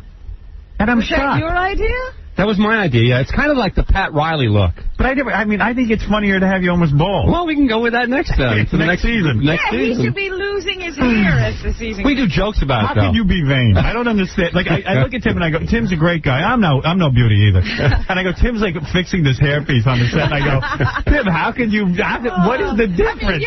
You don't understand the hair thing. What? Because you don't have losing the hair? Oh, it's awful. Yeah. It is. It's terrible. It is, of course. Yeah, and I've heard you talk about it. Yeah, I don't know. What have you gone through? What have I gone through with the hair? Yeah. Everything you can think of. Really? I apply so many chemicals to my head at night. Do you really? I'm going to grow a third arm. Do you really? Oh, yeah. You better not try to have children. Luckily, I got that out of the way. Yeah. Good. So are those hair plugs that I'm looking at now? I've got some of those. Right. I've got a little bit of nylon pile up there. Really? Even now? No, there's nothing. This is me. Yeah. Those are hair plugs? Some of them, yeah. Really? Now, where did they get the hair from? From the. It's really nice. My first time on the Howard Stern show. Yeah, where do you when you got about hair my plugs? When you where do they get that from? Your ass? Yeah, they take it right. They actually go inside. They do? No. No. Then when do you have a little white piece of toilet paper in your head?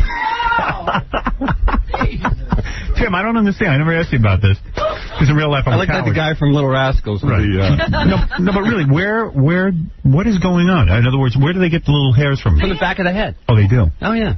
No, I got a great guy in San Diego. No kidding. Yeah. San Diego? Yeah, I go all the way down there. You live in L.A., the capital of plastic surgery. Surgery and every kind of cosmetic. I think he started out in L.A. and then he moved down there. So you stuck with him. So once a year I go to Mecca.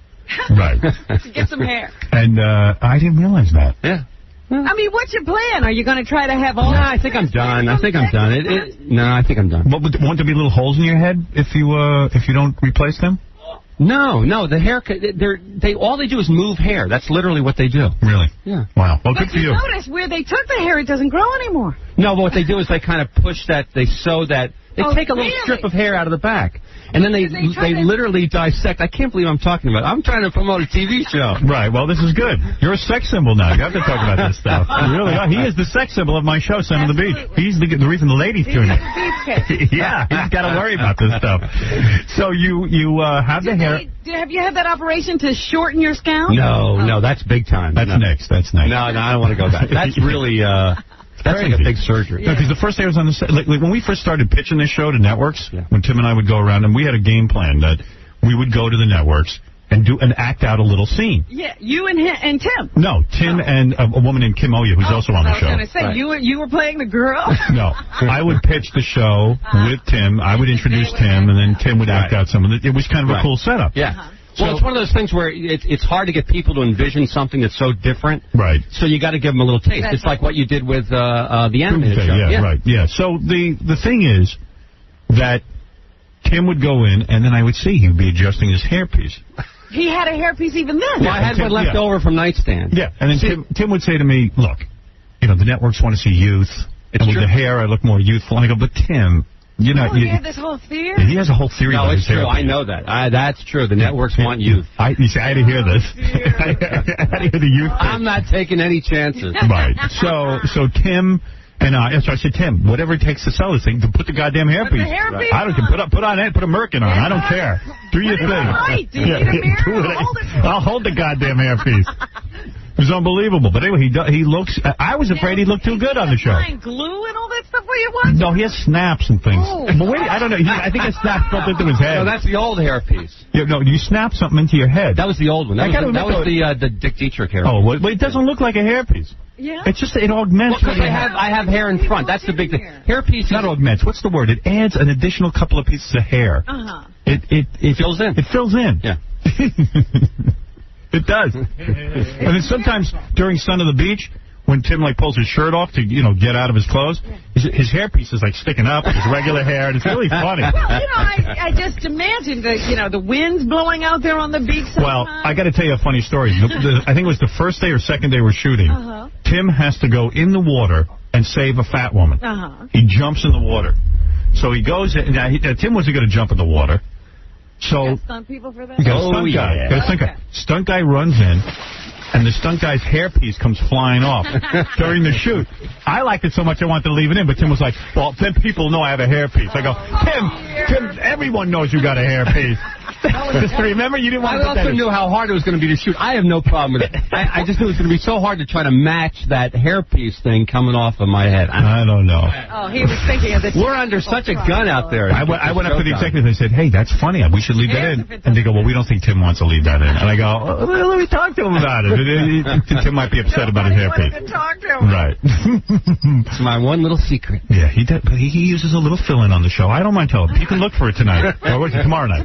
Tomorrow night, 10:30. Tomorrow night, 10:30. Now, you are flying back to L.A. today because you have to be back for the big party, the big Son of the Beach party. KLSX and FX put together a big premiere party at the House of Blues tonight. Right. So you're going to be back there for that. I'll be back for that. Tim loves all this. Oh, yeah. Tim is a big party this then. kind of thing going on. No. Are you kidding me? Resume. You were saying that you figure you discovered him because of his resume. Yeah, well, I mean, what is on there? He's done a lot of stuff, but nothing that you were the big star, right? Well, Nightstand, but that was such a small show compared to this stuff. Right. So this is his big show. This is it. I'm going to be a weatherman if this doesn't work. You hope. Back to Philly. Right. Be the funny weatherman. What he's done, is that like guest starring and... Last year he was bartending. Oh, all right. bartender. No, I was on a TV show called Parker Lewis Can't Lose on Fox, and you've done a lot of stuff. I did Seinfeld. Yeah, and then I was on Seinfeld the week you played that Janice Ian song. Oh, really? I was guest starring on that show. That was so funny because everybody on the set was like, don't talk about it. Don't bring it up. Yeah. No, it was just obvious. And they're great people. They were just really great professional people. But it was really funny. Like people were kind of laughing about it, but they couldn't be seen laughing. You couldn't talk about Jerry's song. Mike, go ahead. You're on the air with Tim Stack, the star of Son of the Beach, which airs at 10:30 tomorrow on the FX network. Hey, Howard, how you doing? All right. Hey, what's up? Tim, man, I just want to say I haven't seen it yet because I don't have the FX channel. Well, it's not on yet. No one's seen it yet. It's not on yet? I've been hearing some great reviews about it. Yeah, we got really good reviews, thank God. And that was really neat. We're really happy about that. And, in fact, what was that thing you just sent me from L.A. Weekly? Yeah, L.A. Weekly gave us Pick of the Week. We're getting some great reviews. The Tribune, apparently, the Chicago papers, and it's funny. I mean, there's nothing like it on television. Yeah, it is. It's a fun show. It really is. Well, Tim, I just wanted to say, I remember you from Nightstand. Yeah. And, I used to tape a few of the shows, and my favorite one was Illegal Alien Star Search with Phil Hartman. That was my Phil Hartman used to be on that show a lot. You were friends with Phil Hartman. I was really good friends with Phil. Yeah. You know his wife? He went hiking with Bryn and Phil like the week before Bryn took out the whole... Hiking? No, we talked about it. I had lunch with Phil like a week before, and Phil said, yeah, I want to come up. Bryn and I have gotten into hiking. Right. Which, that's why it just came out of... Hiking and shooting each other. He got into hiking just before he was leaving her. They thought, There's, but their marriage was crazy. It was on, it was like one of those things for years. I mean, but everybody just assumed that was them. On the hike, was she around when she came up for that last hike? Was she there? No, they never made it up. They never made it up. We made plans. Oh, and they were supposed to come up, and then she killed him. Right. Phil said, I'll give you a call. We'll figure out a time to come up. Because I live in Santa Barbara, and they... Where are Phil's kids, though? Is anyone watching them? They're with... or they're just living in a cabin? You know what? They're with her sister. Oh. Right, up in North Dakota or somewhere. Oh, wow. And apparently, what's odd is, I guess, like... the sister was like the favorite aunt, and the kids loved her, and she was kind of, I don't know. I mean, Bryn was a good mom, but she was off, man. She was just a little bit off. She was a good mom. Well, I think she was, I don't know. What can I say? No, Phil was a good guy. Now, Tim, as you knew, I don't know if you know, I'll give you some Tim facts. Tim grew up outside of Philadelphia. Is that right? An East Coast? The class clown, as you can imagine, the class clown. Yes. All right. And to give you an idea of his pranks, he was a guy who had a blind teacher, and he would take out his penis in the class. Wait a minute. In front of the blind teacher. What did the blind teacher teach? He taught math. Wow. Right, which is amazing. But you would stand up and I wasn't even in his class. I would sneak in. It was, for whatever reason, it was all boys in that class. Right. And I would sneak in. I would always knock on the door as a messenger, and then, I'd knock on the door and say, message for Frank Marola, my friend, and I'd walk in and give Frank, a picture of, somebody from Playboy or something. And then you would show your penis? Yeah, I would do that. I'd do anything. You must have a big penis if you were willing to. No, that was the second joke. That was there were two jokes there. That's right. So this is the kind of guy you were. Yeah. And you were a bad student. You got left back in the 10th grade? No, what happened was There's an explanation. He wasn't a bad student. I was a bad student. I transferred to a private school. My brother had gone to the school and was a big football star. My brother had. And so they took me in thinking I could play basketball. Right. And boy, did I fool them. You're not real coordinated. I'm okay. You're all right. You know. 10th grade? No, so they kept me back. I was so poor academically. Oh, I see. They made me repeat. But then they put me in all these classes with like 7th graders. So I'm practically 16. I'm in class with 12-year-olds. and they're kicking my ass. That's got to do something to your self-esteem. Oh, it was terrible. Right. And you grew up in a very Catholic environment. Yeah. You went to church all the time. Used to go, during Lent, I used to go every day. Really? And so you had a very religious background. And the priests would molest the children? Is that true? We had a couple of priests who were questionable. Come through our parish who were, one of them got arrested later on. Father Fred. And what about you? Were you ever... Father Fred. Never picked on you, huh? Were you ever anally...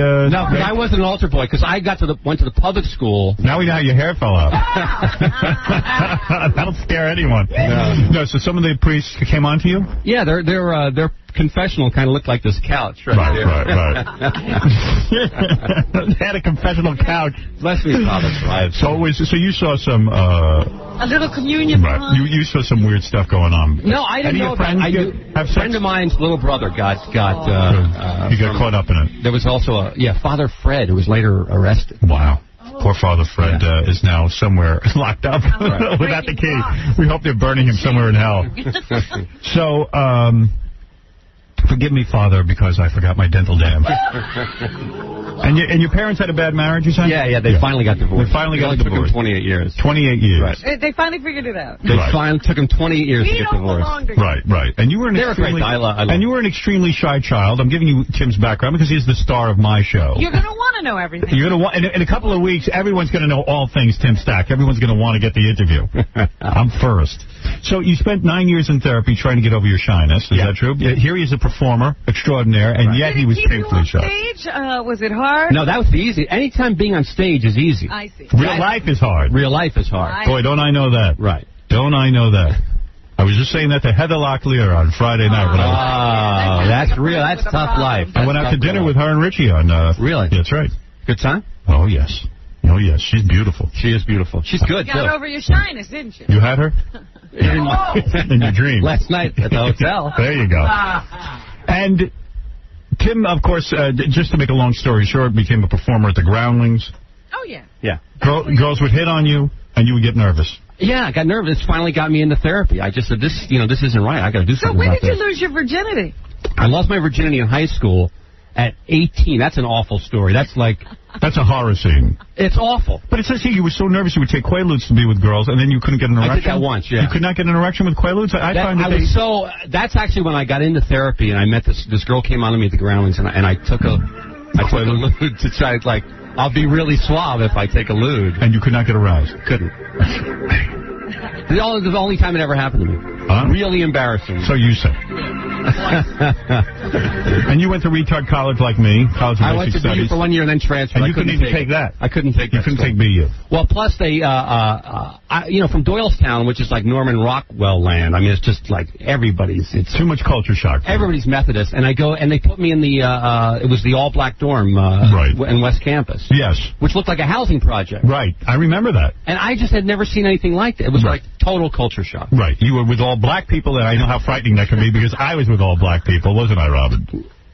Robin knows about all my background. So you then, Robin, listen to this. After going to BU, going to various school, he decides to become an actor, and he gets encouragement from Grant Tinker. Well, no. Who was then the president. What happened was I moved to New York, and I'm tending bar down at the Lone Star Cafe down at 13th and 5th, right? In fact, Ratso used to come in and look for free drinks. That's right, of course. Everyone on Kinky Friedman's tab. Right. Kinky would play there every Sunday night. Ratso would come in like, put me on Kinky's tab. Right. For free drinks.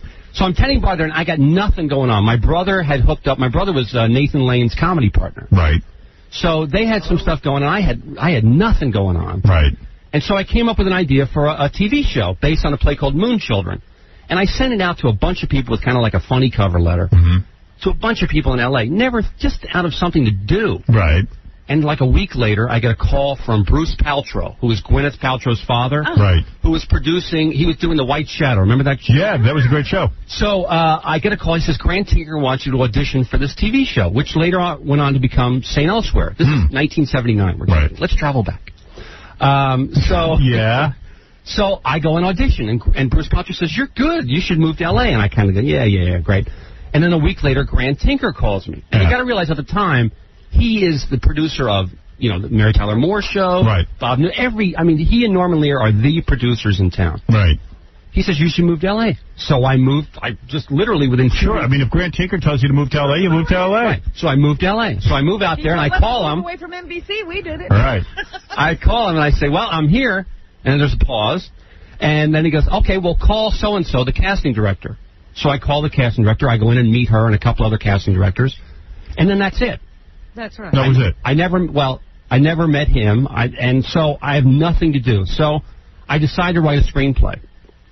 I write it, I hand it in, and it's terrible. I mean, not only is it terrible, it's not formatted right. Right. It's all over the place. So he calls me and says, you should buy a book on screenwriting. So I hang up, and the whole thing... you're talking to him personally. Him personally, and he's like a god to me. Right. But I still haven't met him. It's like the guy behind the curtain. Right. So I write it. So then I say, well, I got nothing to do. I'm tending bar. I'm working as a waiter at the Ginger Man out there. And and I write an episode of The White Shadow because I had met Bruce Paltrow. Maybe so I write, and I hand it in, and they almost buy it. Like, it's encouraging. And I get a meeting with Bruce Paltrow. He says, why didn't you call me? Blah, blah, blah. I meet this guy named John Falsey, who went on to create Northern Exposure, big TV, right? Says, this is pretty good. We may buy this. Right. I think, wow, this is unbelievable. This is a success story, yeah. So then nothing happens. The season ends, and they don't buy it. So now I'm back. Still haven't met Grant Tinker. So now I think, well, I write a Lou Grant. Once again, I'm just a waiter at this point. Right. I'm taking class at the Groundlings. I write a Lou Grant. I hand it in. Grant Tinker calls me and says, that didn't work this time. You really missed the mark. I said, oh, okay. And the whole time it's like, okay, thank you for reading it. I'm sorry to bother you. At least they called. Right. So then I realized last time they almost bought the story. That's what they were interested in, the story I created on the White Shadow. So I sent him a note back saying, I'm sorry to bother you. Is there any chance maybe they would buy the story? Because and I thought the story was pretty good. It's about that comic who had jumped off the Comedy Store building 10 years ago. Yeah. Or 20 years ago. Right. So, and so I write him this note, say, any consideration of the story. And then he writes me this letter back, which I think they gave me. Yeah, they did give it to me. And here's the letter. I've saved it for all these years, and then when you started going off at him, I thought you... Dear Tim, in spite of your abject begging, the Lou Grant Group simply does not buy ideas for scripts. Think of it this way. You've got your health. Best... Grant Tinker. What a prick. So, the first thing I do... Yeah. The first thing I do is I run to the dictionary to learn the meaning. Why did he tell you to move to L.A.? It's unbelievable. Right. And my hands were literally shaking. I took to my bed for 3 days, because this guy was like the god to me. Dan, you were listening to him. I was listening to him. Despite your abject begging. Right. Well, he's a dick. But to take that... There's a guy who basically married Mary Tyler Moore, and that's how he got into show business. I guess he begged her and she listened. Well, he had a banger. Oh. What a dickhead. Did you ever meet him? Never met him. Yeah. Well, he's a screwball anyway. I just... Trust me, he knows nothing like most network executives. Now. Oh, yeah. Now we'll call you. Now that you're a star, son of the beach. I knew it. Anyway, I always look at these things as... I look at the big picture and fate and all that stuff. I like to think, fate brought me to this point with Son of the Beach. Right. Together with Business with Howard Stern. And that for some answers. That's right. And also, you of course, had... you've met a lot of famous people out there. Phil Hartman, you were in the Groundlings with a famous comedy group. Herman there at the Paul Rubens? He was there as I just got into the company. Pee-wee was just taking off. Right. So you never hung with him. Missed that train. Well, so to speak. Right. Yeah. That's right. And you, Lisa Kudrow, you knew? That's the one from Friends. No, everybody from the Groundlings. They kind of know each other. Kathy Griffin, you know? She was, as I was leaving, she was coming in. That's right. And Phil Hartman. Yeah. And all these different people. But now, right. We have come to the point in your career, the highlight of your career. This is it. Your creation. Your creation, Son of the Beach. Well, with Jim and Dave. With Jim and Dave, of course. We can't forget them. We should have had Jim and Dave on the show. Howard was on the set. It was stooling Bob Hope from the set. Well, I love the writers on the show, as you know, and we sat there and did Bob Hope impressions while the guys worked. It was dueling hopes. Yeah. Now, wait a minute. So, Son of the Beach is your creation? Well, I had come up with the idea. We were doing Nightstand, and I was looking for something to write during the off season, and I thought of it as a movie. Then Nightstand finished, and we got together at Jim and Dave's house, right? And Dave's house, and we said, let's come up with something for me. And we watched an episode of Police Squad because Dave collects media, right? And it's still held up. It's still really funny. We said, let's come up with something where I'm like in charge, a detective But if we do a detective, it'll be a rip-off of Police Squad. And I said, what about that Son of the Beach idea I had? Could I play that lifeguard? They're like, yeah. So we got together, and we put the treatment together, went back to the company that I think we pitched it a couple of places. Then went back to the company that had done Nightstand. We took it to UPN. Right. They almost bought it, but had us do something else, Meet the Beatles, which right. The security guard thing. And then I just realized, I said, first of all, nobody's going to buy this. It's too weird. They're not going to buy this with me. It's just too different. And at the same time, when I met Tim, and he told me the story of Son of the Beach. How did you meet him? Through Don, our agent. Okay. And then we hooked up, and when he told me the story about Son of the Beach, he told me about a bunch of his ideas, and Son of the Beach was such a cool idea, I said, I'll get involved in that. Right. That's cool. Yeah. And I didn't know how you two finally got and then we put together a whole pitch, and we went out and pitched the thing, and we sold it, and it was really exciting. Then Tim and Dave and Jim wrote the scripts and put the whole thing together. It was actually a lot of fun putting the whole thing together. It was really fun. It was one of the most exciting things I've ever been involved in. And now finally it's hitting the air. And we got some hot chicks in it, too. Which Tim, gets to mess around with a little bit. Kind of. Does he have affairs with the girls? No, not on the show, but off camera, yes. Yeah, in the trailer, there's a lot of activity. On film. No, my wife is great. Yeah. You just told her to behave because you're a star now, and you have to. Do you think he'll go crazy with stardom? Who, Tim? Yeah, of course. I hope so. No, I've been doing this too long. Right. Jamie was here. Jamie Bergman, who's a Playboy Playmate. She's one of the girls in bathing suits, and she was here Friday giving us boners. She's great. I mean, I truly think like the next Goldie Hawn. Yeah, she's funny. Really? Yeah, she's really good. She's really funny and didn't come with a lot of experience, but just, she delivers these jokes. She handles herself real well. She's great. Then you got Lila Arcieri, who plays Jamaica St. Croix, the black lifeguard. Who lost her brother in a swim-by shooting. Yeah. A swim-by shooting. And every episode of Son of the Beach has gratuitous scenes of the girls, like, rubbing lotion on themselves. And almost naked, or doing lingerie shows. Right, it's like a lingerie party. What would that be like? Right. Dream sequence? Yeah, there's always a dream sequence. Yeah. Always. And then for the ladies, there's Roland Kickinger, who, of course... Former Mr. Universe. Former Mr. Universe. Yeah. Good-looking guy. Yeah, who sounds like Arnold Schwarzenegger, and it's real funny. And he's our German exchange lifeguard. He's convinced Germany will one day have an ocean. Right. And then there's... Be ready when that happens. And then there's Kim Oya. She's another beautiful woman. She's like a hot Mary Tyler Moore. Right. She's very hot. And in the first episode, she's in bra and panties and chained up to a wall. Yeah. So, it's got the right stuff. It's unbelievable. All the elements. Right. And Roland's job is to make Tim look horrible. They sit next to each other. Which isn't hard to do. Right. No, you're a handsome guy. You're a little too handsome for the part. That's the problem. Is that right? You had to ugly him? We had to ugly him up a little bit on camera. Brian, you're on the air. Hey, Howard, how you doing? Hey, man. In fact, you had a great physique before you started, right? Yeah. Tim takes off his shirt a lot. I lost 15 pounds for the pilot, and they told me to put it back on. Yeah, he started, getting into shape for the show, and I went, what are you doing? So I went back to Heineken and butter. Right, yeah. And now he looks the part. Brian, you're on the air. Hey, Tim, I'm from Hatboro, right near Doylestown. Yeah, how's it going down here? Yeah. Pretty good. What can we do for you? I saw you on a bunch of shows, man. You're hilarious. I can't wait to see you on this new show that Howard's got going on. It's a fun show. We've got 6 episodes done, which they're going to start airing, and then I guess if they do well, they'll do another 7. Isn't that how it works? Yeah, they've ordered 7 additional scripts, which we're writing right now. Yeah, so we're doing that. They're very happy with the show. Oh, I hope so. Yeah, we got a lot of good write-ups, so everything seems to be going well. The only problem is FX. Well, yeah, nobody can get the goddamn thing. I think they have pretty good distribution throughout the country, except New York. I found out they have 50 million homes. Yeah, none of them in New York. That's the problem. It's not New York. That's right. Well, it's in Long Island and Connecticut, New Jersey, but not the city. Not the city. Dave, go ahead. You're on the air. Good morning, Pinocchio. Oh, thank you. I got a question for Mr. Stack. Yeah. Number one, does Mrs. Stack get jealous when you're working with all these hot chicks? No. She's really funny about it. He's deeply committed. And I have a second question. Yeah. Is Mrs. Stack stacked? Matter of fact, she is. Is she really? I've seen the beautiful Mrs. Stagg. She is Stagg. That's right. That guy's a pain in the ass. Don't even pay attention to him. Oh, yeah, I sure do. You sure do. Really? He's no beauty. Call me Pinocchio. Go ahead, Ron. Yeah, I'm trying to get tickets to the House of Blues. Did you know you're having a House of Blues party for your opening? Yeah, I'm kind of disappointed. Like, tomorrow is the premiere of Son of the Beach. Right. How long have we been working on this thing? 7 years. 7 years in the making. Yeah, I'd like to say that. It seems like it. The 50s. I mean, I feel like I should be at the House of Blues in Los Angeles, but I got to work. I know. It just worked out, the premiere at the same time when you're on the air. So. Yeah, I know. You had a New York thing, too, and you didn't think of it. Well, so I was thinking that maybe if you wanted to, like Don was saying, we have the tape for Son of the Beach. You should watch. I said, that's kind of silly. I've seen the tape 900 times. Why don't we just, maybe we'll go to dinner or something? All right.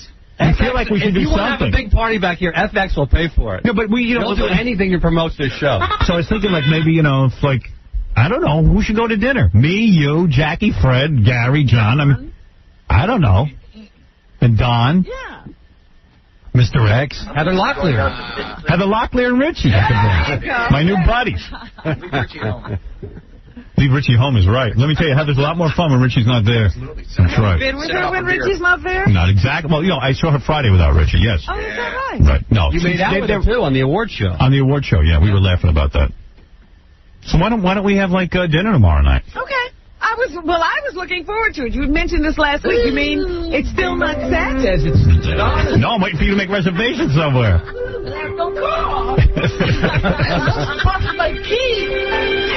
Well, Howard. Yeah, because I should have some sort of celebration, right? A soiree, if you will. Something. A beach party. Howard. Yeah. What is it? You know, Stunt's giving away tickets if you buy a mattress. What? That's part of the promotion out there. What are we doing? If in Los Angeles, if you buy a mattress from Sit and Sleep, from Larry. Yeah. It has to be like the premium mattress. Yeah, okay, yeah. What do you get? You get tickets to the premiere party. Oh, okay, cool. I'm thinking of doing that. Is there any other way to get tickets? Just buy a stupid mattress. Yeah, it's $400. Oh, I see. That's the only way to get tickets? I didn't know that. I think KLSX is giving away tickets, too, if you call in or something. Yeah, I got nothing to do with the tickets. I'd give you some tickets, but I don't have anything to do with it. You're not invited to the party. I know Jamie and Lila and Kim are going to be there. Yeah. Jamie's so hot, too. And Lila and Kim. I want all three of them. Buy a mattress, dude. Hey. I wanted to hit on Jamie when she was here. I was going to, I was going to hit on her. Yeah. Hey, this is for Jackie. And I had to hang up on that guy. It was annoying. But I did, I just didn't hit on her.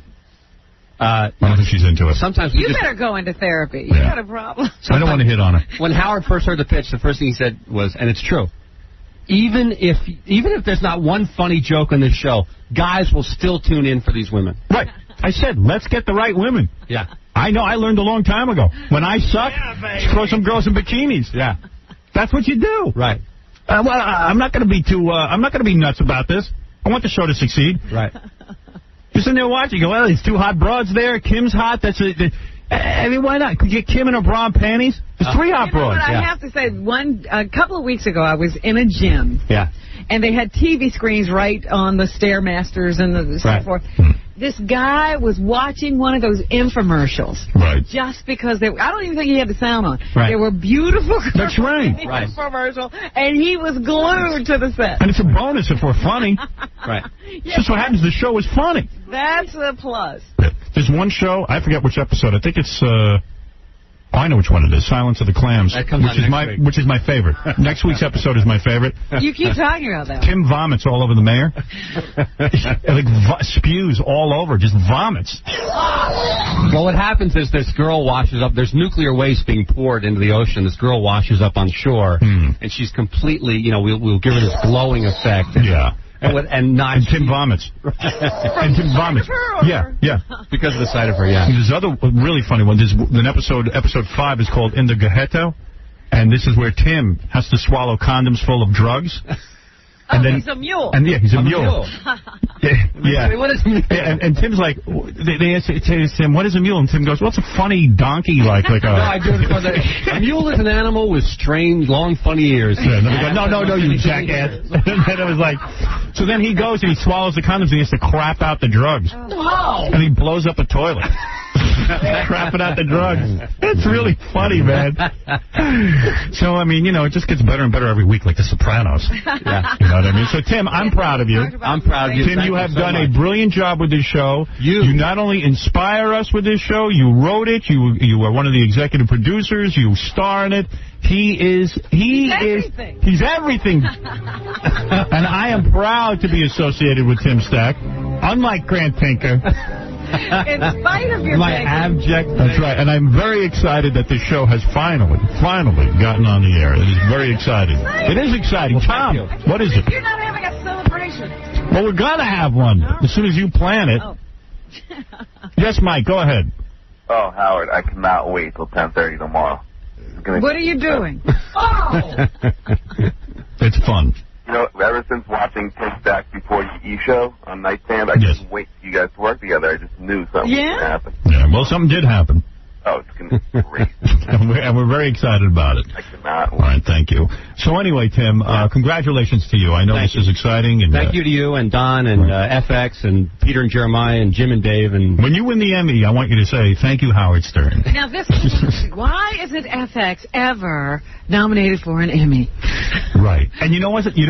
Some newspaper writer, I'll tell you how good the reviews have been, has said that they should take the show off FX and put it on Fox, since Fox's ratings have been very low. Right. Has anybody? But they wanted somebody else. Yeah, we pitched Fox, and they wanted to buy the show with somebody else, but we wouldn't. Regime. Yeah, but we wouldn't do it. Maybe you can get a Cable Ace award. Yes. If they still did that award show. Right. They don't. They stopped those? Yeah. Just in time for this show not to be nominated. For the Screen Actors Guild Award. Did you watch that last night? Yeah, it was terrible. I tuned in. Denzel Washington was giving a tribute to Sidney Poitier. And How many standing ovations per minute? I don't know. Everyone was... It's like a workout class. Yeah. It was like being in Catholic church again. Yeah.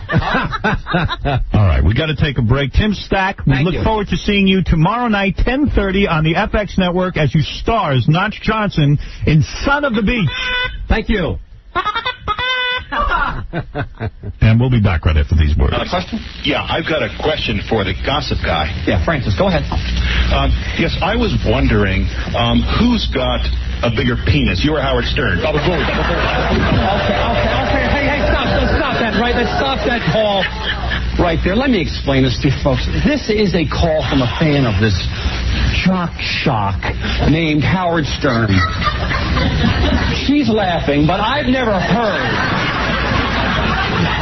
See, I've never heard this Mr. Stern's program. I know nothing about him, his sidekick, Robin Quivers, Stuttering John, Jackie the Joke Man Martling, Fred Norris, Ganji, Gorilla, Billy West, Gary Delabate, or Gay Rich, who stops by occasionally. I've never heard any of them, but then what I do know of them, I absolutely detest. Okay, when we come back, we're going to play Black Jeopardy and Lesbian Validate. So... The Howard Stern Show, a product of the United States school system. And not the moment you're ready for. The one you give it. The killer video and the killer video of Cleveland. Right here for Howard Stern. Yeah. Wow. In a second, we'll meet Brandy Rodrik. I think Alec Baldwin is on the phone. Alec Baldwin, the famous movie star. Alec, not Steven. Wow. Not Danny, not Billy. Alec, the one that really matters. The one who's married to that incredible piece of ass, Kim Basinger. Howard. He's top of the food chain. What is it, Baba Booey? And don't disappoint me. The top of the food chain got a little tired of holding. He's going to call back. See what happens? Well, the top of the food chain better learn that I can't just interrupt everything I'm doing for him. Jackie Penthouse Joke Page Martling, his Filthy Oleo CD, Hot Dog and Donuts includes Give Rodney a Chance. Call 1-800-323-KING. Saturday, March 18th at the Paramount Theater in Denver, Colorado. For MP3 jokes and Filthy 3D Joke Man, visit jokeland.com. You want to meet the girl that bangs Hugh Hefner? Yeah. Who actually...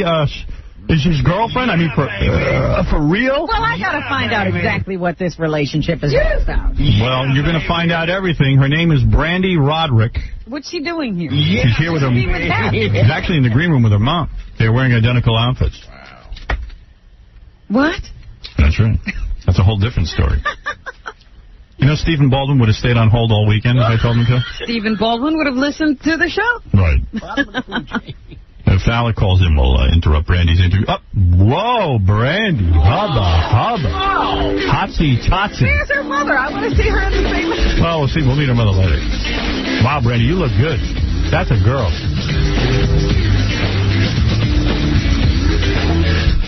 I can't believe an 80-year-old gets you, Brandy. Jesus. I think a young man like myself would get you. Wow. You are a beautiful woman. Thank you. You put my shirt on so I'll interview you properly. Yeah, because Hef is never seen without a shirt. Yeah. I'm sure Hef's totally clothed at all times. Actually, I was at the Playboy Mansion. I met you there, right? Yeah, do you remember? I sure do. I remember that you hang around with 2 other girls. Yeah, but there was only... Jessica was there. Howard? Yes. I apologize, but Mr. Alec Baldwin is on the phone. Brandy, excuse me for 1 minute. Let me talk to Alec Baldwin for 1 second. You can join in as well. Have you met Alec Baldwin? No, I haven't. You'll be having sex with him soon, I'm sure. Oh! Hey, Alec. What are you doing to me there? I'm having sex with who now? Brandy Rodrik. You only wish. No, I can never compete with Kim. You, Kim, and Kim is a beautiful woman. She is fabulous. Alec, describe for my audience and of course, Brandy Rodrik, what it's like to have sex with Kim Basinger. Go ahead. Explain to my audience what that's like. How your penis enjoys Kim that. there right now? Where is Kim? Oh, God. Put Kim on the line. It's always Why are we talking to him? Scores of times I've called you, Howard. The conversation's always open with the same line. Well, you are a big star. Everyone is interested in you. Let me tell you that your brother... Howard, how many of the women you've had on this show, I see the television show, I see you've got girls ripping their clothes off, they're ripping their tops off, they're doing all kinds of booty dances for you there. That's right. How many of these women have you actually had, would you say? Unlike you, Hefner, I'm a virgin. That would be... That's what I love about you, Howard. By the way, let me kiss your ass a little bit. Don't get high on your own supply, right? Let me like the Screen Actor Guild Awards. Let me kiss your ass a little bit, give you a tribute. You were great in the movie Outside Providence. Wasn't he? I had a lot of fun doing that. Beautiful movie. I had a lot of fun doing that movie. And the guy that directed that movie, Michael Carenti, he's a great guy. Great guy, smart guy, and it was a good movie. I liked that very much. And I don't know why you weren't nominated. That's right. You should have been nominated for that. What are you going to do? Can't win them all. You can't win them all. Now, go ahead. Tell us what it's like to have sex with Kim Basinger, the beautiful actress. Oh, God, Howard, please don't do this to me. Please don't do this to me. Why? Would your wife be upset? The world-class experience, Howard. And you're enjoying being married for this long, and you have the children and all of that? You know? Yeah, I put my kid in school, and we live outside the city, and my kid's going to school. I drive my kid to school every day, and I make her breakfast every morning. And, when did you last have sex with Kim Basinger?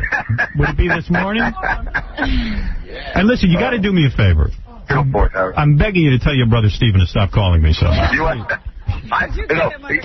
don't worry about that, Howard. I'm begging my brother Stephen to stop calling. Really? And he doesn't get anything like a Kim Basinger. Yeah, he's Mr. Guest Host. He wants to fill in for you, for Kathy Lee. Right, that's true. He's a mess, man. All right, listen, Alec, I understand you're calling in. We read an article in Page 6. I knew it was because of the article about the chair. Let me fill in the audience. Your mom has a charity. Right. Right? It's for breast cancer. And Alec is on the board, right? And Alec is on the board. I am now, yeah. Right. And we read the article. It said in the newspaper that your mother's charity bought her a house or bought her a house. It's one of those charities. No, that's very little of the money actually ends up going to breast cancer research. That a lot of it goes toward her house. Charity apparently begins at home. Right. Yeah. And I said, and in all defense of the family, I said, listen, why not? Why does all the charity money have to go? If they can get it, take it. Take it. Who cares where it goes? Right. So, what do you think? Is it true? Well, here's the most important thing in that article, because, when you consider the source, that it's Page 6, you know that it's 99% garbage anyway. But the most important thing about that is that Forbes magazine has an annual rating of these kind of celebrity-driven charities. Yeah. Right. And this particular charity was very low rated, and it was very low rated for a reason that is kind of a mystery to me, and that is, let's say you raise $1 million, and let's say it costs you $400,000 in administrative costs to raise the million, and so you've got $600,000 to distribute. That's right. So you have 40% developmental costs. You have a 40% administrative rate, which is not great but not bad. The lower the administrative rate, the better. The more you have to distribute to the charitable work, the better. Right. For example, now, they said that Paul Newman has a 90%. Right. Newman has a great rate. Now, Starlight Foundation I used to do work for, they were great. They had a very, very low administrative cost. Now, the problem with the way Forbes did this was, if you distribute a percentage of the on-hand cash you have, let's say in this scenario I painted $600,000, if you distribute half of that, which would be $300,000 obviously, then they're saying that you distributed $300,000, therefore you have a 70% overhead. Because they're counting the undistributed cash as administrative costs. They're only weighing what you gave out compared to what you raised. And if you keep cash on hand, which is undistributed, and you're going to distribute it at another point, they do not credit you with that. And they say true. They did say that's administrative cost. Couple of 100,000 lying around. That's right. Well, this leads to a a couple 100,000 lying around. What do you want to do? Zero out at the end of the year and give the money to people that are undeserving? Don't yell at me. I'm just telling you. I mean, a lot of charities carry money over to another year to give it to people that are more worthy. But this leads to an important question. No. It does. It leads to an important. Non-operating costs. No. Not operating costs. What is it? Just the money you carry over is money that's carried over only to be distributed to the charitable work in the following year. You don't carry it over for coffee and fax machines. But this leads to I'm sure everyone wants to ask the same question. What? So when you bang Kim Basinger, do you want other women afterwards, or are you completely... How to count, are you totally satisfied after you bang Kim? How to count? Maybe it's from banging Kim Basinger. Yeah, that's what happened. What is it? I forgot how to count. Baba Booey has a question. Go ahead. Well, it's funny. Alec brought up the fact that this whole article appeared in Page 6. Right. And I know he's been having this bizarre feud with the Post. Right. And I wonder what that's all about. Like, they keep following him. Really? There was a period of time where Alec had put on a couple of pounds. Right. And they kept following him and taking these unflattering pictures of him and printing them for no reason. Go for it. Why are they doing that to me is what I want to know. They do the same thing to me. But what are they mad at you for, Alec? Yeah, why are they mad at you? First of all, the Post, which is owned by the News Corporation, Rupert Murdoch's company, is a kind of a right-wing rag sheet for every right-wing, cause in New York City. Well, it might as well be a football program for, fill in the blank, name the individual who represents, right-wing politics in New York. And that's cool, but the other thing that's most important to remember about Page 6 is that what they do doesn't bother me, because you have the same kind of writing in USA Today, you have it in the Observer, you have it in the Daily News. You have a lot of people who write gossip columns. I mean, you guys take a few pretty good whacks at people on this show too. Not really. But it's Well, no, you do, Howard. Sometimes you do some pretty heavy stomping on people on this show. Right. But the point is that it's how it's done. What separates Richard Johnson and Page 6 from everybody else is that it's so badly written. You know what I mean? Wow. Well, you really have you have an act. Yeah, they're just very bad at it. It's just really kind of, they just dumbed it down to a really kind of a pathetic level. All right, here comes Robin with a question. But you want to know something? The guy's got a job to do. He's trying to make a buck, and he's trying to make the most with what he's got. All right, there you go. Did you also object to then they said that Alec was using the charity as a stepping stone to let me just mention two things. First of all, do you want to be in politics? No. Do you want to be a senator? No. You're not going to run for anything? No. Will Kim run for anything? I have my kids in school. I mean, I want to stay home with my family. Right. So, But let me just state just two quick things, if I may. One is, the thing about my mother's house, my mother lives in upstate New York, and they keep an apartment for her to stay in, which was cheaper than putting her in a hotel all the time that she came down here. And I got news for you. Howard, anytime you want, I'll take you and show you the building that she lives in and the apartment she lives in.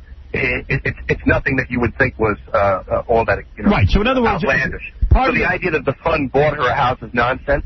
But more importantly, people who are on the board of this charity now, many of them my family, and the people they replaced, what we were trying to do is to take the politics out of the fund. Why don't you buy your mother an apartment? How many of you in the studio right now, Robin and so forth, you read the paper, we're reading about what happened with 1 in 9 and George Bush out here on Long Island. Did you read that story? Brandy, would you get naked during Alec's phone call? I mean, really. But do you remember the woman who, right, the idea, they accused this woman of politicizing the breast cancer movement out here. Right. Hey, that's exactly what we want to avoid doing. I'm trying to imagine Kim Basinger nude right now is what I'm trying to do. I wish you'd tell me what it's like to have sex with her, for Christ's sake. You think if I sold nude pictures of her, we could raise a lot of money for breast cancer? Why didn't you do that? Talk slow and tell me what she's like naked in bed. You got to give him money, is what he's saying. I just want to finish this, which is that there are people who used to work at this foundation and work on this board who they wanted to take my mother or members of my family and put them in photographs with politicians at every possible turn. Right. You know? And that's something that we've tried to avoid. When people say, I'm going to politicize the foundation, I mean, the Post is the only one that says that. All right, so here's the point. You're saying that your family got into raising money for breast cancer awareness. Right, because my mother is a survivor of breast cancer. Right, and you feel that your charity is honorable, that you're not spending a tremendous amount of money.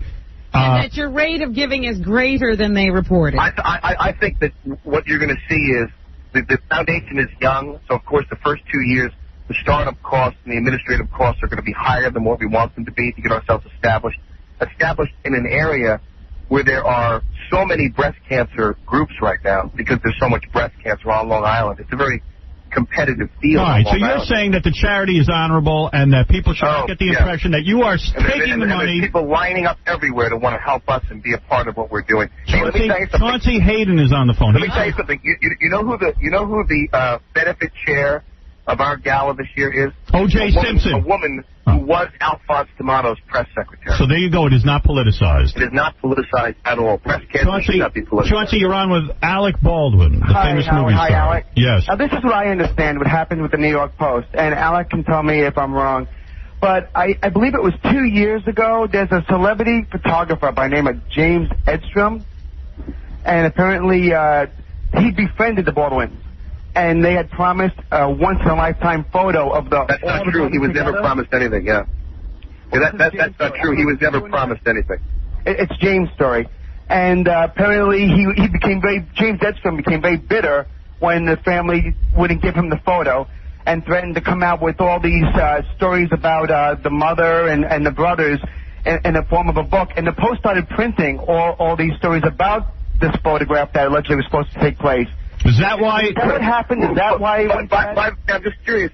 What is your background? You seem to be very versed in this whole subject. What do you do for a living? I'm a celebrity journalist, Alec. He's a gossip. He's a gossip columnist. Yeah, there you go. All right. Well, Alec, listen. You are here to say that you are not at war with the Post, but you do think that they are out to get you because you're a liberal. I have the least amount of high regard for the Post, but I still hold them in high regard. Okay, and the fact of the matter is you defend your mother's charity and you will continue to raise funds. To the mat, Howard. Right, and you're trying to do something good here. Absolutely. And the fund has been very, very successful. We're coordinating a lot of efforts on Long Island to raise money because breast cancer is such a horrific epidemic here. Please give my mother herself all the breast cancer on Long I'll tell you what's causing all the breast cancer on Long Island. Radio frequencies. Radio stations. I don't know what's causing it. It's just vulgar radio waves. You want to know who I think is causing the breast cancer? The Baldwins. There's too many of them. Well, listen, give my love to that wife of yours. How's she doing? I will. She's doing great. My wife's got a big movie coming out in May, and she's happy as can be. And what about you? Are you working or are you retired? I'm about to go to my retired. I mean, really, you're a house husband. I'm doing my John Lennon at the Dakota thing right now. Now, is Kim having a panic attack this morning? Or yeah, what is with Kim? She's afraid to come out of the house? I'll get her out of the house. She never comes out of the house. I like a woman who doesn't like to leave the house. How people say, why is my wife stayed indoors? Well, for you to come over, Howard. Right. Well, do me a favor. Waiting for you. What, do you live in New York now? Yeah, I live outside the city. Do me a favor. Invite me over for dinner one night. I want to look. Where do you live, Howard? I live in the city. You moved into the city? Yeah. Let's have dinner one night. You know what? It's very funny because Alec used to come on and he'd say, everybody wants what we have, Howard. Right. And now you're divorced. Right. That's what he wants, too. Are you totally divorced now, Howard? Well, I'm legally separated. Are you legally? How you feeling, babe? You all right? I feel all right now that my new girlfriend, Brandy Rodrik, is here. No, it's a very difficult situation. Now that you can finally walk like you talk, Howard? No, it's a difficult situation. It really is. I know. I'm sorry. Yeah. No, I'm sorry, buddy. Well, thank you. And give my love to that wife of yours. And invite me over and have Kim wear something really revealing. I will, Howard. Just Please, for you. I'm begging you. I love you, Howard, and God bless all those other maniacs there with you. Goodbye. Thank you so much. Alec Baldwin, the famous Ciao. Ciao, baby. He's a good guy. Listen, the guy's trying to raise some money for the boob cancer, and I'm for that. You need to look at somebody and scrutinize what they do when they're doing something. Brandy, you have gorgeous breasts. I can't take my eyes off your body. Why, thank you. And you, those are implants or the real deal? Well, they're implants. Yes. Yes, they're beautiful on you, though. I love the implants. I love the way they look. They fill out your form beautifully. Were you a very flat-chested girl? No, actually, I was a small C, and now I'm a large C. What I did, you know those little fake jelly silicone things you always wear? Yes. Well, I brought you those have them in, put inside? No. Yeah, exactly. I used to always wear those, and I said, this is what I want to look like. It gives me a little bit of lift. And right. So you could have just had your C's and left them at that. But yeah, but I wanted, for my age, they were a little saggy, so I wanted a little bit more. Yeah, because you're a young woman. How young a woman is she? How old are you? Can I ask that, or is that wrong to say? Yes, I'm 25. 25. That's the age I like. Now, how long have you been running around with Hef? Right. It's been almost 2 years now. Yeah, let's get to your story, because everyone is more... Forget Alec Baldwin. Fascinated by this. Yes. You are a 25-year-old gorgeous woman. And I know Hef is rich. I know Hef is rich. All right? So does the rest of the world. Yeah, we all know that. And I understand. He's doing all right. Yeah, he's doing all right, and he's a fun guy, all that stuff. But the man is 75. No, 73. Whatever. He's 75. He's 75. He might be telling you 73. Actually, no, he said he was 39, and then I just found out recently that, no, he's not. So you are in a romantic relationship. Is this a romance, or is this just... Yeah, it's a romance. Fooling around. No, it's a romantic. Where did you grow up? Let's start with that. I grew up in Northern California, Sonoma County. All right. And you're a beautiful woman, so I would imagine growing up, a lot of men were interested in you. You probably were a cheerleader of some kind. Am I right? You know what? I played softball for 6 years and cheerleader for a couple years for the City League. Right. And but no, it wasn't like that. I wasn't like crowned the princess or queen. I was more like I ran with the rougher crowd. But I dated older guys even in high school. You did? Yeah. Are you from a broken home? No, my parents are still together. Your parents are still together? Years, yeah. 26 years? Yeah. Oh, there goes that theory. You were not molested as a child? No. You were not? Then what happened? Okay, let's keep going. So here you are, a beautiful woman, and you are beautiful. I don't care what anyone says. How do you wind up? Have you been in the magazine? Yeah, it's out right now. Actually. Yeah, she's going to be in the April issue of Playboy. Okay. She's in the April issue of Playboy. Yeah, it came out about a week ago. And how does that happen that you're in the April issue of Playboy? I mean, does Hef say, this is my girlfriend, I'm putting her in? No, it turns out that way as far as when we were shooting and stuff. It took like almost, I don't know, it took a long time to shoot, and that's where it fell into was April. It just happened to be, which was nice, it's his birthday month. Right. And so it just depends on the timing. I see, okay. But 2 years ago, how did you meet Hugh Hefner? We met at a club called the Opium Den in Los Angeles. All right. So you're 25 years old. You probably haven't had a lot of boyfriends, right? I mean, unless you've been really promiscuous. Well, I had, a lot of my boyfriends were long-term relationships, right. Like a year and a half, 2 years. So you've only had how many boyfriends before Hef? Take your time. 4 major, I guess. 4 major boyfriends. And you say you always dated older men, but they couldn't have been 5. as old as Hef. 5. Okay, 5. No. All right. Yeah. So you go to the in Los Angeles, everyone goes to these different clubs. Right. That's the scene. You go to these. I'm sorry, now, it's so hot in here. Los Angeles because you're trying to be an actress and a model, or what? All right. Almost 3 years ago. Okay. So you're trying to, make your mark in show business and all of that. And was that difficult? Well, yeah, it is difficult, but I mean, I've been going to school since junior high school for it, and I just continue. It just keeps moving up and up, so it's going really good. All right, so you have acted. Mm-hmm. What have you been in? Have you done something that we would know? Yeah, I did guest starring role in Jessie. I did 2 Guys and a Girl, 90210. All right, so you're working. I mean, yeah, and I got 2 commercials coming out, actually. Oh, good, okay. Heather Kozar, your other friend. Yeah, I know Heather. She's another Playboy playmate. Yeah. You know all the playmates. I know all the playmates. And if we called Hef right now, would he be banging Mandy and Candy or Dandy? It'd probably be Randy. Randy. Would he be banging the... Okay, I got to get into this. So you meet Hef at the Opium Bar. Right. Whatever that is. Mm-hmm. And you go there, and what do? Do you just throw yourself on Hef? Does he come on to you? What happens? No. Give us the story. Well, basically, I just jumped right all over him and just started going to town right away. No. Were you guys on Opium at the Opium Bar?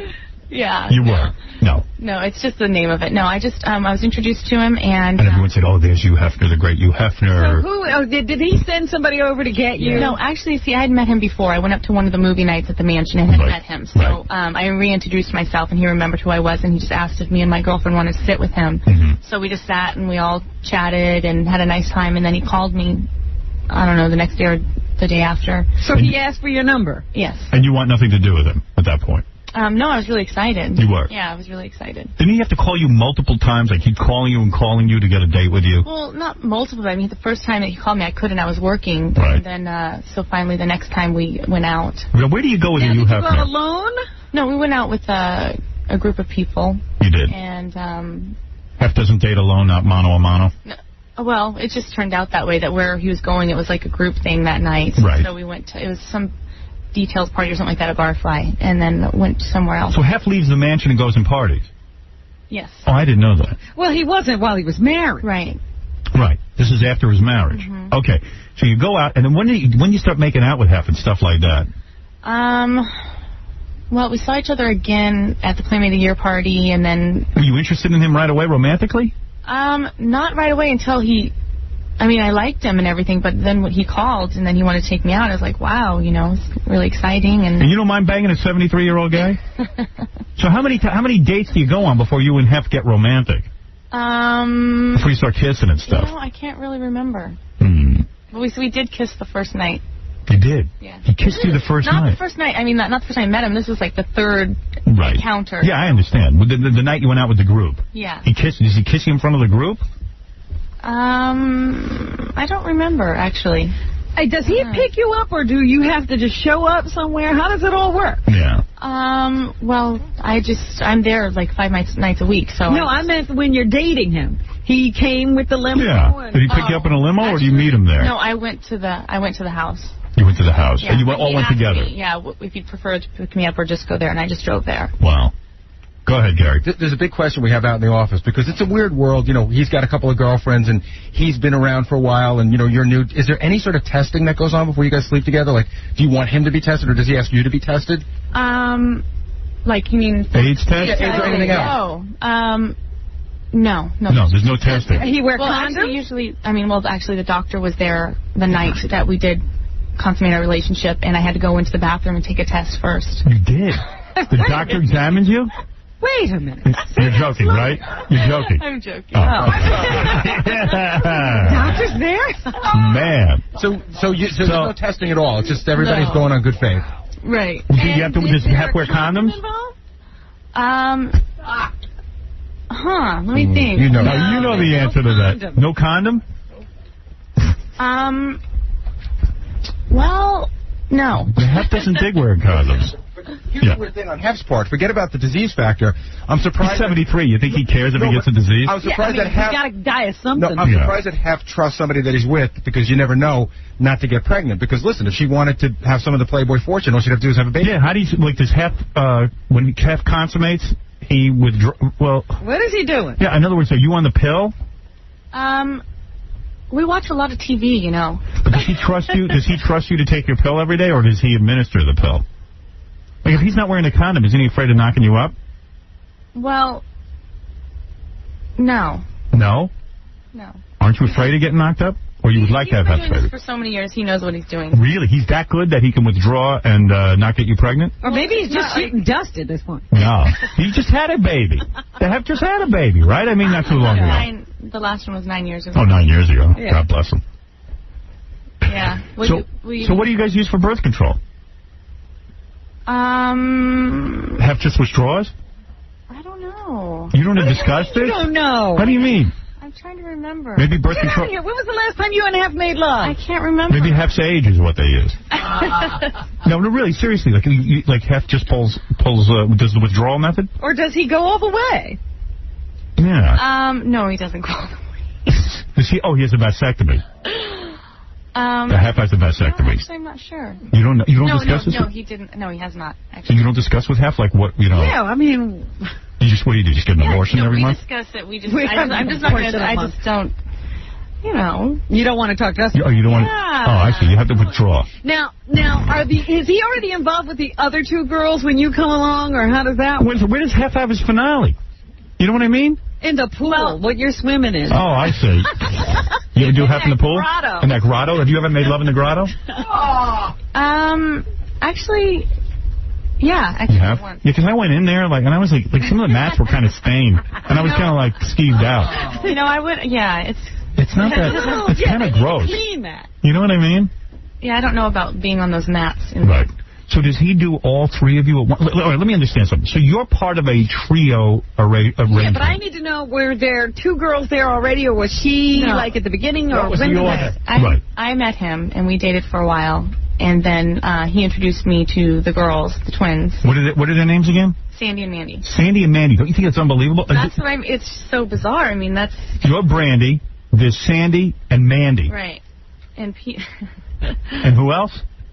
Oh, that's it. No, the 3. No, there's also one of our girlfriends, Jessica. There's another I guess one. you could say Jessie. That kind of... So do you mind sharing the heft with the 2 of them, or is it kind of nice? You got to breathe it. No, it's great. I mean, we're all great friends, and we all do stuff together, and we hang out. And how does Hef decide who he wants to have sex with for the night? Like, does he say, okay, Brandy, it's your turn? You know, it's really not like that. Yeah. You know, it's like...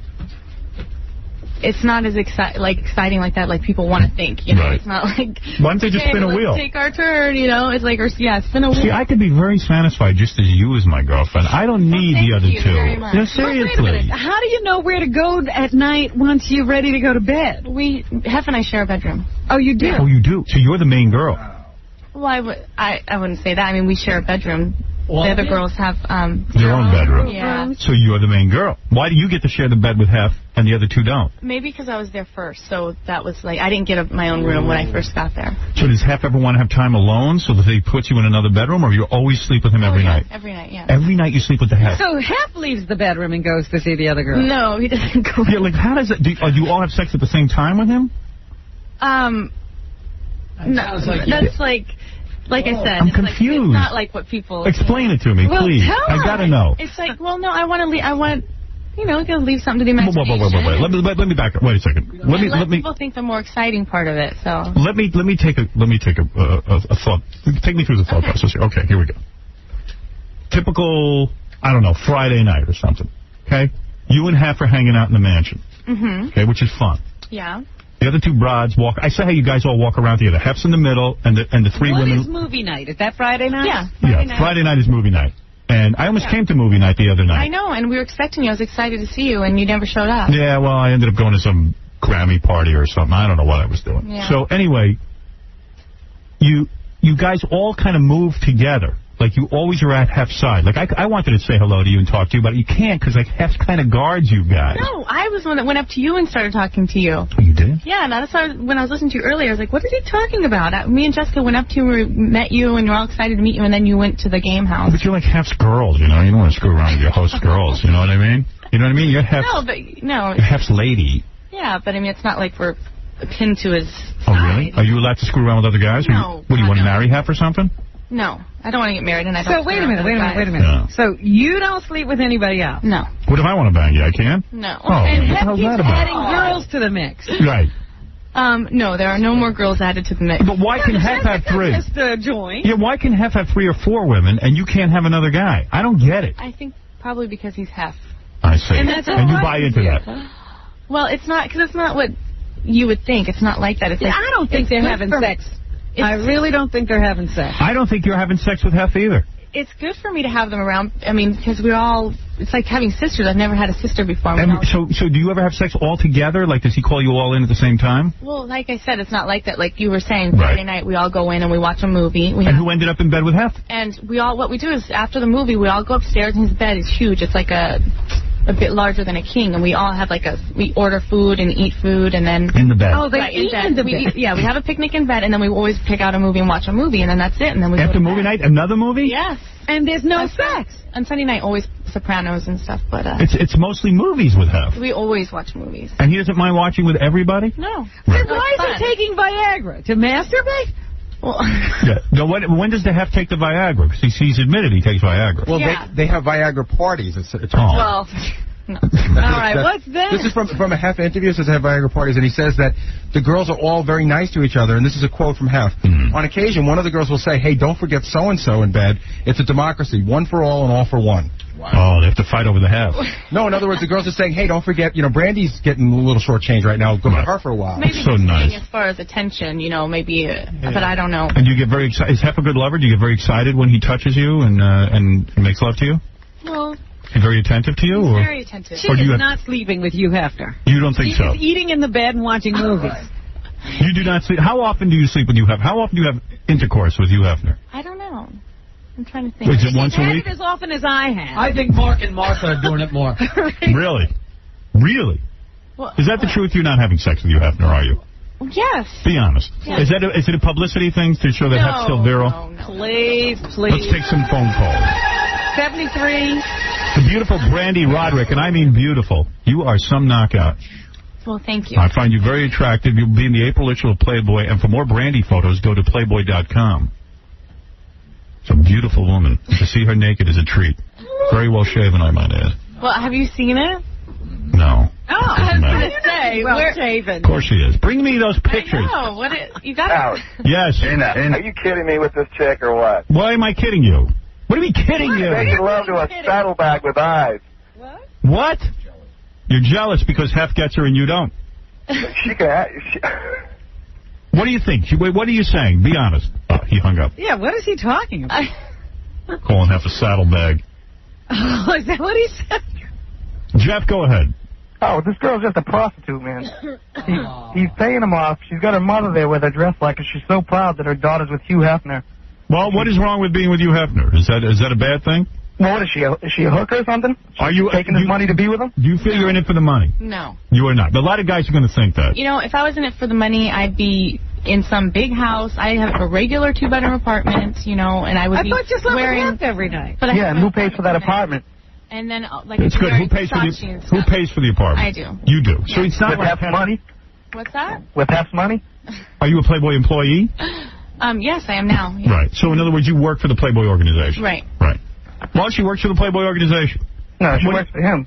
Well, do you go to work every day? Well, yeah, actually, if you want to say that, yes, I do work for him. He owns Playboy. Right. Do you go to a job every day? In other words, you have to go and report somewhere and actually do paperwork and things? No, I have my acting career. That's what I make lots of money off my commercials and my TV shows. And so Hef pays you to go to acting lessons?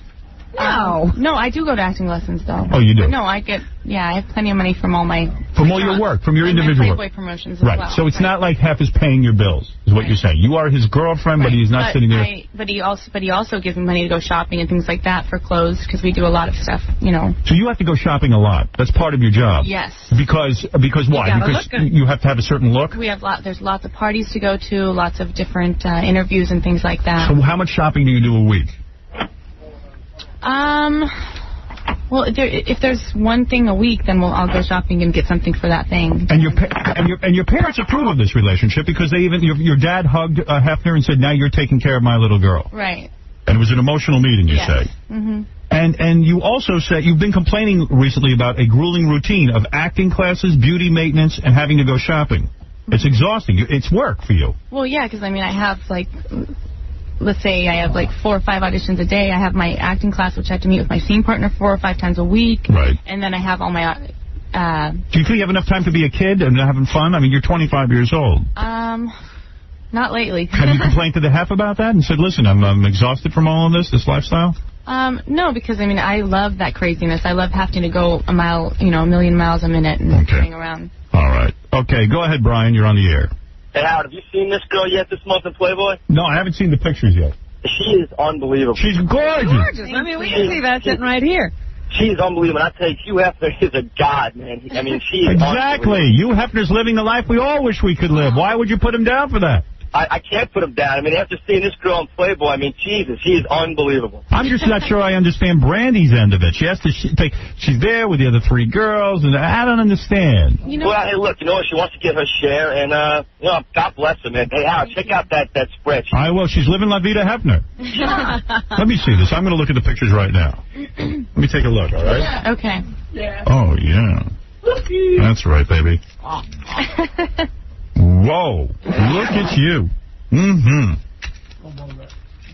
You sure you're committed to Hef, huh? Yes. Okay. Oh, boy. What, can you see them? Yeah, they just put it on the monitor. Yeah. Nothing wrong with you. There is no flaws whatsoever. Thank you. Gorgeous. Sexy. God did good. Probably a great lover. You like God. I would like to make love to you, I'll admit it. Really? Yeah, Thank you. I sure would. Why not? Who wouldn't? Except I would treat you with respect. I think Hef is respecting her quite a lot. Yeah. Trying to put him down. And I'd finish. No withdrawal. Oh, God. That's right. And I'd get it up. No Viagra, honey. Let me tell you. I look at you. I don't need my Viagra. Thanks. I'm telling you. With a girl like you, if I need Viagra, it's over. That's right. You're dead. Yeah. That means I'm not breathing. No dirt on you. Let me tell you something. I have no problem in that arena. You put me in bed with you, and there's no Viagra. I'm a Viagra-free zone. Okay. Am I right, Robin? No Viagra party. Right.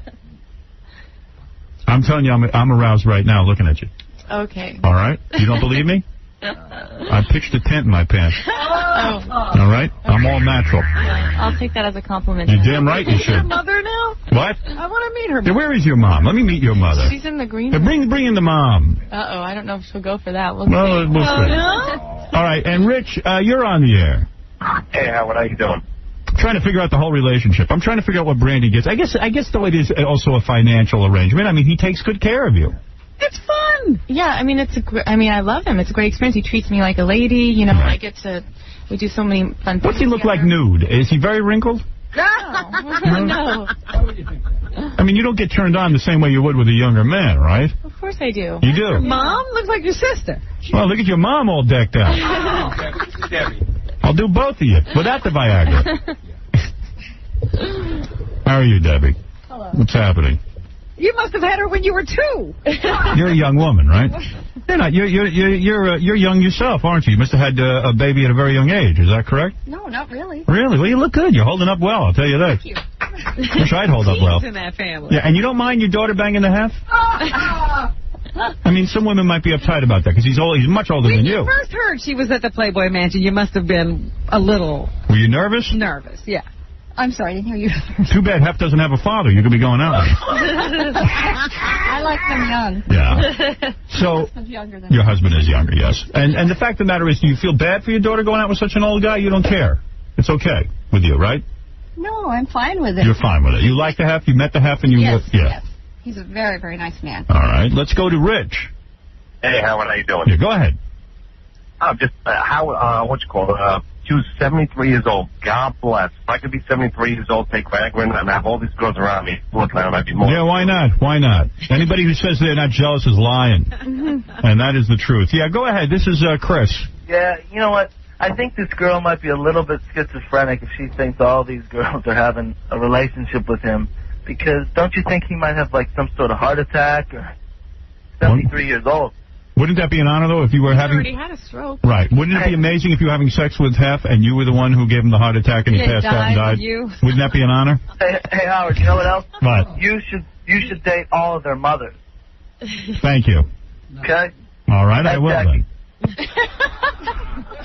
It's unbelievable. Well, let's go to Billy. Let's see if he has something relevant. Billy, go ahead. Oh, could you guys hear me? I'm in Scarsdale. Sucks my cellular phone. Don't worry, I hear you fine.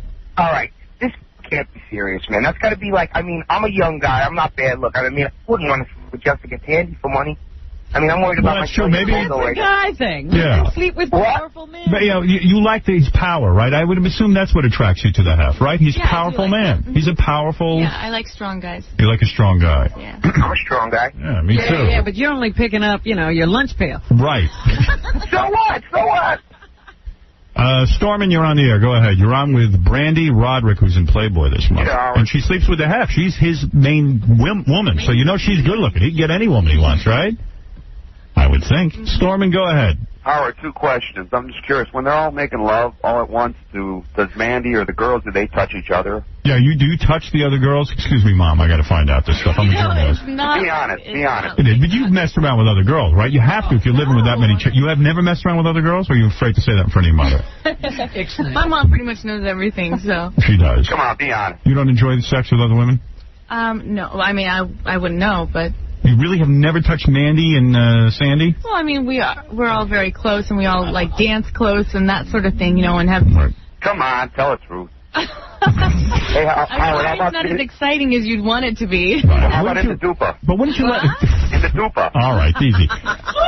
He wants to know if the Hef enjoys anal sex. Oh. Does he? That's how he avoids pregnancy. You don't know? That's not your thing? No. Mom, what about you? Do you enjoy anal sex? You do not. That's not my thing. Is that a taboo subject around here? I mean, what's the diff? I mean, I don't know. It's good. I mean, I'm sure that some people like Hef's it. not into that? I don't know. I mean, he's not. I don't know. I think when you're on the Viagra, you're afraid your wiener will break or something. Right? Yeah. No, that's a little rough, that area. You know, you got to be. Careful. I think you got to be really in touch with what's going on downstairs. You don't want anything to snap. So the Hef isn't into anal? I'm surprised. I thought he was open to everything. You're not open to it. Yeah, I mean, he might be, but I'm not. You have to be eased into that. You too, Mom. Have you watched him with the other girls? Yeah.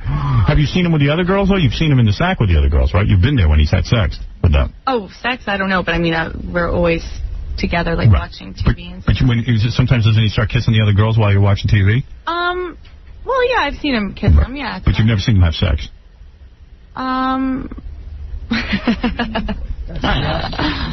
I mean, I assume that he has sex with them in front of you. It's your bedroom. Let me think. Come on. I don't know. Oh, that's a lie. Of course you know. You see if they're having sex, don't you? I've seen some movement before, but I'm not. All right, so you do. I mean, of course, if you're in the bed. Mom, does that bother you that she has to share the Hef with these other women? Well, I don't know about that part. You don't know about it. You don't know about it? I want to know about it. Right. Right. I guess, but maybe it's no different than a guy who has a couple of different girlfriends. Right. It's just that he's a little more open about it. He's not lying to everybody. That's true, yeah. All right, well, that's the way to... That's a very good way to look at it. Okay. Let's look at it. Let's find a way to look at it. JD, you're on the air. What's happening, Howard? I tell you, so far we know less than before you came Yeah. It's a simple concept. Right. It's a guy with a bunch of different girlfriends, but they just all live in the next room. It's very sexy to see all of the women together, I have to admit. Jeff, go ahead. What's happening? Listen, when are you going to get the hint that this girl wants to bang you in a bad way? Is that right? Is that right? I don't know. I think the mother, too. And the mother. Well, she's ladies, lay off. She'd like it more if she was dating you. Would you like it better if you were dating me? Would you be willing to leave the Hef for me? You know, I can't say that because I've never been with you or experienced it, but I wouldn't want to leave anyone for...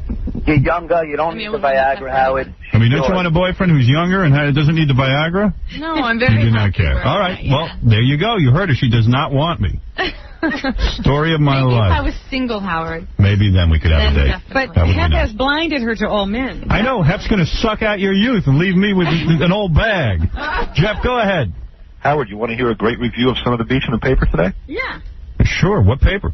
It's a big paper. It's the big Jersey paper, the Star Ledger. Oh, Star Ledger's a great paper. 600,000 subscribers. Yeah, I know the Star Ledger. Son of the Beach is everything you'd expect from a TV comedy, executive produced by Howard Stern, and more. It goes on to compare it to Police Squad. Says it's tasteless, hilarious. Oh, that's great. Yeah, we've gotten wonderful reviews on the show, and I'm very excited about it. It's the first show that I have coming out of my production company, and the reviewers have been nothing but kind, and quite frankly, they all seem to enjoy it. That's great. I think you're going to like this part. Notch himself is a great clueless hero in the tradition of Maxwell Smart and Frank Drebin, and Stack has an added weapon that Don Adams and Leslie Nielsen didn't. The invaluable sight gag of his pasty, flabby body squeezed into bright yellow trunks. Well, yeah, I always sort of envisioned the show as Get Smart on the Beach. That's how I describe it to reviewers. Yeah, they seem to have gotten it. No, I'm looking forward to it coming out, and I think each episode gets better and better. Okay? Good luck, Howard. Thanks, man. Bye. All right. Listen, Brandy, I am fascinated by your life. Beautiful woman, worked her way into the Playboy Mansion, now Hef's girl. Do you think it'll end, or do you think you'll end up in marriage with Hef? Not in marriage, no. But you think that it'll last a while? It's so good. So I shouldn't wait for you? Huh? I should not wait for you? Unfortunately, it's going to last a while. Yes. All right, then, Mom, you think I could have a date with you? She's still married. Oh, you're still married? Big deal. Marriage means nothing, I've learned. Anyway, so congratulations to you guys. And, Brandy, I hope that your issue of Playboy sells very well. Thank you. I hope sex with the Hef is good for you. What, do you have a couple of nights off from having sex with Hef? I have 2 nights where I go to my house because Take a breather. I have to meet with my scene partners and study for class, and I have class 1 night a week and stuff, so. I see. And so that's the 2 nights you don't sleep with the Hef. Right. And what happens those nights? Hef's with the other 2 chicks? Does he rotate it so he always has someone in his bed? No, I mean, he sleeps alone when I'm not there. He does? Yeah. Well, you certainly are the favorite. There is no question about it. Let's review. We're not sure where Hef finishes a sex act. Right? We don't know. We think he withdraws, but we're not sure. We don't think anything. We don't know. All right. It seems like everything happens in Hef's bed except sex. His food, his TV. After they watch movies downstairs, they move upstairs and watch more movies. Always movies. God bless the movie industry. Thank God. Yeah, what would Hef do without movies? Do you ever say to Hef, hey, let's go out? I'm sick of watching movies in bed? Actually, no, he would like to go out more than I would probably. He likes going out. You like watching movies in bed? I like staying in. I told you about the time, though, that I was there. There was just a stack of videotapes outside the door. I watch movies in bed. I mean, if you're looking for a guy like that. Like movies. You know what I did this weekend? I laid in bed and watched movies. Yeah. I did. I didn't eat in bed, but I could do that, too. That's right. You don't have sex with the other women, according to what you say. And you're sick of movies. That's what I learned. No, I'm not sick of movies. You're not sick of movies. I'm never sick of movies. What is the last movie you watched in Hef's bed? I think, we just watched Wizard of Oz. Wizard of Oz? Yeah. Now, you must have seen that before. She's only 25. Every year since I was a kid, we just watch on TV every year. And Hef likes Wizard of Oz? He likes to sit and watch it? Yeah, I mean, he'll watch it probably because we want to watch it or whatever. Oh, so you get to pick the movies. Hef is... Hef's asleep. Yeah, well, Sandy... Let me ask you, is Hef's pubic hair gray? I don't know. What do you mean you don't know? You never looked? You are not having sex with Hef. You are not having sex with Hef. Admit it. It's dark. All right, I want you to do me a favor. I want you to say now, are you a religious girl? Yes. What religion are you? Christian. Okay. Playboy. I want you to say right now, I swear on the Lord Jesus Christ that I have had sex with you, Hefner. I swear on the Lord of Jesus Christ that I sleep in Hef's bed. See? Wow. Yes. You don't have sex with Hef. Why? What is it? It's a public relations thing with him to show that he is... No, of course I do. You have sex with Hef? Yes. Say, I swear on the Lord Jesus Christ. I swear on the Lord Jesus Christ. What? That I have sex. With who? Hef. With you, Hefner? Yes. On a regular basis? I'm moving away because I don't want to get struck by lightning. All right. No, why? All right. She says she does. Building shaking. You have full blown out intercourse with the Hef? No. Yes. You say yes. Yes. I bet you we could have a doctor take her. She's a virgin. And your his pubic hair is not gray? Or he dyes it? No, I don't know. I don't know about that. You don't know? No, I'm serious. You do know, but you don't want to say. No, I don't know. You never. What? The lights always down low? Yeah. Really? You like the lights off when you're with the Hef? No, that's just the way it was. I want to see you. I'd have the lights on. I want to look at you. That turns me on. I want to make love to you with the lights on. Well, it's not pitch black. So. Honey, you're going to see my pubic hair. That's more. I'll tell you that. You'll know the colors. You'll know every single color. You guys don't. I have a rainbow down there. What? They don't lie there. I'm picturing the 4 of them or 5 of them. No, I picture the girls nude and Hef in his pajamas. Half covered from head to toe. What is it? Who's this? Casey? What do you want to know? How dare you interrupt me? If she's banging Hef, I'm Jesus Christ. Why? There's no way she's banging Hef. Why don't you believe it? Nobody believes it. Why? He's too old, man. He's like halfway. No, the guy can say yes to Viagra. There's no way he can get it up. No way. Than I do. He has way more energy than I even do. Howard, the reason why it's not going on? Why? It's because she doesn't know anything about how it works. Come on. Maybe she's embarrassed. I don't know, Howard. Come on. She's naked in a magazine. How embarrassed could she be? She's comfortable with her sexuality. Why would he tell her not to admit it? Not to what? I don't know. You don't know if Hef's... Yeah, How can you not see that? I saw him in the shower. You've given him all right. Excuse me, Mom. I don't mean... But she's a grown woman. You Yeah. have to have respect for my mother. Well, yeah, I do have respect. I have respect for your mother. And with a 72-year-old guy with 3 other women, I don't think he's going to be shocked by this. All right, well, this will... Stop asking questions. There's no information to be had. All right. Okay. Wow. I believe her. Yeah, I'm the only one who does. I know how much you believe her, too. I believe her because I want to hop in the sack with her. You too, Mommy. Hey, what is it? Yo, I think I have a better chance of banging Hef than she does. All right, I'm gone. All right. I could tie you up and drip water on your forehead until you give me the truth. Mom, do you think she's having sex with him? Yes, I do. You do. Okay. Well, it'll remain a mystery, but Brandy, I don't care what anyone says. I know one thing. These pictures are you, and you look hot. Brandy Rodrik. Bijou Phillips is on the cover of this issue. So you can see Brandy Rodrik. Okay. And you'll just get the April issue of Playboy. And for more information, go to Playboy.com. You can even see more pictures of Brandy on there. And as a matter of fact, I'm going to go on there as soon as you leave and look at the pictures. And we'll be back right after these words. Typo Negative is going to be here. They're going to do Cinnamon Girl for us, which is one of my favorite songs of all time. The Neil Young song? Yeah, it's really cool. So we'll have that next. And also coming up on the show later this week, Rachel Hunter. Women will play the burp and farting game for implants. Oh, my God. Houston, the porn star, will be here to massage a female listener. And in just a couple of seconds, this song will be done live, and I love it. I think this song kicks ass. All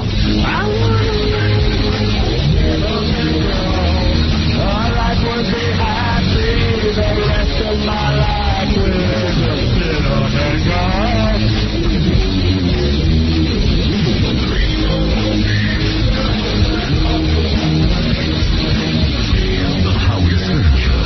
Howard Stern Show.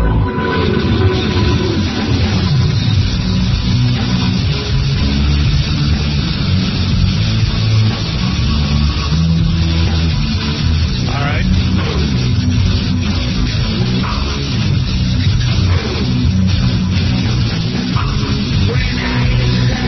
That's Typo Negative, of course, who is my guest today, and they were on the Private Parts soundtrack. They did a beautiful rendition of a classic song with Ozzy Osbourne that you're listening to right now.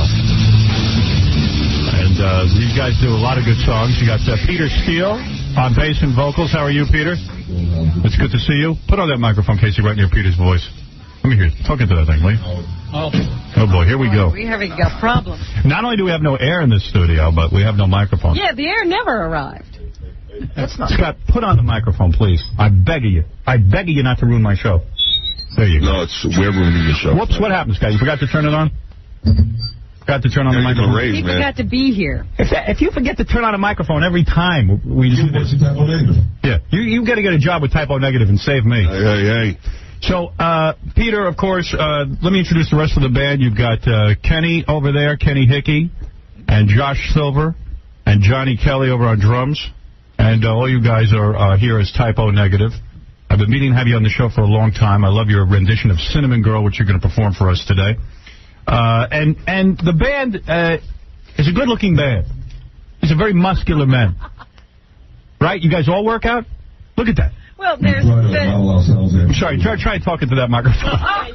Try to model ourselves after you. Yeah, well, I'm trying to work out myself, but you look a lot better than I do. Yeah, they actually got pumped up. Peter, how much... There's so many rumors about you as the lead singer. I wonder if any of them are really true. Sometimes guys get a bad rap. Lay into me right now at 9 o'clock in the morning. Go ahead. All right. No, I'm not laying into you. I want to ask questions. What have you heard? Well, lay into me, man. Somebody has to wake me up. All right. No, on the first album. Okay. All right. The whole first album was about your desire to kill your girlfriend and then kill yourself. You have always had fantasies of killing yourself and killing your girlfriend. Is that true? More or less. More or less. At least you're honest about it. You're willing to admit that. Yeah, I like your honesty. I have no problem with that, especially a guy who wants to kill stuff. Is he still with that girl? You're not with the girlfriend anymore, right? She's not with us anymore. No one has seen her anyway. Dancing with the fishes at the bottom of the goannas. Right. And you were so distraught. Over your girlfriend. Which, you're a good-looking guy. You get tons of women. You're in the band. Why this one girl got him all hung up? Yeah. What was so great about it? If I made your credit card, I can get plenty of girls. Right. No, seriously, you can get a lot of women. Am I right? Well, if I pay for it, I guess, yeah. Yeah. But you're in a band. Come on. What? All right. So that it says you were so distraught over your girlfriend that you slit your wrist. Wait a second. Who wrote this thing? Is this probably Casey? Probably Casey. He's your. One of the guys in the band. You? Casey, you are their biggest fan, aren't you? I'm not going to say I wrote this in front of him. No, he didn't write it. Go ahead. All right. You were so distraught over the fact of your girlfriend that you slit your wrist and drove to her house. And he couldn't have cut himself badly if he's driving. Yeah, you didn't cut yourself. He used a butter knife. All right. So you weren't bleeding that bad, is what I'm saying. I wasn't too serious about it. All right. He went to Disneyland after that, right? And you were going to take your car. World. All right. Right. And you say Kurt Cobain is your hero because he had the balls to shoot himself. That's correct. That is correct. Is this a depressed guy or what? Are you more depressed than me? I think I'm repressed. No, you're a little depressed, right? Sometimes. Have you gone to a psychiatrist for this problem? Yeah, but he told me I was crazy. He told me to get out. He did. He even didn't want to deal with you. No one wants to deal with you. Laughing. Hey. And you've had it rough. It's not like you've had an easy background. You've even had to clean up fecal materials in public bathrooms. New York Department of Parks and Recreation. Oh, that must have been pleasant. Hey, liked it. Really? You had to Jobs equals jobs. You had to clean feces out of toilets and things like that. It was not yeah. Right, and you didn't care. No. Somebody's got to do it. Right, and you even said some people would move their bowels out suck, so you knew it was people. Well, and dogs don't eat corn either. Right. And you even used to have jobs delivering flowers and things like that. Absolutely. And you had one woman, this is interesting, you used to deliver flowers to this one woman all the time. Oh, here we go. And she wouldn't tip you. That's right. So you urinated in the flowers. Wow. I may have accidentally. Right. That woman could know who he is. And I told them to put the flowers on the radiator because they do better. Right, and then the whole house stunk from urine. Well, it smells very fresh. Right. And, well, anyway, play the song ever. All right, let's play the song. You're right. You're absolutely. I love this song. This is great. Let me put this up here and make sure that you're heard. So he's not happy that they're successful? Are you happy with your success, or are you saddened by your success? Is that a bummer or what? Put the microphone. You want? Okay, here we go. Anyway, Typo Negative is going to do a great song called Cinnamon Girl. And then I'll talk about their new album and everything after this song. Here we go.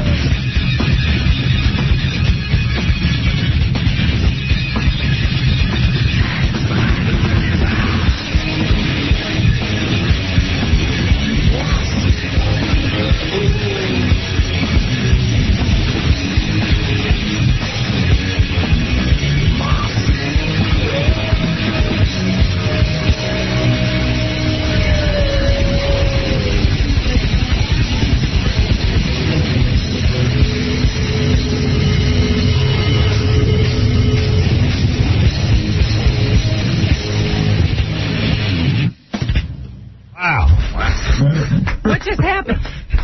I don't know. Wow. That was great. I just saw a bunch of equipment fall. Wow. You guys knock over the equipment. I love that. I love that. That's unbelievable. So beautiful. Beautiful drumming. Excellent. Did that get out his... Did that get out your anger? Guys? Did it get out my anger? Did it get out your anger? I didn't get my anger out. Right. Well, let me tell you something. That is beautiful. That if I was it, you think that'd make you happy being able to make that kind of if I was use that microphone over there, the one that use that one, get rid of that one. Throw that away. If I was in a band, send me the bill. If I was in a band, I would want to have that kind of energy. I would want to sound like that. That's what I would like. And that would make you happy. You think? I think that would make me happy. Eugene, you're on the air. Oh, thank you. Hi, how are you, sir? Yes, go ahead. You're on with Typo Negative. Just done an unbelievable version. Yeah, I know. I saw them in Luxembourg. They're great, man. Yes. They're a great band. Yes. I have some questions for Mr. Steele, Peter Steele. Yes, go ahead. What is your question? You're boring me. My question, okay. Why he drink a lot of red wine on the stage? He missed the blood? What are you talking about, Peter? Peter, why do you drink a lot of red wine on the stage? Is it stage fright, anxiety? Does it help relax you? Is that what it is? Absolutely. Are you drunk right now? Unfortunately not. You are not. So you are not as relaxed as you normally would be on stage. At all. Right. I thought he missed the blood because I'm a Romanian, so I'm from Dracula's country, you know? And what about the rest of the boys? You guys all drink too on stage? I am drunk right now. You are drunk. What are you drinking? Vodka. Right. And you threw your keyboard over? I'll regret it tomorrow. Right. You crashed your whole keyboard over. Absolutely. Right. You were so into your song that you went crazy and threw the keyboard. Howard, it relieves my boredom. They just bought me a Playgirl. Peter's in it nude. Are you nude in Playgirl, Peter? Well hung. Let me see, Peter. Look at just the neck, breast, chest area. I'm nude. No, but you. Get out of here. No, your genitals. You show, and you are very big. Can you handle that, Robin? My goodness, I can handle it anywhere. That's a lot for a woman to handle, right? Wait a second. Is that the scratch and sniff one? How about the rest of you boys? Are you posing Playgirl as well? No. They couldn't get in it with Peter. No, I got a very small Jewish penis. Right. Well, I certainly know where that's at. Good Lord. Right. Well, let me tell you, Robin just forgot about our Land Yeah, Rover. look, I'm still looking at pictures. Wow. When you're with a woman, does it hurt her? Seriously, to be with you? You've had women back up, Sometimes. right? It does. Yeah. No, you're very large. I mean, seriously, does it create a problem in the sack? Be worse if I was too small. Right. Well, I know where that's at. I think this is why he misses his girlfriend, because she can handle. Yeah, I can't see how any girl would break up with you, man, with that kind of equipment. It's all right. I broke her in half. You know how to use that equipment, or? We know how to use it. I've had no complaints. Right. Good for you guys.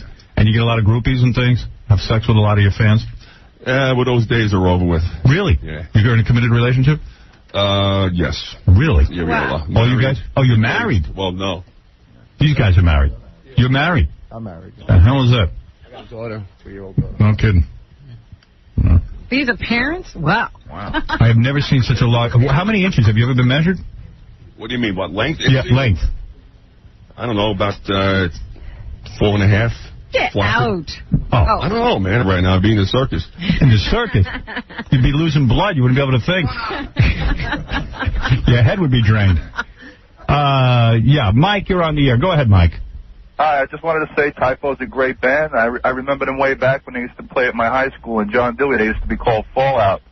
And I knew they were going to be stars someday. Well, they're a very good band, and I've never gotten to publicly thank the band for being on the Private Parts soundtrack. I love the work you did with Ozzy Osbourne. Yeah. I'm going to the show tomorrow, and I'm looking forward to it. Where are they playing tomorrow? Playing at the Roseland. Yeah, let me give you guys a plug. First of all, the new single, Everyone I Love Is Dead, and which is true in your case. Isn't that the... Everyone I Love Owes Me Money. That's even more true. The album World Coming Down is in stores now. Also catch them tomorrow night at the Roseland Ballroom. What time do you hit the stage? Do you do it at 6 o'clock so I can go? 10:20, I believe. 10:20. Way past my bedtime. Howard, can I ask you one more question? Yes. Pete, whatever happened to that girl Marty that you used to go out with back in the days at Dewey? I was talking about my ex-band Fallout back in the days of Dewey High School. Yeah. So he wants to know. Back in 19. I guess he wants to know what happened to one of your girlfriends or something. But if you don't want to go into that whole history, okay. Listen. Go and dredge Brighton Beach and go. Go find out. Is it true that a woman offered you $50,000 for your sperm? No, it's not true. It was 40. $40,000. $40,000. Did you take it? Why did she offer you $40,000 for your sperm? She was blind, first of all. No, I mean, you're a handsome guy. You're a big guy. Did Why? Because she said that she was looking for a father, and she was considering me as a sperm donor. And she asked me how much I made per year working for the city, and I told her, and she said, well, you know, how would you like to make that in one night? And I said, well, who or what do I have to do? Right. And she told me. And you did not do it? I did not do it. Interesting. Jeez. So you let a fortune slip through your fingers every night? Sometimes more than once a night. Right.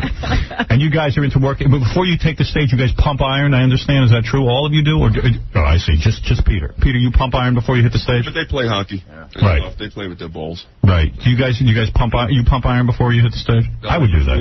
I work out after sound check, which is between like 6 and 9 in the evening. Beautiful. I'll tell you. I got weights on the bus, so, you know, when the bus is rocking back and forth, Pete's not getting laid. Yeah. Pete's working out, so. I see. Let's go to Allie for one last question for Typo Negative. Yes, Allie. Yes, hi, Howard. I'm a very big fan of your show. I listen to you every morning. Question is for asking, I'm nervous, I'm sorry. Yeah, you're killing me. I'm sorry. Anyway, listen, I just wanted to know their inspiration for the album they have out. Oh, get out of here. Cheers. Inspiration. Just buy the album. That's all they need you to do. Yeah. Do whatever you have to do to get the album. And go see them tomorrow night at the Roseland Ballroom. Thanks for coming in and doing a song, guys. Typo Negative, everybody. And we'll be back right after these words. You're listening to a man with less self-control than Michael Jackson in a daycare center. Howard Stern. You're listening to the All-American Knucklehead. To the Howard Stern Show.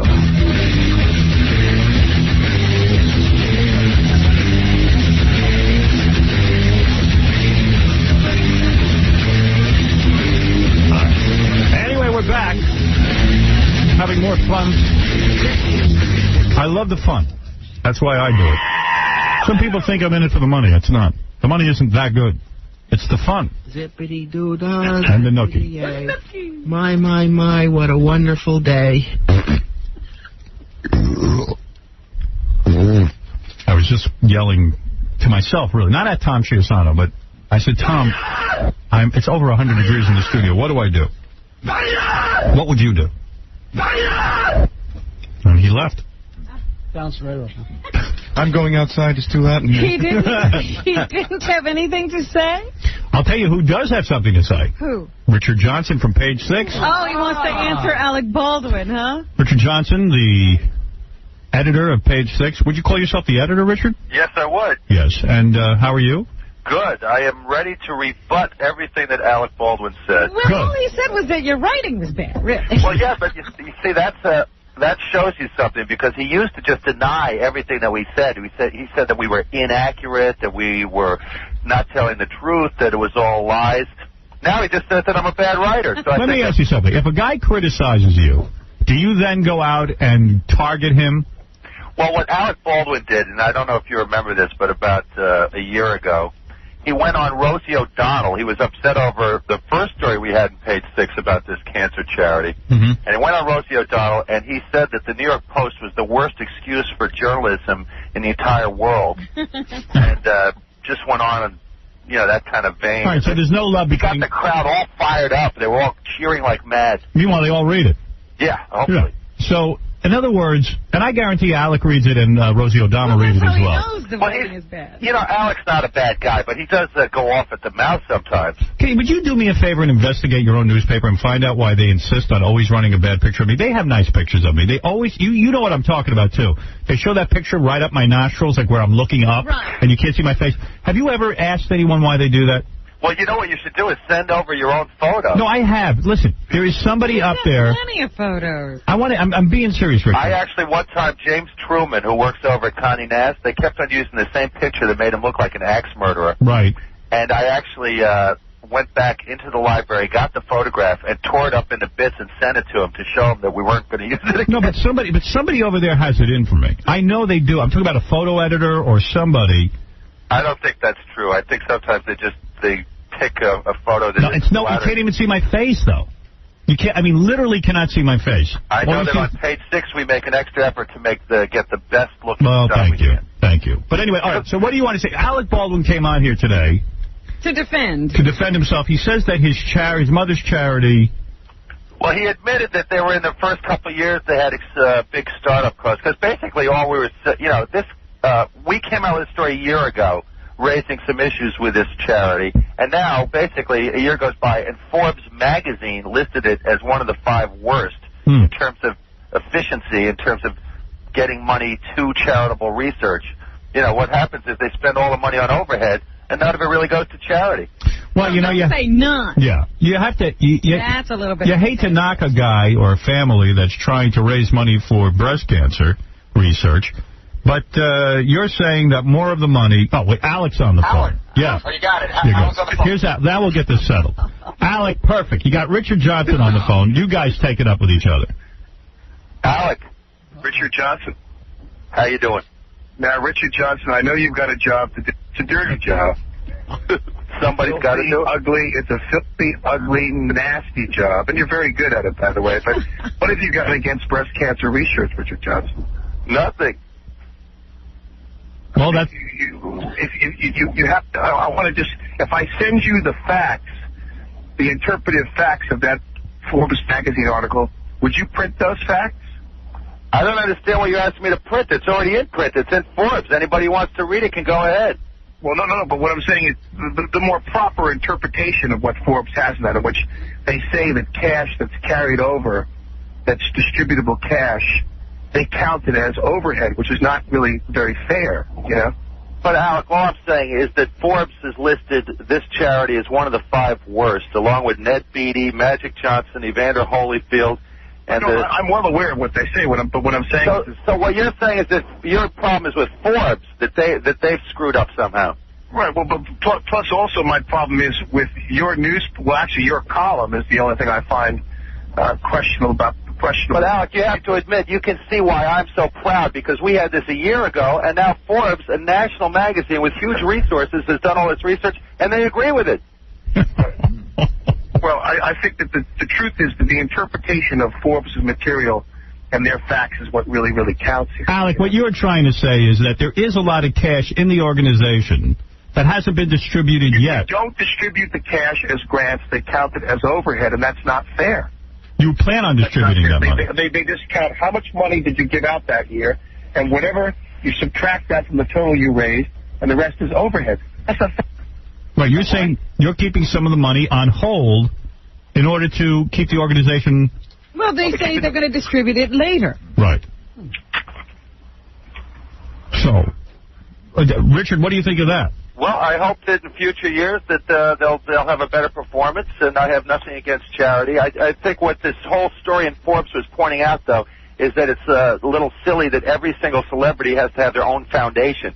I mean, Sharon Stone does a lot of great work for AIDS. She does work with AMFAR. She didn't have to go out and start the Sharon Stone Foundation. So what do you think it is, vanity? Well, I think there is something to that. Alec, is there vanity involved here? Well, what makes you presume that they're the ones, that the people who have the charity are the ones out of vanity that insisted the charity be formed in their name? The people from Stony Brook University came to my mother as a breast cancer survivor and asked that she form this charity. See there, Richard? My mother didn't go to Stony Brook University. I mean, again... So you didn't, Alec, you didn't say... What he does best, which is making presumptions about people and their motivations. Well, you know, the university approached her and asked her to do that. So, Alec, you didn't set this up as a company so your mom could have a job. Yeah, well, I mean, she's got other things she could do with her time. Right, she's busy. In other words, she's doing something good. What about that, Richard? But let me just point out, by the way, the most important thing. The reason this is all the foundation, the primary reason, other than Stony Brook coming to her, was the reason that the foundation is in existence is my mother is a survivor of breast cancer. Right. I mean, Richard, even you can understand that, can't you? That my mother is a survivor of breast cancer who had, radical surgery and nearly died from the disease.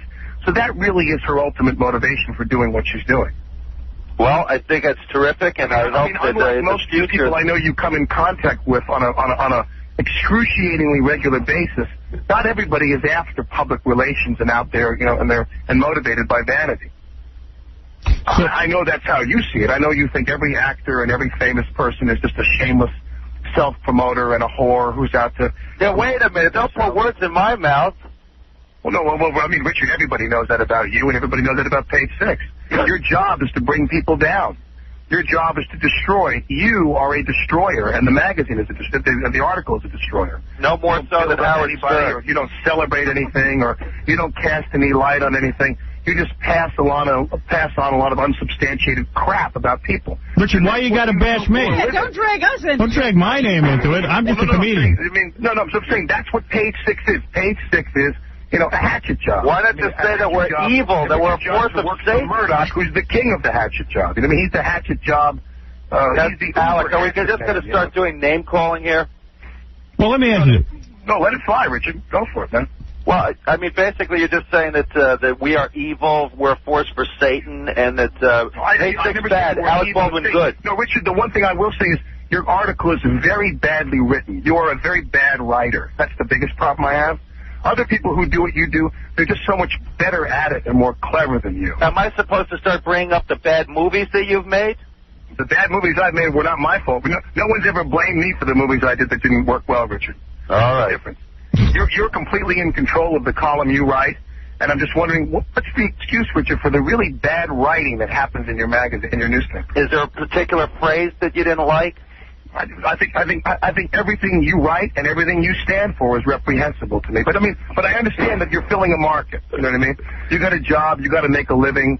This is how you make your living, bringing people down and attacking people in an unsubstantiated way. But, Alec, you could make the argument on Richard's behalf that perhaps by pointing out... There's no argument that can be made on Richard's behalf. I'm indefensible. What about the fact that, let's say there are charities... That's the most accurate statement you've ever made, Richard, in your entire life. But, Alec, let's say... You are indefensible. Alec, let's say there are charities out there that aren't giving money... or using the charity improperly, not yours, but let's say... The important thing is how much is the charity spending in administrative costs to raise... So I think that's an important thing. Do you have lavish offices? Do you have big offices and big staffs and people get big salaries? That is not the case with my mother's foundation. That is not the case. So in other words, what you're saying is... The money that was not distributed was not kept in order for people to have cars and apartments and expense accounts. The money is kept in escrow to be distributed at another date. And I think the other thing that Alec is saying is that there were 5 charities listed. They focused on him and his family. So are you saying that... And the other thing is Newman's charity gets a very glowing report, and deservedly so. They've been at this a lot longer. My mother's foundation is a young foundation. They had associations with people on Long Island in the last couple of years and co-sponsorships with local groups, some of which didn't produce the events in the best possible way. Let's say someone comes to you and says, we'll host a golf tournament and we'll raise money and we'll give you the money for charity. Rather than they do the whole event, they raise the money, they pay the overhead and write you a clean check for that amount. They make you a partner. Then whatever money is in the expense column on your taxes becomes overhead for you. Mm-hmm. So and some of the people we co-sponsored with, they were very irresponsible. Right. So it's not an easy... High costs for a gala. They had high costs for a golf tournament. Hey, you learn as you go. So it's not an easy... Those people anymore. No, but Alec, all I'm saying, I'm not questioning your motives. I'm not questioning your mother's motives. All I'm saying is that you have made a list of 5 charities along with Denise Simpson. Right. I'm well aware of what's in Forbes magazine. What I'm saying is that, as in anything, Richard, which you more than anyone should know about interpreting what's in the media, as in anything, the article and the facts in Forbes magazine need to be interpreted, and what Forbes did was a bit irresponsible as far as I'm concerned. They only talked about a percentage of distributed cash and wrote off every other dime as administrative costs. So, Alec, you feel that Richard's column... Let's put it this way. You feel Forbes magazine decided to do this the easiest possible way and in the most unexamined way they could. You feel that Richard's column kind of twisted the knife in your back? Is that what your problem is? I feel that Richard's column is... The only qualification to be in Richard's column is that it's a fact that disparages or denigrates someone. Well, he doesn't bother to check into it. He doesn't bother to see if Forbes magazine says that these are the worst charities, he doesn't call you for a comment. He doesn't want to know your interpretation of that. If Forbes magazine says the charity's a lousy charity, Richard Johnson is giggling all the way to the typewriter. Wait a minute, Alec. We talked to Michael Maffetoni, who is the president of the Baldwin Foundation. But you didn't print anything that he said. Well, we have a quote here, right here, where he tries to explain how he suddenly made $123,000 in expenses disappear. And his explanation, which makes no sense, is he said it's the difference between what is tax deductible and what is not. Right. Well, and then we also talked to John Pace. Why does that not make any sense? We also talked to John Pace, who used to be on the board until he was dumped around Christmas. So we talked to two different people connected with the foundation. Now, why do you bring up John Pace, and why do you talk about John Pace being dumped, quote unquote? Is John Pace a personal friend of yours, Richard? No, I don't even know him. Oh, you don't even know him? Really? It's true. Oh, I think that's odd. Because you seem to take any facts that people present to you that disparage the foundation. It's as if these people are your friends. John Pace was yet another person on the board who we were afraid we would run into a Jerry Barish type situation with, in which they would politicize the fund. John Pace is a Republican, a 516 Republican, a Hope to Die Republican, and a breast cancer fundraiser second. And Pace would have done for this foundation exactly what Barish would have done for 1 in 9, which was to politicize the foundation. We didn't want to put ourselves in that position. Well, let me tell you, this is... Pace isn't on the board anymore for a very, very important and very, very significant reason. Richard, would you ever write a nice... Richard, would you ever write a nice... Pace knows that. Would you ever write a nice... Pace is well aware of why he's off the board. It's hard to get a word in edgewise. No, Richard didn't blow up the Ned Beatty Foundation and make a headline out of it. Yeah, there you go. There you go. Go, Robin, go. Well, okay. Well, Ned Beatty didn't go on Rosie O'Donnell and trash the New York Post. Oh, so you have a vendetta. The New York Post, that's a New York tradition. The New York Post is a piece of garbage. The only thing you can... The editorial board of the New York Post needs to be flushed into the river. So, Howard, how do you think I should react to this? The New York Post is absolutely, it's journalistic tripe. It's menudo. Well, I'll tell you, I guess you two are locked. So, in other words, no one can criticize the New York Post. Richard Johnson, I want you to know, I pray for you every night. As a Christian, I pray for you every night, Richard Johnson. Now, Alec, you're not only a politician, but a priest. And that your soul is redeemed, Richard Johnson, because I know you're a father. I know you have children. I know you want your children to love you and respect you. And one day you're going to see the shimmering light, Richard Johnson. Well, I think the press... quit that vile, horrible rag sheet you work for. I'm getting very scared. If I have Alec Baldwin praying for my soul, now I'm scared. Well, Richard, I guess... I'm praying for your soul, Richard, every night. Well, Alec, you could certainly make the argument that the tabloid press is good if they uncover charities that don't perform well. But he's not one of them as well. And, Richard, you can make Alec's argument also that you target him because he's not a fan of the New York Post, their politics, or the editorial board. But it's interesting that the Post, in the end of Richard Johnson's article, he says that the very last button to the article is, he writes, and I'm going to use the foundation for my political career. And it's like, I've never said I'm going to run for political office, never. The person who keeps that alive more than anyone is Richard Johnson. I mean, if I get elected to the Senate, I'm going to have to appoint Richard Johnson Minister of Disinformation or some job that he's appropriately suited for. I will not take that job. I wouldn't take that job. Will we ever see you two get together? And you know you want to come work for me, Richard Johnson. Yeah, actually, I saw Alec at the Artists Writers softball game. What happened when the two of you met face to face? It was very cordial. It was very cordial. I mean, Richard Johnson, in person, Richard Johnson is nowhere near the vitriol-dripping vampire that he paints in his article. Thank you. Oh, my God. You give me too much credit. God bless you, Richard Johnson. Someone's got to take out the garbage, Richard. I'm glad it's you. God bless you, my friend. Alec? God bless all the rest of Alec just said that he was garbage. All the rest of those other demons over at the New York Post. God bless you all, and thank you. Thank you, Alec. There he is, Alec Baldwin, everybody. And Richard, thank you. Well, it's been a pleasure. Thanks. Hope to see you soon. I'm wounded, but still standing. I can't wait to see the article on Alec Baldwin tomorrow. Oh, you just wait. You just wait. All right, thanks, Richard. Thanks, Ed. All right, there you go. The Richard Johnson and Alec Baldwin show coming to a theater soon. I like those two guys. They're going to go on tour. I love to listen to people argue. Robin, I am now way over 100 degrees in this studio, but it is time for the news. And I'll hang in there. If I pass out, just pour some water on me. Okay, somebody poke him with a stick. Something I meant to mention last week that we never got around to. Did you know that Katie Couric actually had a colonoscopy on TV? That's right, she did. And she's being dubbed a hero as a result. She showed her duty on TV. Very proud of her. They say she did a heroic thing by allowing people to look inside her colon. I got to tell you something. National television. I have a tape of it, and I couldn't bring myself to watch it. Really? I throw it in the garbage. I'll tell you what, I don't want to see anybody's colon. Can you imagine over your morning? Yeah, I don't want it. I couldn't watch it. I was at night I was going to watch it. And I didn't watch it. Most people, it was on the Today Show. So they would have been just waking up, sitting down with the morning paper and the coffee and whatever. I'll tell you, if I'm in there, it's for pleasure. I'm not in that area. You don't want to be there with a camera. Well, tomorrow, because this is getting great ratings, and I am one who wants ratings, Jackie will check me for a hernia on the show. Okay. With gloves. Oh, no gloves. Katie has taken this on as a crusade. Her husband, of course, died of colon cancer.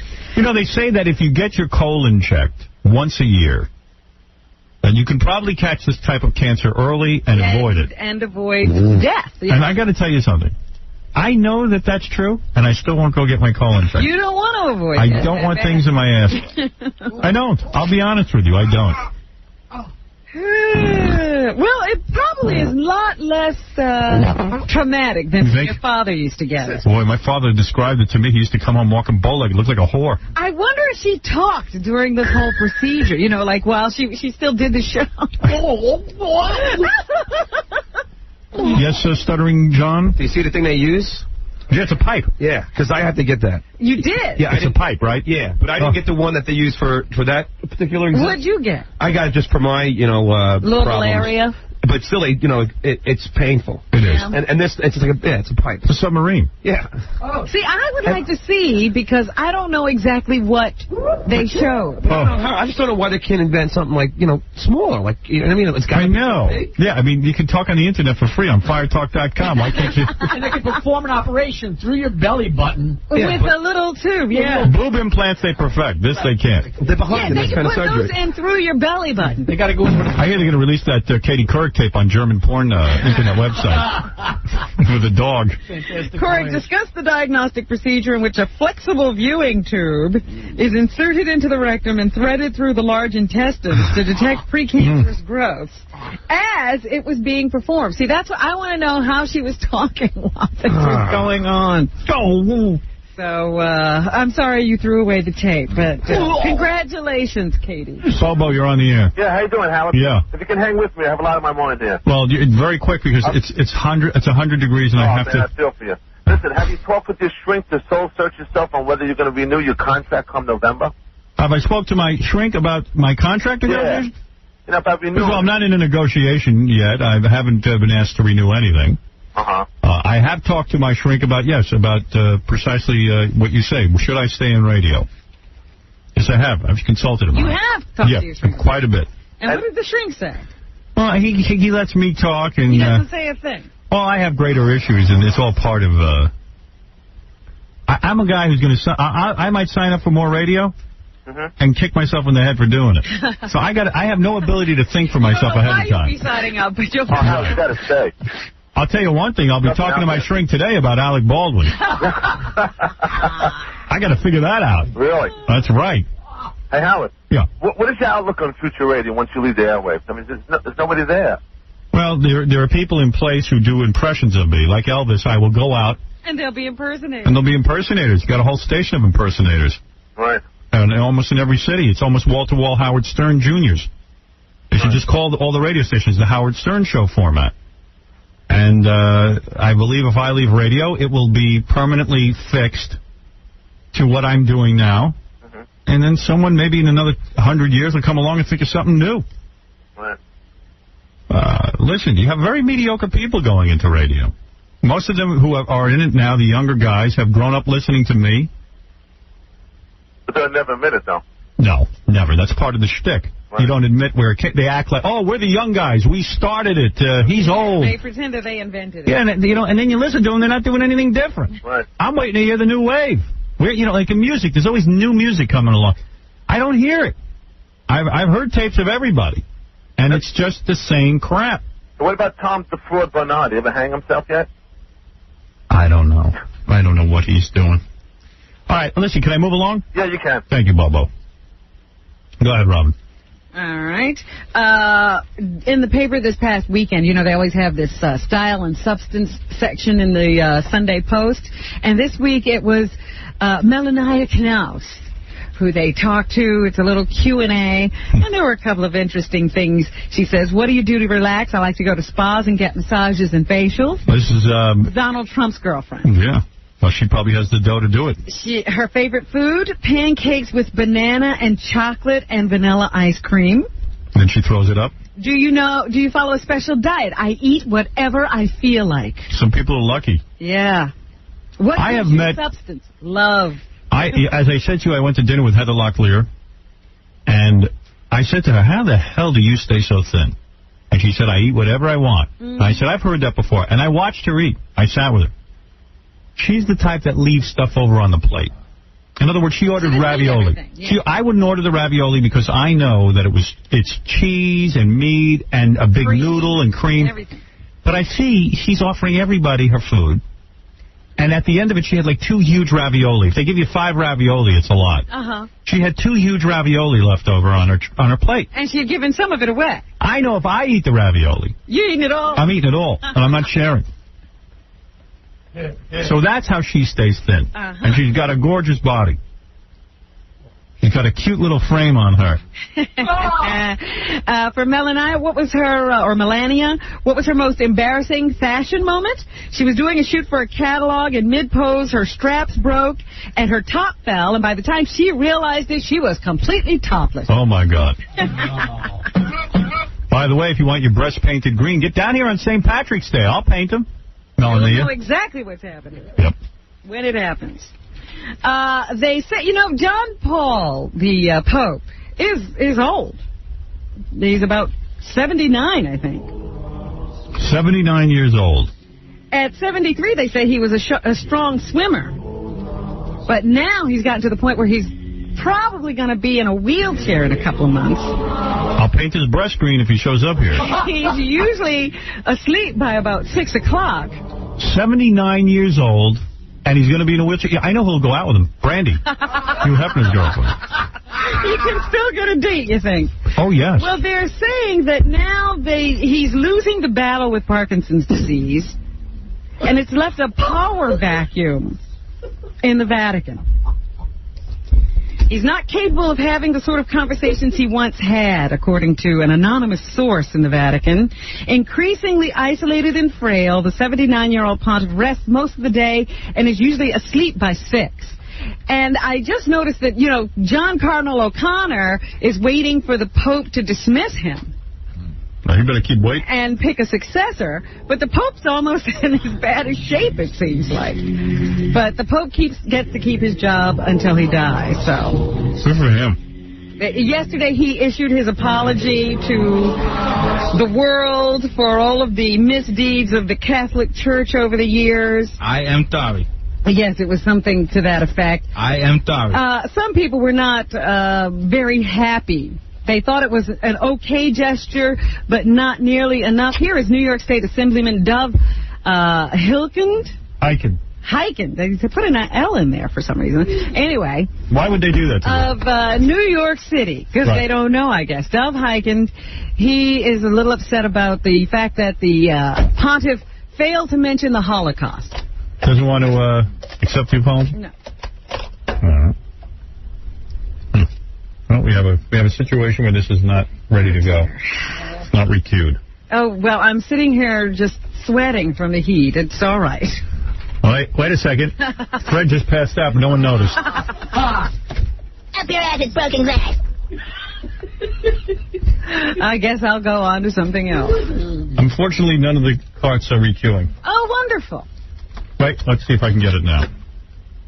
The Jewish community throughout the world waits for the apology, the recognition that Pope Pius made a horrible mistake, morally horrible, that resulted in so many hundreds of thousands of Jews being slaughtered.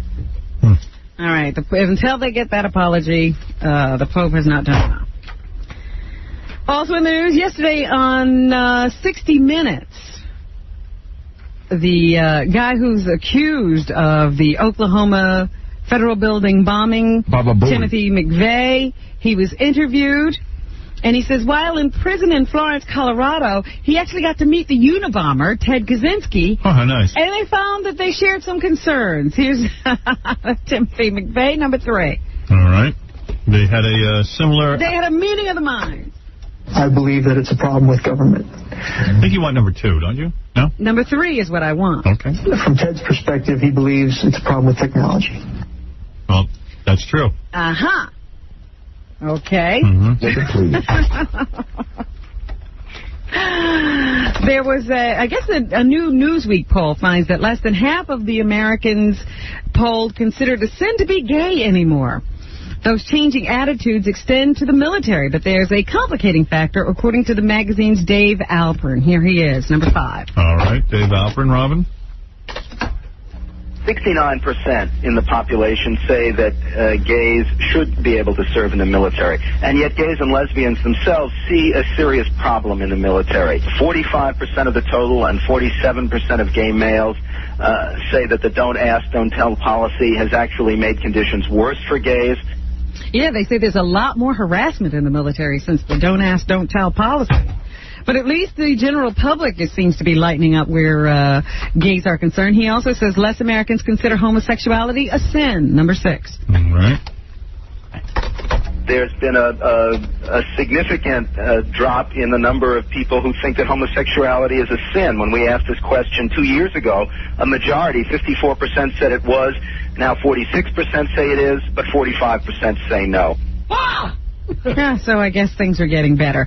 They're expecting an announcement from Dan Marino of the Miami Dolphins this morning. He is supposed to retire. Here is Lamar Thomas. He's the Miami Dolphins wide out. Nothing? Nothing. Oh, well. Dan Marino will be holding a press conference today, and they expect that he'll retire after many, many seasons of stellar football and no Super Bowl ring. These cards are not recued. I see that. Who did this work? Bring them to me. Is that Scott? This weekend was a big meeting between Hillary Clinton and Rudolph Giuliani. Did you hear about this? Yes. There was there's a party they throw every year. The guys who cover City Hall always have this play they put on where they dress up and they have Broadway acts come and do skits. And this year, the mayor even dressed up like the guy from Saturday Night Fever. And Hillary decided to show up at this thing, and she actually came over, touched the mayor on the shoulder, and introduced herself and said hello. Yeah. Which they say upstage the whole evening. For the rest of the evening, everybody was watching the two of them, and they were watching Hillary while there were jabs made at her while this thing was going on. They actually had someone pretending to be President Clinton on stage, someone pretending to be Hillary on stage, and a Jennifer Lopez character, and the president was sort of drooling over Jennifer Lopez while Hillary looked on, and everybody was watching her watch herself be lampooned on stage, and they say she kept a smile on her face the entire time. Oh, yeah, she must have been real happy about that. I said, she's quite a woman. The name Rick Rockwell continues to be in the news. He is the guy who was the millionaire on Who Wants to Marry a Millionaire. He has now returned to stand-up comedy. He's on tour. Good. He says that it was his fate to wind up on Who Wants to Marry a Millionaire. Maybe it didn't turn out to get him a wife, but it did return him to the thing he loves, which is stand-up comedy, and he's taking full advantage of it. How bored am I with him? Well, he's a weird guy, but he's still also soliciting women to contact him via the internet so that he can get married. Also on 60 Minutes this weekend was The bodyguard who was in the car with Princess Di and Dodie the night they were killed, bodyguard Trevor Rees-Jones. Right. He was interviewed. He's gone back to work as a bodyguard in his hometown in England, and he says he can't keep looking back. Number 4. Not going to look back, Robin? Not going to look back. Let's see if that one's cured. I could have insisted, if you like, that I could have stood in front of Dodie and said, no way we're going out the back of that hotel. Now, I don't know what the outcome of that would have been. You can't think about it. Yeah, can't second guess it. It's what happened. The SAG Awards were presented over the weekend. Michael J. Fox was named Best Actor in a Comedy and had this word of caution regarding the actual trophy. You think he's winning because he's a great actor, or is he winning because he has